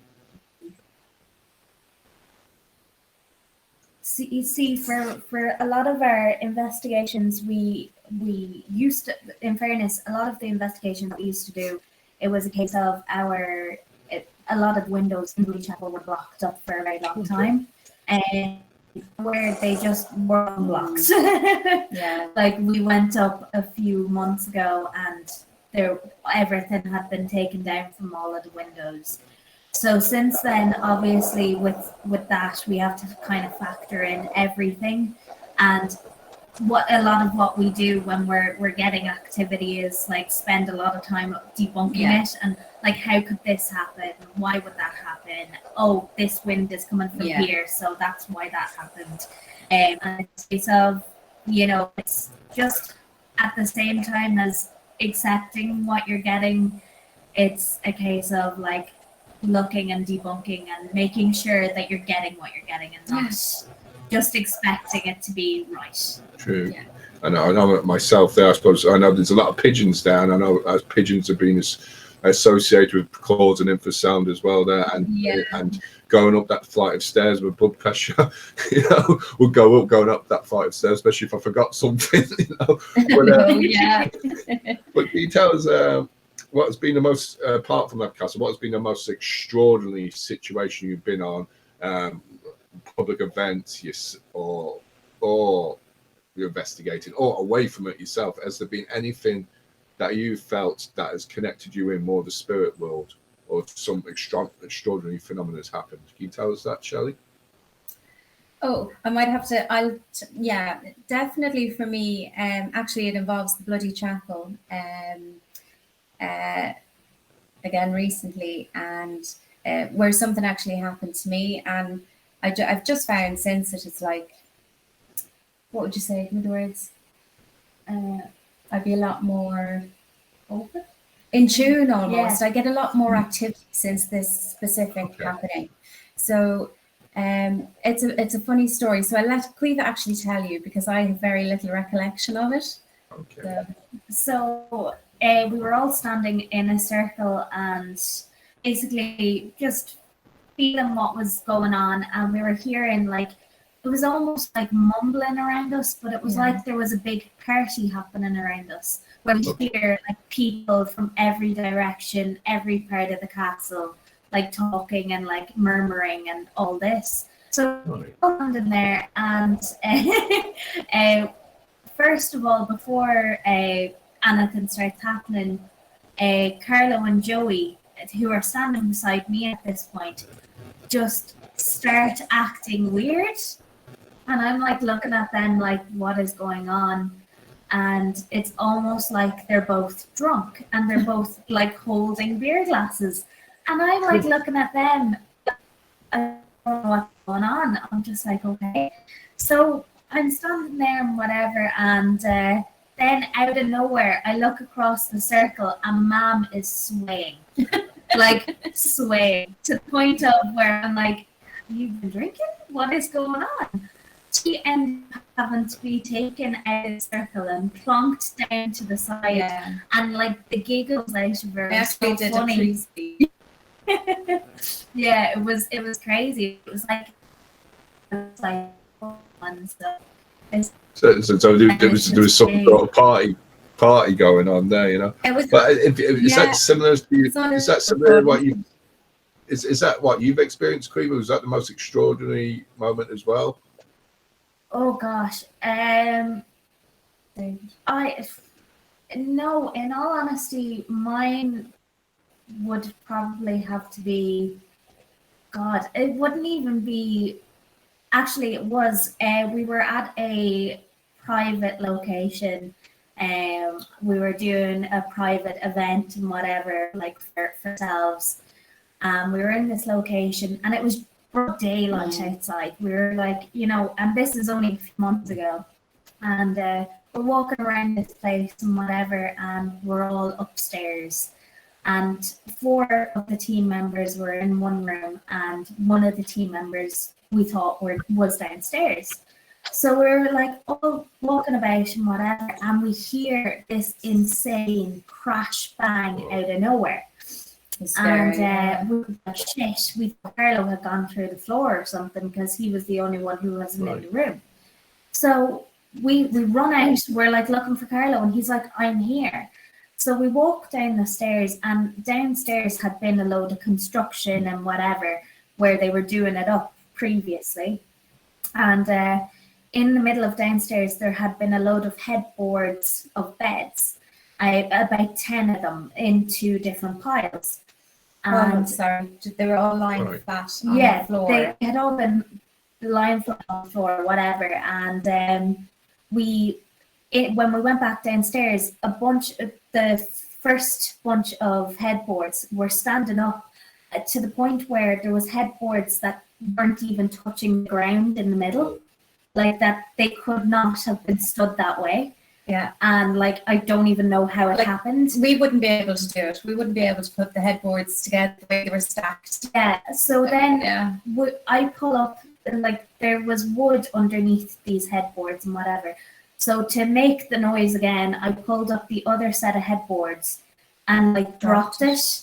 And it was the exact same noise, and none of us were downstairs. And we were just, it was honestly, it was terrifying. It was crazy. We were just like, okay. It was interesting, all right. Yeah. It's like, John, I know the daytime, they can be the most active time of an investigate, or just go walking about there. You know, experience most great stuff there during the daytime. But can you tell us, go back to the Bloody Chapel, what experiments do you find is best to use and do in there? What experiments or what equipment is best to use in that area? For me personally, Sorry, Shirley. Either or. I'll let you talk first. For me personally, I love the spirit box up there. I always find we get a little bit more. Well, obviously, you're going to get a little bit more information through the spirit box. But yeah. What do you like? I personally, for me, I'm very much like because of the elements and everything, I'm very much like I go off a lot of feeling while I'm up there. So it's a case of like stand in a circle, like the public event that we had, all stood in a circle, held hands, and we pulled the skirts around us to raise held hands and them up in the air, hold them there. And it was crazy. Arm stuck in the air. So just So can you tell us then what other locations or public, what other places do you do public events in there around Ireland? We do Cullen Military Museum, Irish Military Museum. It's just at Slane.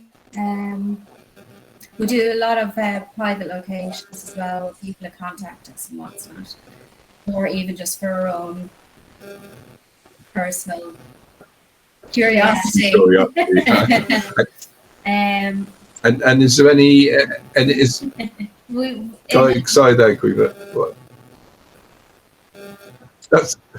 Yes, it's okay. I was just going to say that. Is there any particular spots in the world you would like to be in the public on there? Any particular locations you'd like to be in them on? Oh yeah. Like, can I go first on this? Oh, for me, years ago I was in Butte in Montana with a very good friend of mine, and we went to visit the Dumas brothel in Butte, and it was pre all of this Zach Baggins and what's not, and the experience that we had when we were there was crazy, and I would absolutely love to go back because I have recently watched a documentary on the Dumas brothel, and in the act room where they're getting the majority of the happenings coming from now. So for me, Doom is from Butte, Montana. And how about yourself, though, Quiva? For me, in all honesty, like it would be a case of I'd love to do either Salem. Salem obviously seems like a very interesting place. Or else we've visited a lot of historic places, and we did a leper colony island off Crete, and I was only a kid, but I felt so creeped out by this island that I'd love to go back and spend a night there and do the entire night. It like as a paranormal investigation. It's crazy. Well, if you, Brilliant idea. I'd love to go to those two places with you there, like, you know, if I get the free time there, like, but hopefully I'll catch you up in Ireland as well there. But have you got any? Absolutely. What's your plans for the future there? So going into November or the rest of the year. We have a couple of things coming up in November, but I literally don't have the diary on front of me. Can you think? I believe we are supposed to be doing a Wicklow jail in November. Yes. Yeah, at least we correct. have at least one on the books, and then I think we have a possibility of another one. So I'll have to let you know if that happens there. And otherwise, I'd say we won't be too busy over Christmas, but it'll be picked back up in the new year. In the best, yeah. Need some sleep. When the weather gets better. Yeah. Well, can you tell us where people can contact you and get tickets and places like that and things like that? Where can you find Paranormal Adventures Ireland? If they go onto Facebook, they'll find us there and they can message us, and we do respond within 1 or 2 hours. And on the other side of social media, I will leave it to this one. We also have a YouTube channel, which is Paranormal Adventures Ireland as well. We have our Instagram. We have a Twitter that we don't use very often, but we're trying. I know how that feels like team members like that as well. They've got their cat. I know. Oh, like go inside. Yeah. In all honesty, we're the most active on we have TikTok as well. But we're the most active on Instagram, Facebook, and TikTok, and then Twitter and YouTube. We're trying to bring those up to the same speed, I swear. No, boys. It's all social media anyway. Though it's people know about yourselves there, and if you're interested in folks in going to a pub event, check out Paranormal Adventures Ireland there, and they've got a good few locations to go to there. And thank you again, Shelley and Quiva there. Happy Halloween. Happy Halloween. And I hope to see you soon again there. And that's it then, folks. So stay tuned and we'll continue more of the interviews. So bye-bye for now, folks. Bye-bye-bye.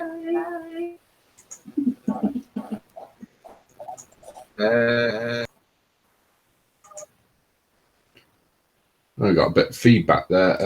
Hello, folks. You're staying tuned to the Halloween Extravaganza free. Can you hear me there, sis? Yes, but very much in the distance. So I'm gonna have to every time it's a different effect. I'm in different tone all the time there. If you're still with us, thank you for still tuning in there. We're gonna do the Halloween, the final two. I'm gonna give you the numbers there. Joanne Breen. I'll just give you which number your ball is, Joanne Breen. Your ball is number 4, and Leanne's is number 6. So whoever's ball comes out now won't win it there. Wins. Just get myself around the corner, and here we go. Good luck. You're gonna win. This is it. This is the ball, and the ball that hasn't won it is. I don't know if you can see it. Number 4. Who's that? Which is Joanne. Oh, Joanne, you fell at the last hurdle. So the winner is? That means that the winner is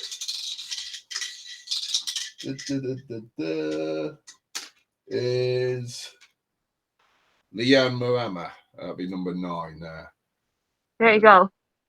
Let me see it, number 9 there. Number 9, right? Yeah. No, number 6. Sorry, I got it the wrong way round there. Oh, 6. okay, that's fine. 6. It's all the same, isn't it? Really? Yeah. No, that was Leanne's there because I got the dot on it. So Leanne wins. Congratulations, Leanne. And second, Congratulations.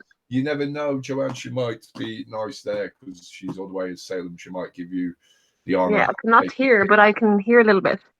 Can you hear me there, Sinead? Very faint, as if you're very far away. Okay.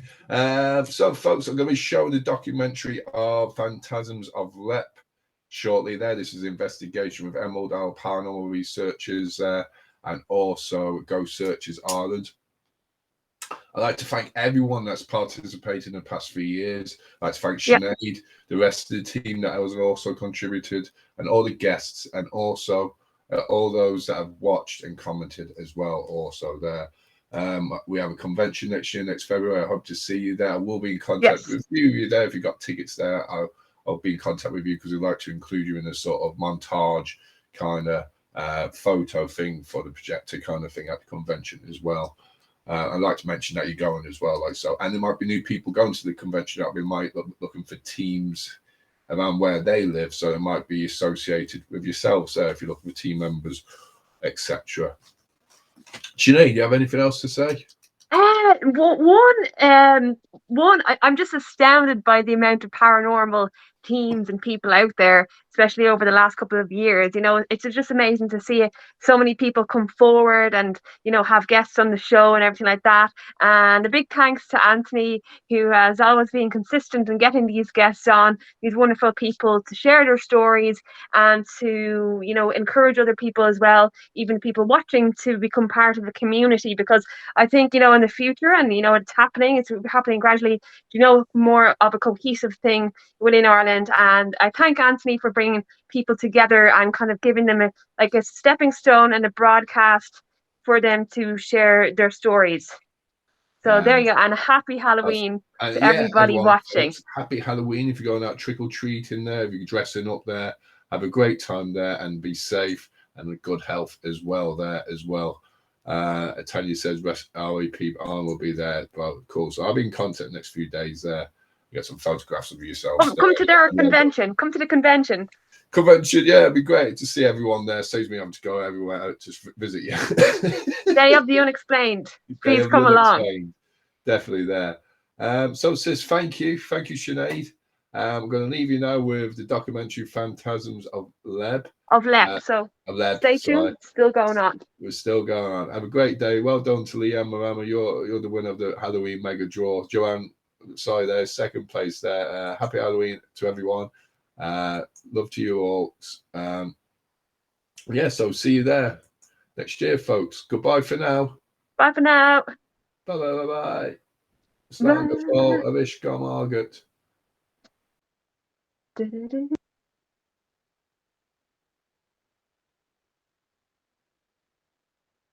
Warning. The following footage may contain distressing images. Some of the language used may cause offence.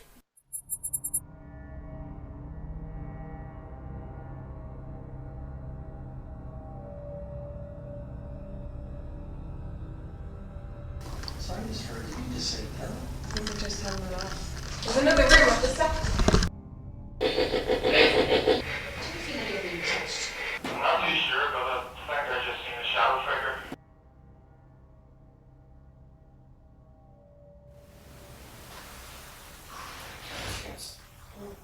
It's on vibrate.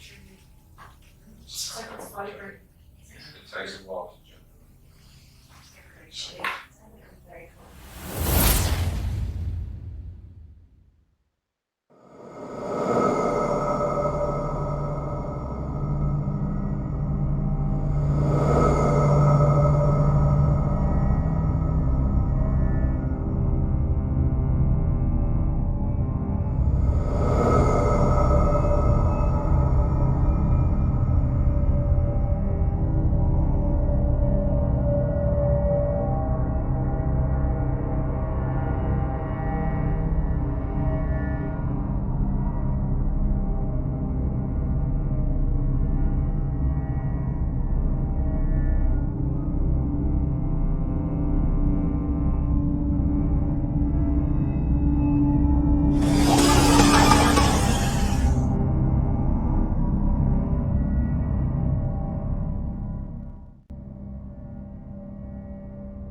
The land in which Leb Castle sits was once used for druids to perform rituals.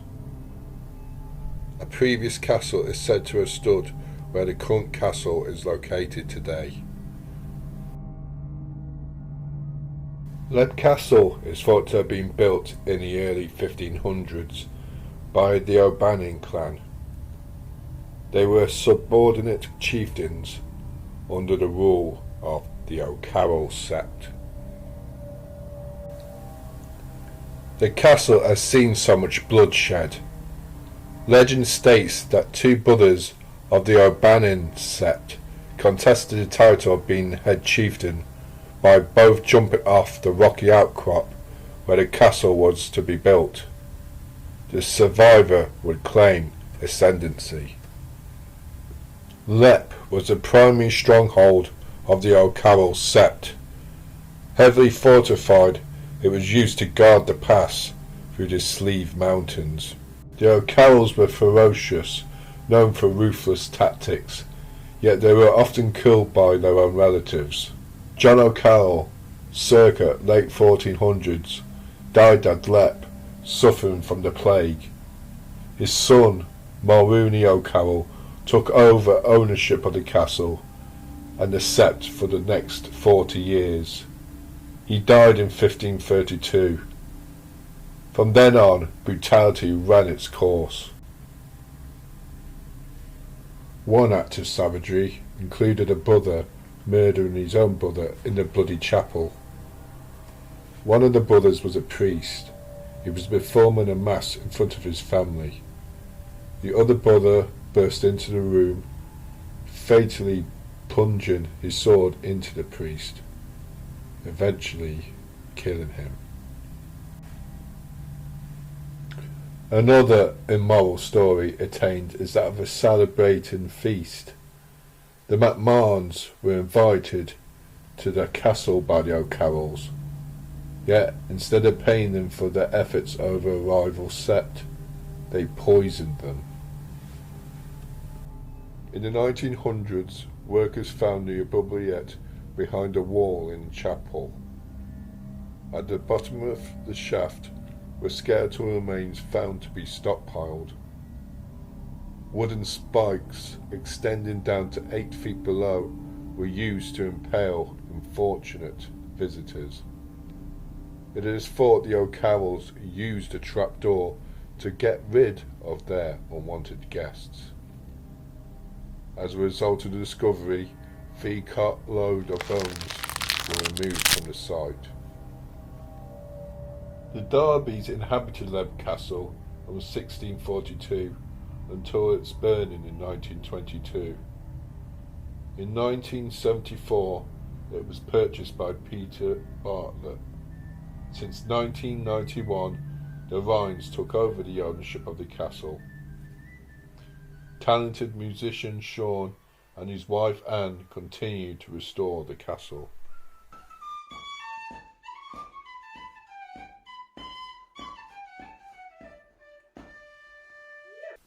There is a considerable amount of paranormal phenomena reported at this location. Here are just a few of them. An elemental entity is associated with this site. These types of beings are mostly summoned up during rituals. Its presence is defined by a sense of dread, cold temperature drops, and a horrific odour, similar to a decomposing corpse.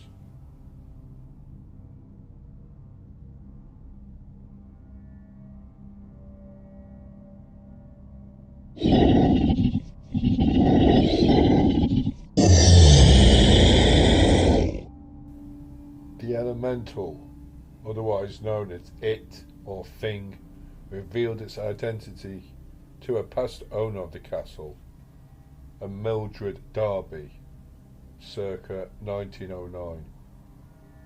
The last account she had with the elemental visiting her was in 1915. It appeared above on the gallery in the main hall.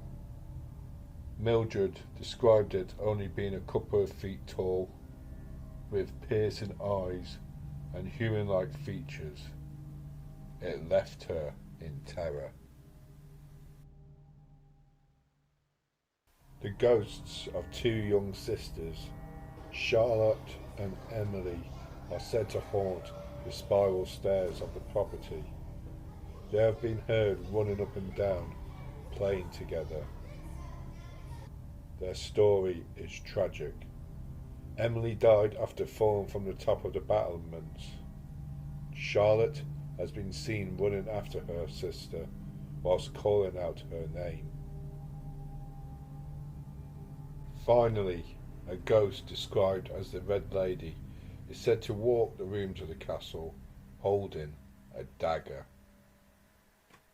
Introducing the teams and investigators for the evening. Jenny O'Sullivan Sunyasi, Jer Stritch, Aoife Downs, and Aidan Quinn of Emerald Isle Paranormal Research.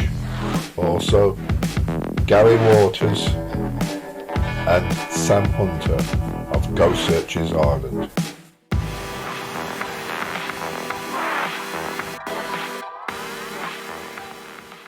We joined the two teams at the start of the investigation up in the Bloody Chapel on the second floor. Okay, Eva's going to say the prayer again in Irish, and we want you to finish it when she stops. Sheikh Vaha Warwick, Paul Lord of Grosset, and Tiernan after Spania who is Renault, of the Smangdoon R.I.P. class.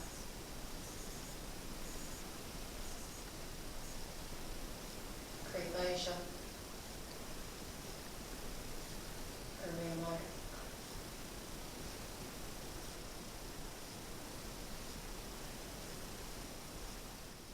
Do you remember Gary? He was the first team that ever came here.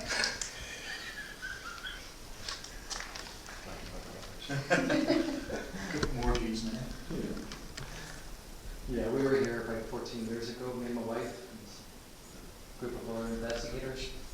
We came in here and we don't believe we captured nothing, so I came back 13, 14 years later to try to come away from here believing that there is spirits within these beautiful walls.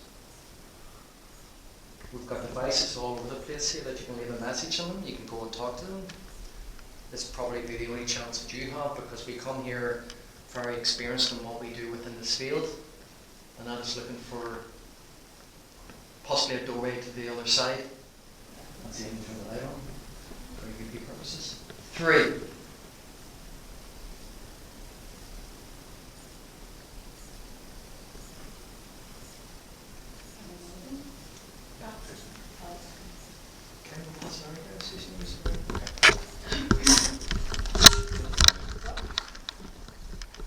Sorry, I just heard. Did you just say Ken? Did you whisper there to Ken? No. Did you hear it? Hi, my name's Aidan. If you are here with us, can you make your presence be known by either making a noise, make a tap sound, or speaking into one of the devices?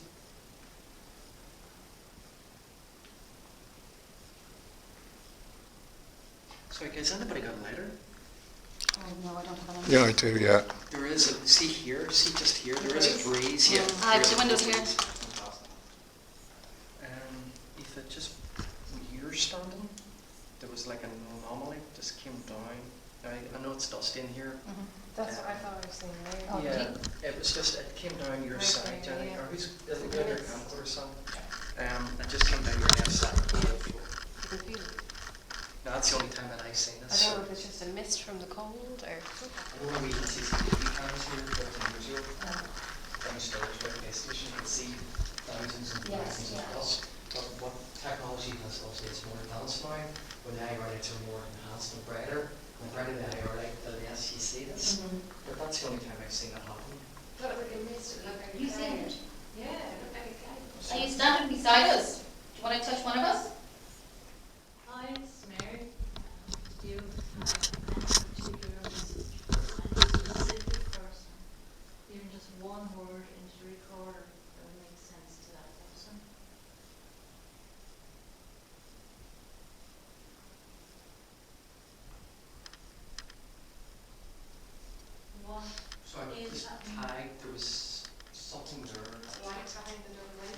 was like? 229. Right, just like that. 2129. What is the significance of the window to my left? If you can tell us something about that. Show us a sign you're here.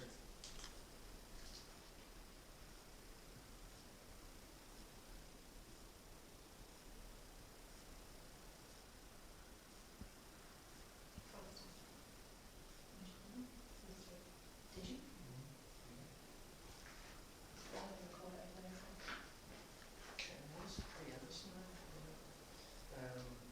So the reason why we do this, you always get somebody to call out. You know, it's not to use up time or whatever. But They're tapping, is we it? toy there with Yeah. the bell. Can you ring the bell if there's any children here?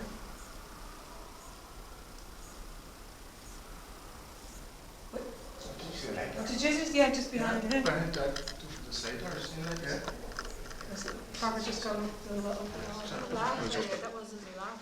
Mm. I think they're just having a laugh.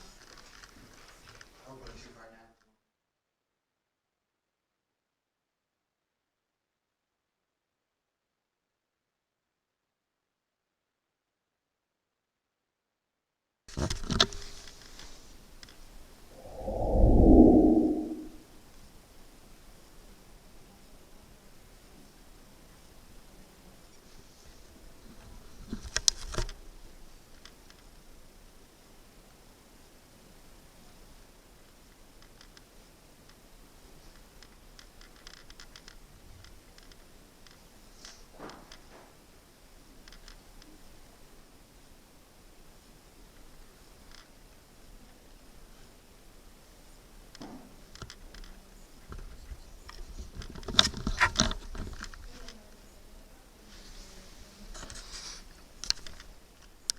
Anthony walks back up to the bloody chapel, where upon entering a discovery is made. The two teams locate a secret chamber up above in the chapel.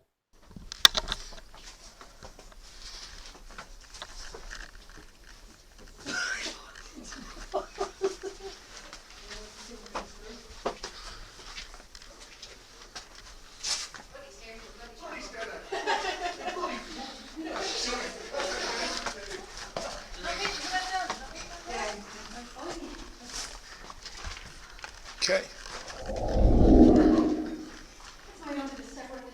Should I close the door or?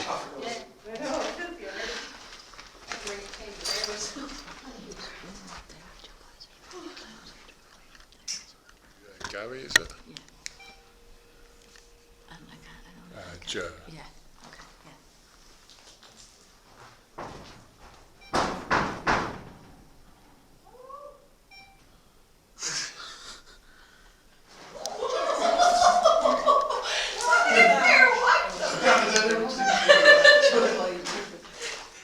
Imagine it was like, oh, How did Gary get up there? I was trying to climb up. Sorry. Two lads. Gary and there. I was trying to get up here. I was trying to get up there. Someone open the door now? No. Huh? Yeah.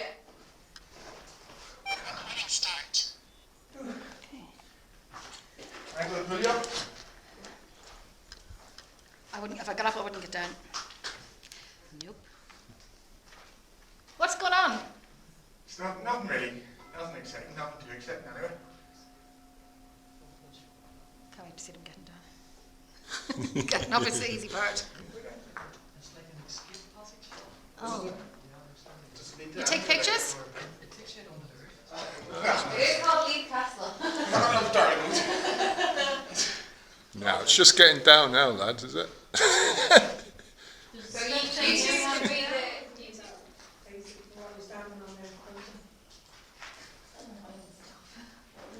Yeah, there is a wee bit of a breeze. That's what that was. The two teams head down to the main hall on the first floor to do a calling out vigil, followed by a spirit ghost box session.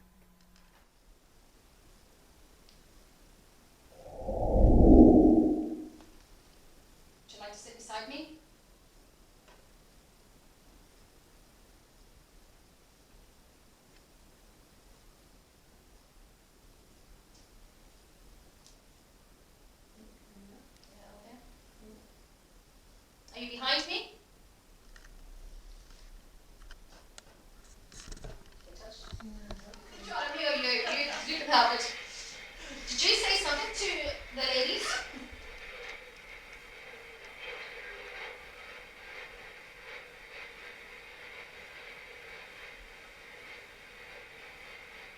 Do you feel like you're being touched? Yes, we are. No, not I heard. It's me. Did you not It's hear me. that? I heard it. It's clear as day. It's me. I thought it was, yes, we are. No, Yeah, it's me. Yes, it's me. Okay, who's me? Tell me your name. Could you make that noise again? We heard you. Make it louder, please.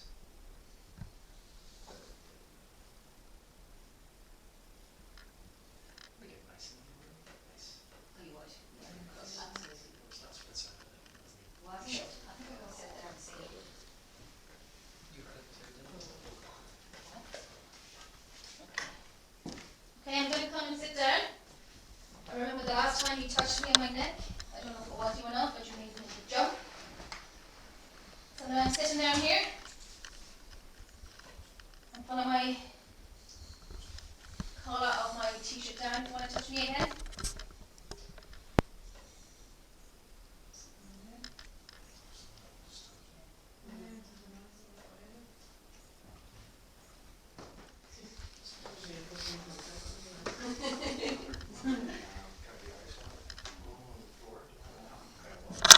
Okay, if you're anywhere near me, can you make the lights of the ball go off?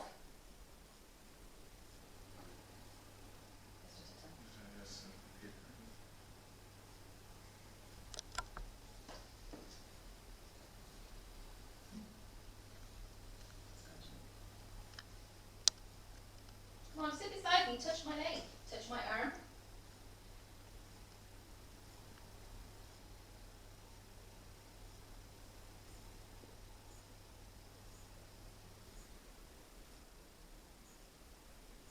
Do you want another female to come over and sit down and take my place?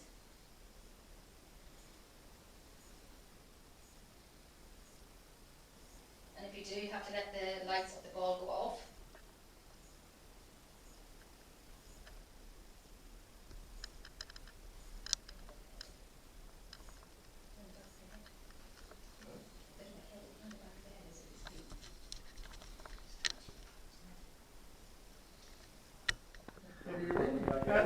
You did well. I was used to be there.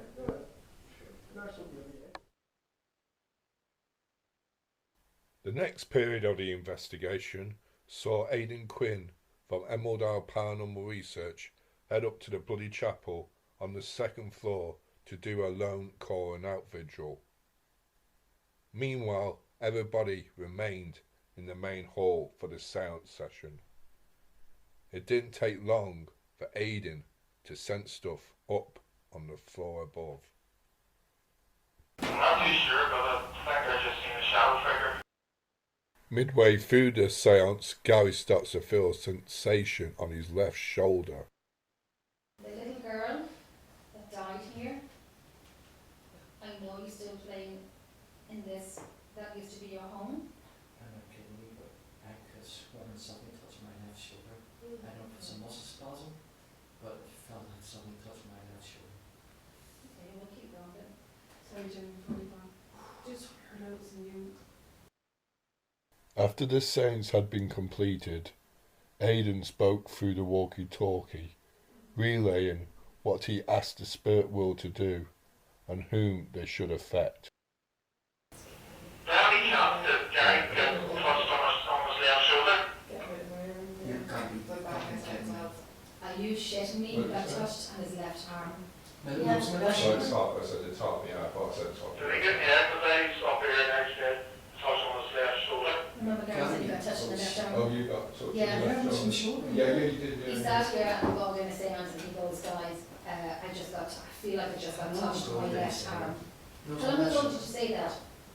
Was it the left shoulder you got touched? Aidan returns to the main hall where a spirit ghost box session is about to commence.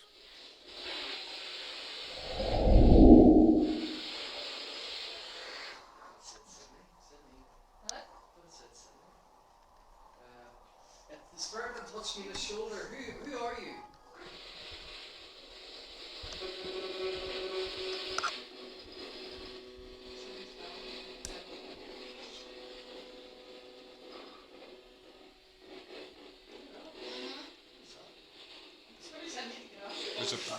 was a breath there.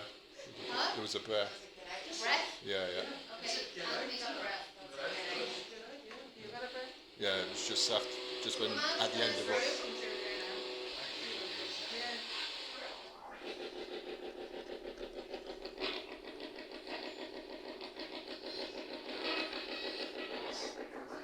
Cormac, is it true that you don't like women?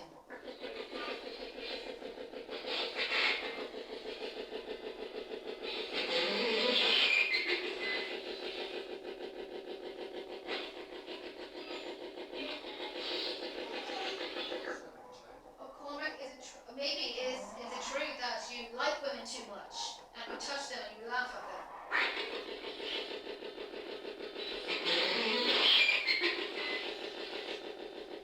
Yes. Oh, yes, he does. You didn't tell me what colour this is.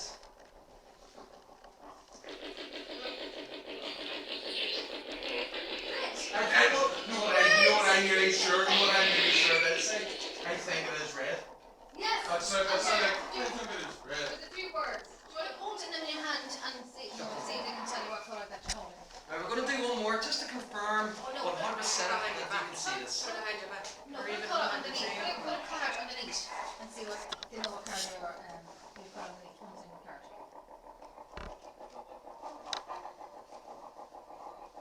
Okay, I'm going to ask you what colour card did Sam put underneath the cloth on the table?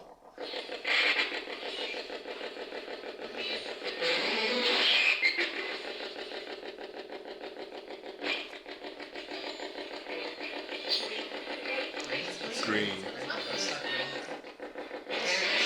But we all heard the colour green. Can you make that a little bit clearer for us? What is the name of the castle that we are sitting in tonight?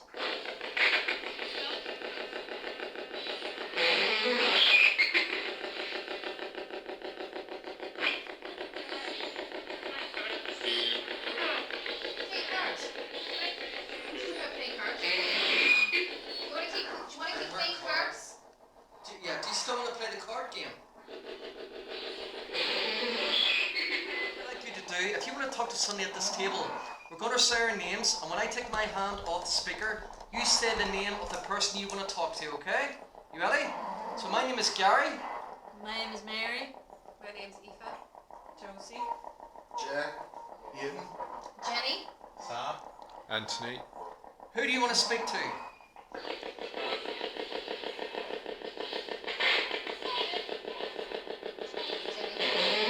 I thought it said Jenny.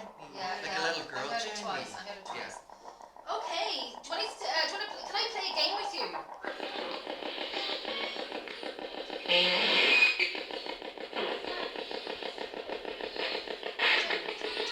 Okay, can I play the card game with you? Okay, I'm going to shuffle them, and then I'm going to put a colour down, and tell me what colour I have put down. Red? No, it said red there, just red. That's brilliant. I love playing games with you. I'm going to put down another card. Can you tell me the colour of this card?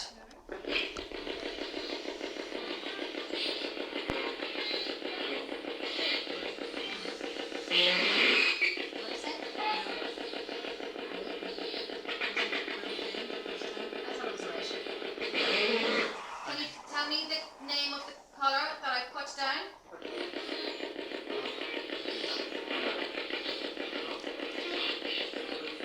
Okay, what colour do you want me to put down next? Put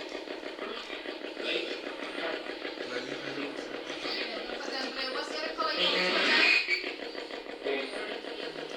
Is it green or red? Okay, what colour do you want me to put down next? You tell me what to do. You tell me what to do. Tell me what colour you want me to put down next. Oh, yeah, I know that. What's the colour? What is the colour I want to do? You tell me what to do. Tell me what colour you want me to put down next. Oh, yeah, I know that. What's the colour?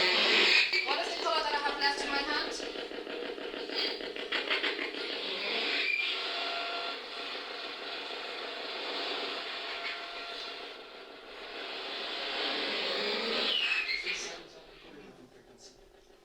I want to call out a question for someone else as well, if that's all right. Did you hear that? To gather a clearer response, another calling out vigil ensued. See what's happened? Yeah. Did you hear that? That's definitely upstairs. Oh, it's we see. Do you want me to go back up there again on my own? If so, can you make that sound again, please?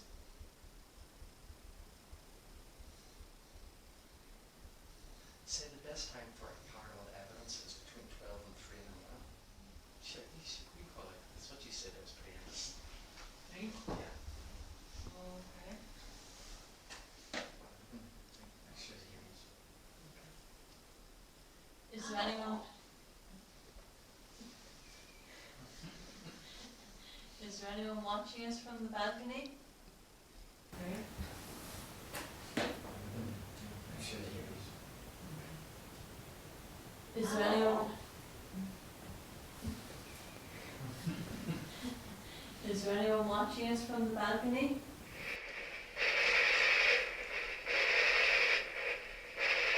Who's that baby when you Did you listen? Did you listen? No, I didn't. Can you listen? Can you whistle from upstairs? Can you copy me?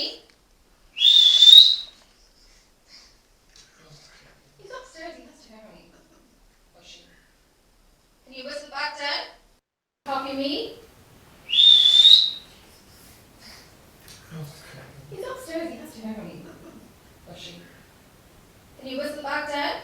Soon after, Aoife decided to head up to the gallery. It was when returning back to the rest of the group that she experienced an unsuspected surprise.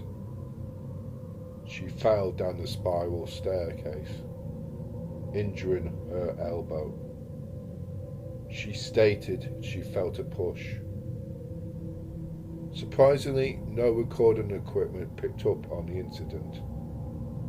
What was bizarre was what appeared to be a red residue left on the step of the stairs, yet Aoife had drawn no blood. Anthony decided to wait quietly on the spiral stairs, hoping to encounter a cagey phantom.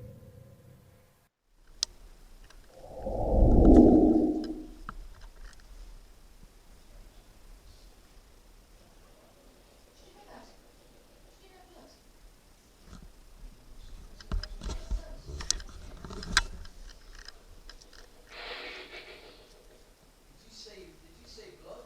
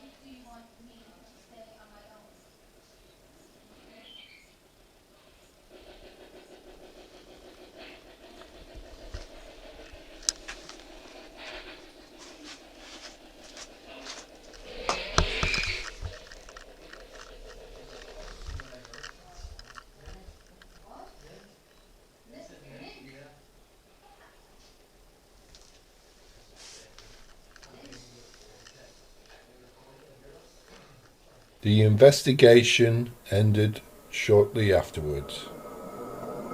Days later, Jenny from Emerald Isle Paranormal Researchers managed to pick on a fascinating voice that had popped up over the spirit box.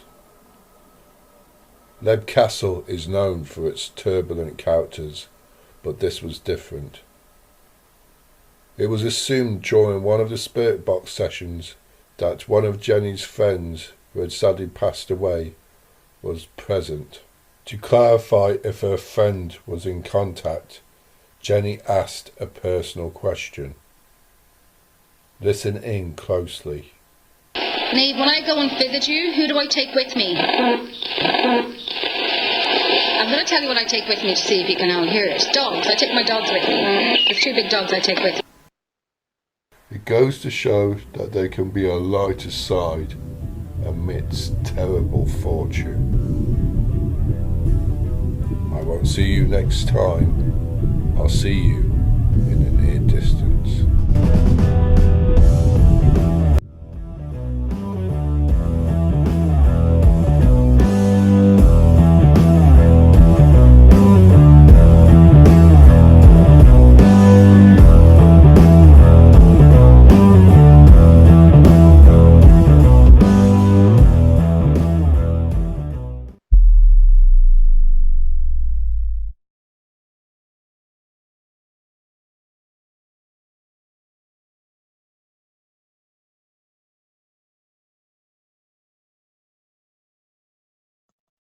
Hello and welcome to GhostÉire Channel. We are joined by a formidable force called Richard Jones. Ah, hello.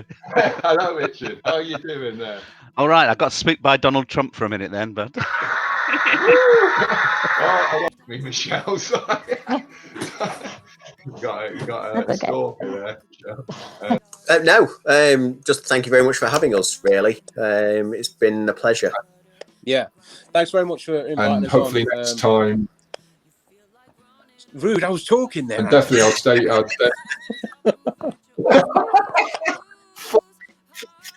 Fuck. No, let it all out now. I was going to say. And, oh yeah, and next week's show as well. Go ahead, Phil. Hello. Sorry, if you can hear that in the background, that's a toilet going. That's my wife just gone to the toilet. It might tie in with the O'Kennedy's shift in support from the Irish nation, the Pucker, the old hags who supported self-rule, and the corpse of a woman in the church, English sovereignty. It can be very serious and things can happen that you really need to know how to protect yourself. Sorry, my cat just decided to say hi. Say hi, Samson. About if I believe in what I believe in. Is it? Well, you know, what the people's choice were, I suppose. Okay, Keane, you can go back to bed. And tonight we'll be taking an in-depth look into Lochgar megalithic region in County Limerick. Yeah, it might be better if I unmute myself. So hello, welcome to the GhostÉire Channel. Correct me, would they have a choice of having a bad day or being a bit no. Safely tell you that angels don't have a bad day. Or about the band The Who. Did they do the song I Am the One and Only? I am the one and only. No, it's a good way to if you're not Found out from the spirit that the main reason for losing life on the island was down to sickness. So this is a little trailer of what's about to come.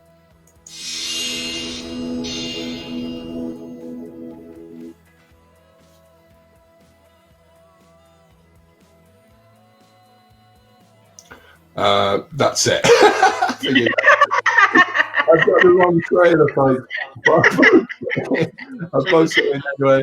So it keeps the suspense going. It keeps the suspense going, folks. Colette wants to know, do you think evil attracts evil? I think so, because me and Gary are here. You beat me to it. Yeah, sorry, I'm just going to have to head away from you. because the dog is scratching my leg and wants to go outside. I thought that, would you? Oh, yeah, you do that. Something scratching you there. You bite my leg I can off. see. Of equipment as well.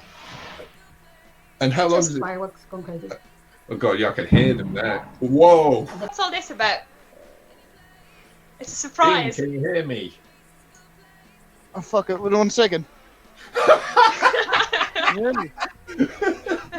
I hope all the kids have gone to bed, folks. We've got a GhostÉire team member who's currently in a black box at the moment. There is there any particular? Wait, no. What I'm going to do, Anne? Just 1 second. I got a bloody cat there. I can see. Just 1 second. I'll chuck him out. Just 1 second. I'm not going to give my phone number up because you never know who's watching. And but I'll give that out later. and naughty Simona said light trespassing is okay. It's not like We met 4 very scared guys in the house who had a massive big wardrobe falling over on top of them. Thoughts on flash photography? Should we use a flash when people are taking pictures? Personally, I don't like it. Alright. You're just gonna have to bear with us on the whole issue. It seemed like it was a leftover residue, but it was stained on the ground. And I was talking to the caretaker and the headmaster, and he said no, they hadn't noticed anything in the past that created that. Stacey says looks amazing. I think she's on about how I look. But also coming up as well. Well, I'm just going to go to Steve in a minute, but also coming up soon is this. Oh, that was my advert spoiled.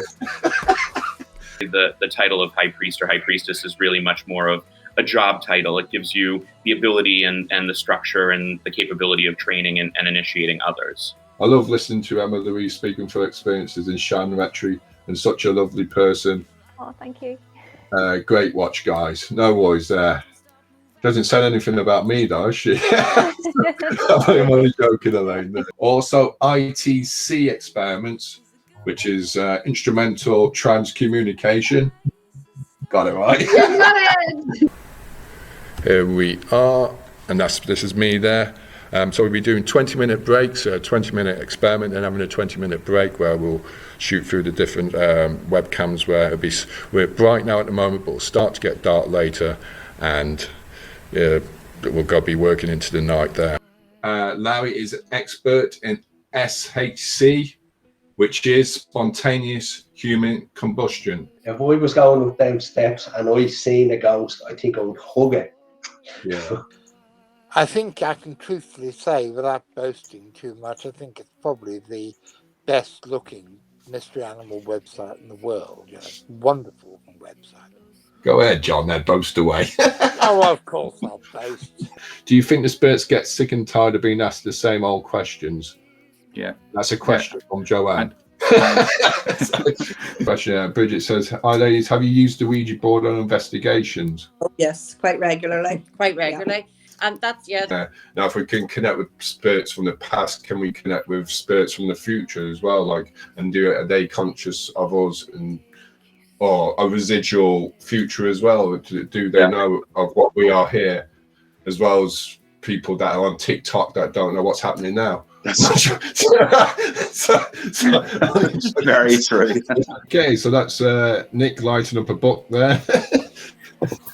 I've got the book here, but I don't think it's oh, here we go. Hey. And he's going to be talking about Celtic harbingers of death. Not hamburgers. Hamburgers of death. Louise Ludwig, she stated that was 20 to 25% is a good psychic rate. 1 out of 4, 1 out of 5. I'm going to be really rude now and say bollocks. It's really important, is it? Well, I'd say it's always important to interview people, but it's so much better if you can interview different people that don't know each other that have had the same experience. And then, go ahead, Auntie. Yeah. Go ahead there. You're asking all the questions I'm asking. All right. So do you think... No, I just find the graveyard fascinating myself. I just I'll put you in one in a minute. Yeah. Spy, and those in the know agreed that the vehicle had come to collect her soul. So that's just a little bit from the photo roads, which I won't be going down to. especially not tomorrow night. It'd be spooky there. But there's also the oubliette, but they wouldn't let me throw anybody down. I wanted to give that a go, but it was. The room changed completely when he walked in. When I looked at his eyes, they were dark. The TV has conditioned us that it has to be at nighttime. Yeah. You know, the effects, the atmosphere. But when you, as Diane says, when you go out during the day, we get more during the day. I don't know if it's because when we're out in the middle of nowhere, the stone circle, it's the tranquility around us, and it gives them a chance to come through to us more. We are filming. We're well into filming season 3 now. We are looking for more venues. So if you do know of any venues, more so in the UK. I know. I'd love to come over to Ireland. Hello and welcome to the GhostÉire Channel. It's the last show of this season. My name's Anthony Kerrigan. And my name is Sinead Houlihan. I just go through these stats first there, sis. So the mind, this was 71% in favour of this trait determines how we interact with our environment. It was 71% extroverted, 29% introverted, meaning that the spirit was looking for it. I don't mean it in any other way. Imagine back in those days that you've had a little bit of sleep or you're tired or whatever. Yeah. This dense woodland for highwaymen, that's a dream for them. They will come down, they will hijack you. Isn't it weird that all theatres seem to be haunted? It's really, there'd be like some sort of investigation in that alone, Yeah, Sandra is part of a tribute band to a famous band. Can you give us a little note there, a little song, go on. Now here you go again, you say you want your freedom. Well, who am I to keep you down? It's not the cause. Everybody knows it, right? Not the cause. Well, white sage sprays. So you can do it that way as well. I carry one in my bag usually. So for negative people, it's a great weapon as well. But get rid of me. I love sage, especially on the Sunday with my onion, sage and onion stuffing. So I'm burning it through my tummy, and it releases good positive vibes. So there we go again. Hi, welcome to the GhostÉire Channel. My name's Anthony Kerrigan, and tonight we are joined by Gary Rudell Waters from Ghost Searches Iron, aka Team Blue. Are you there, Gary? Can you hear me?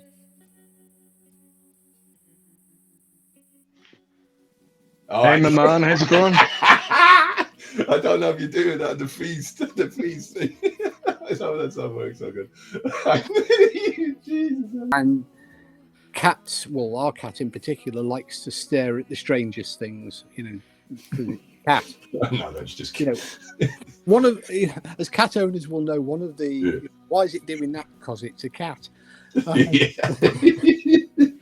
know, they're funny guys.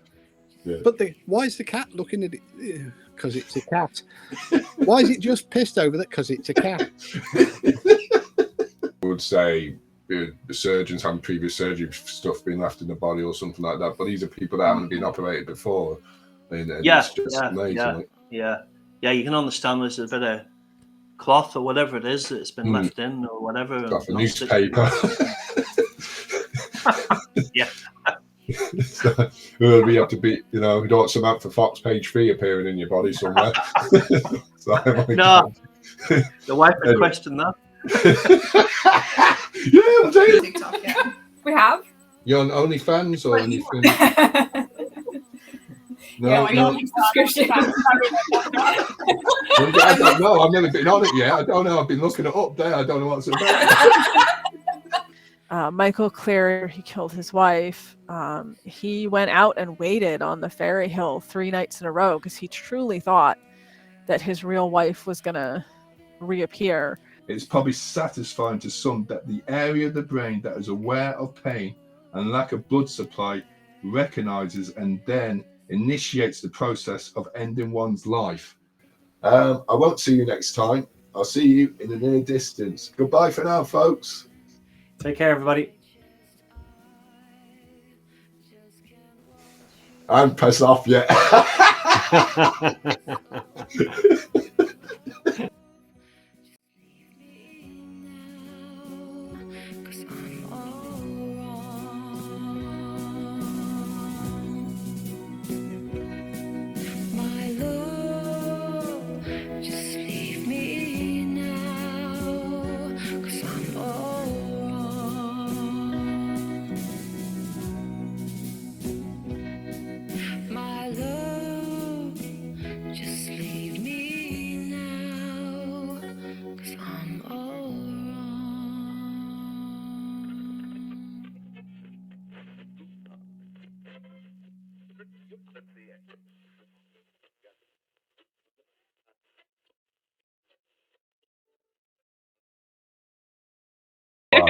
Bye bye for now, folks. Happy Bye. Christmas. Happy New Year. See you Christmas. next year. Bye bye bye bye.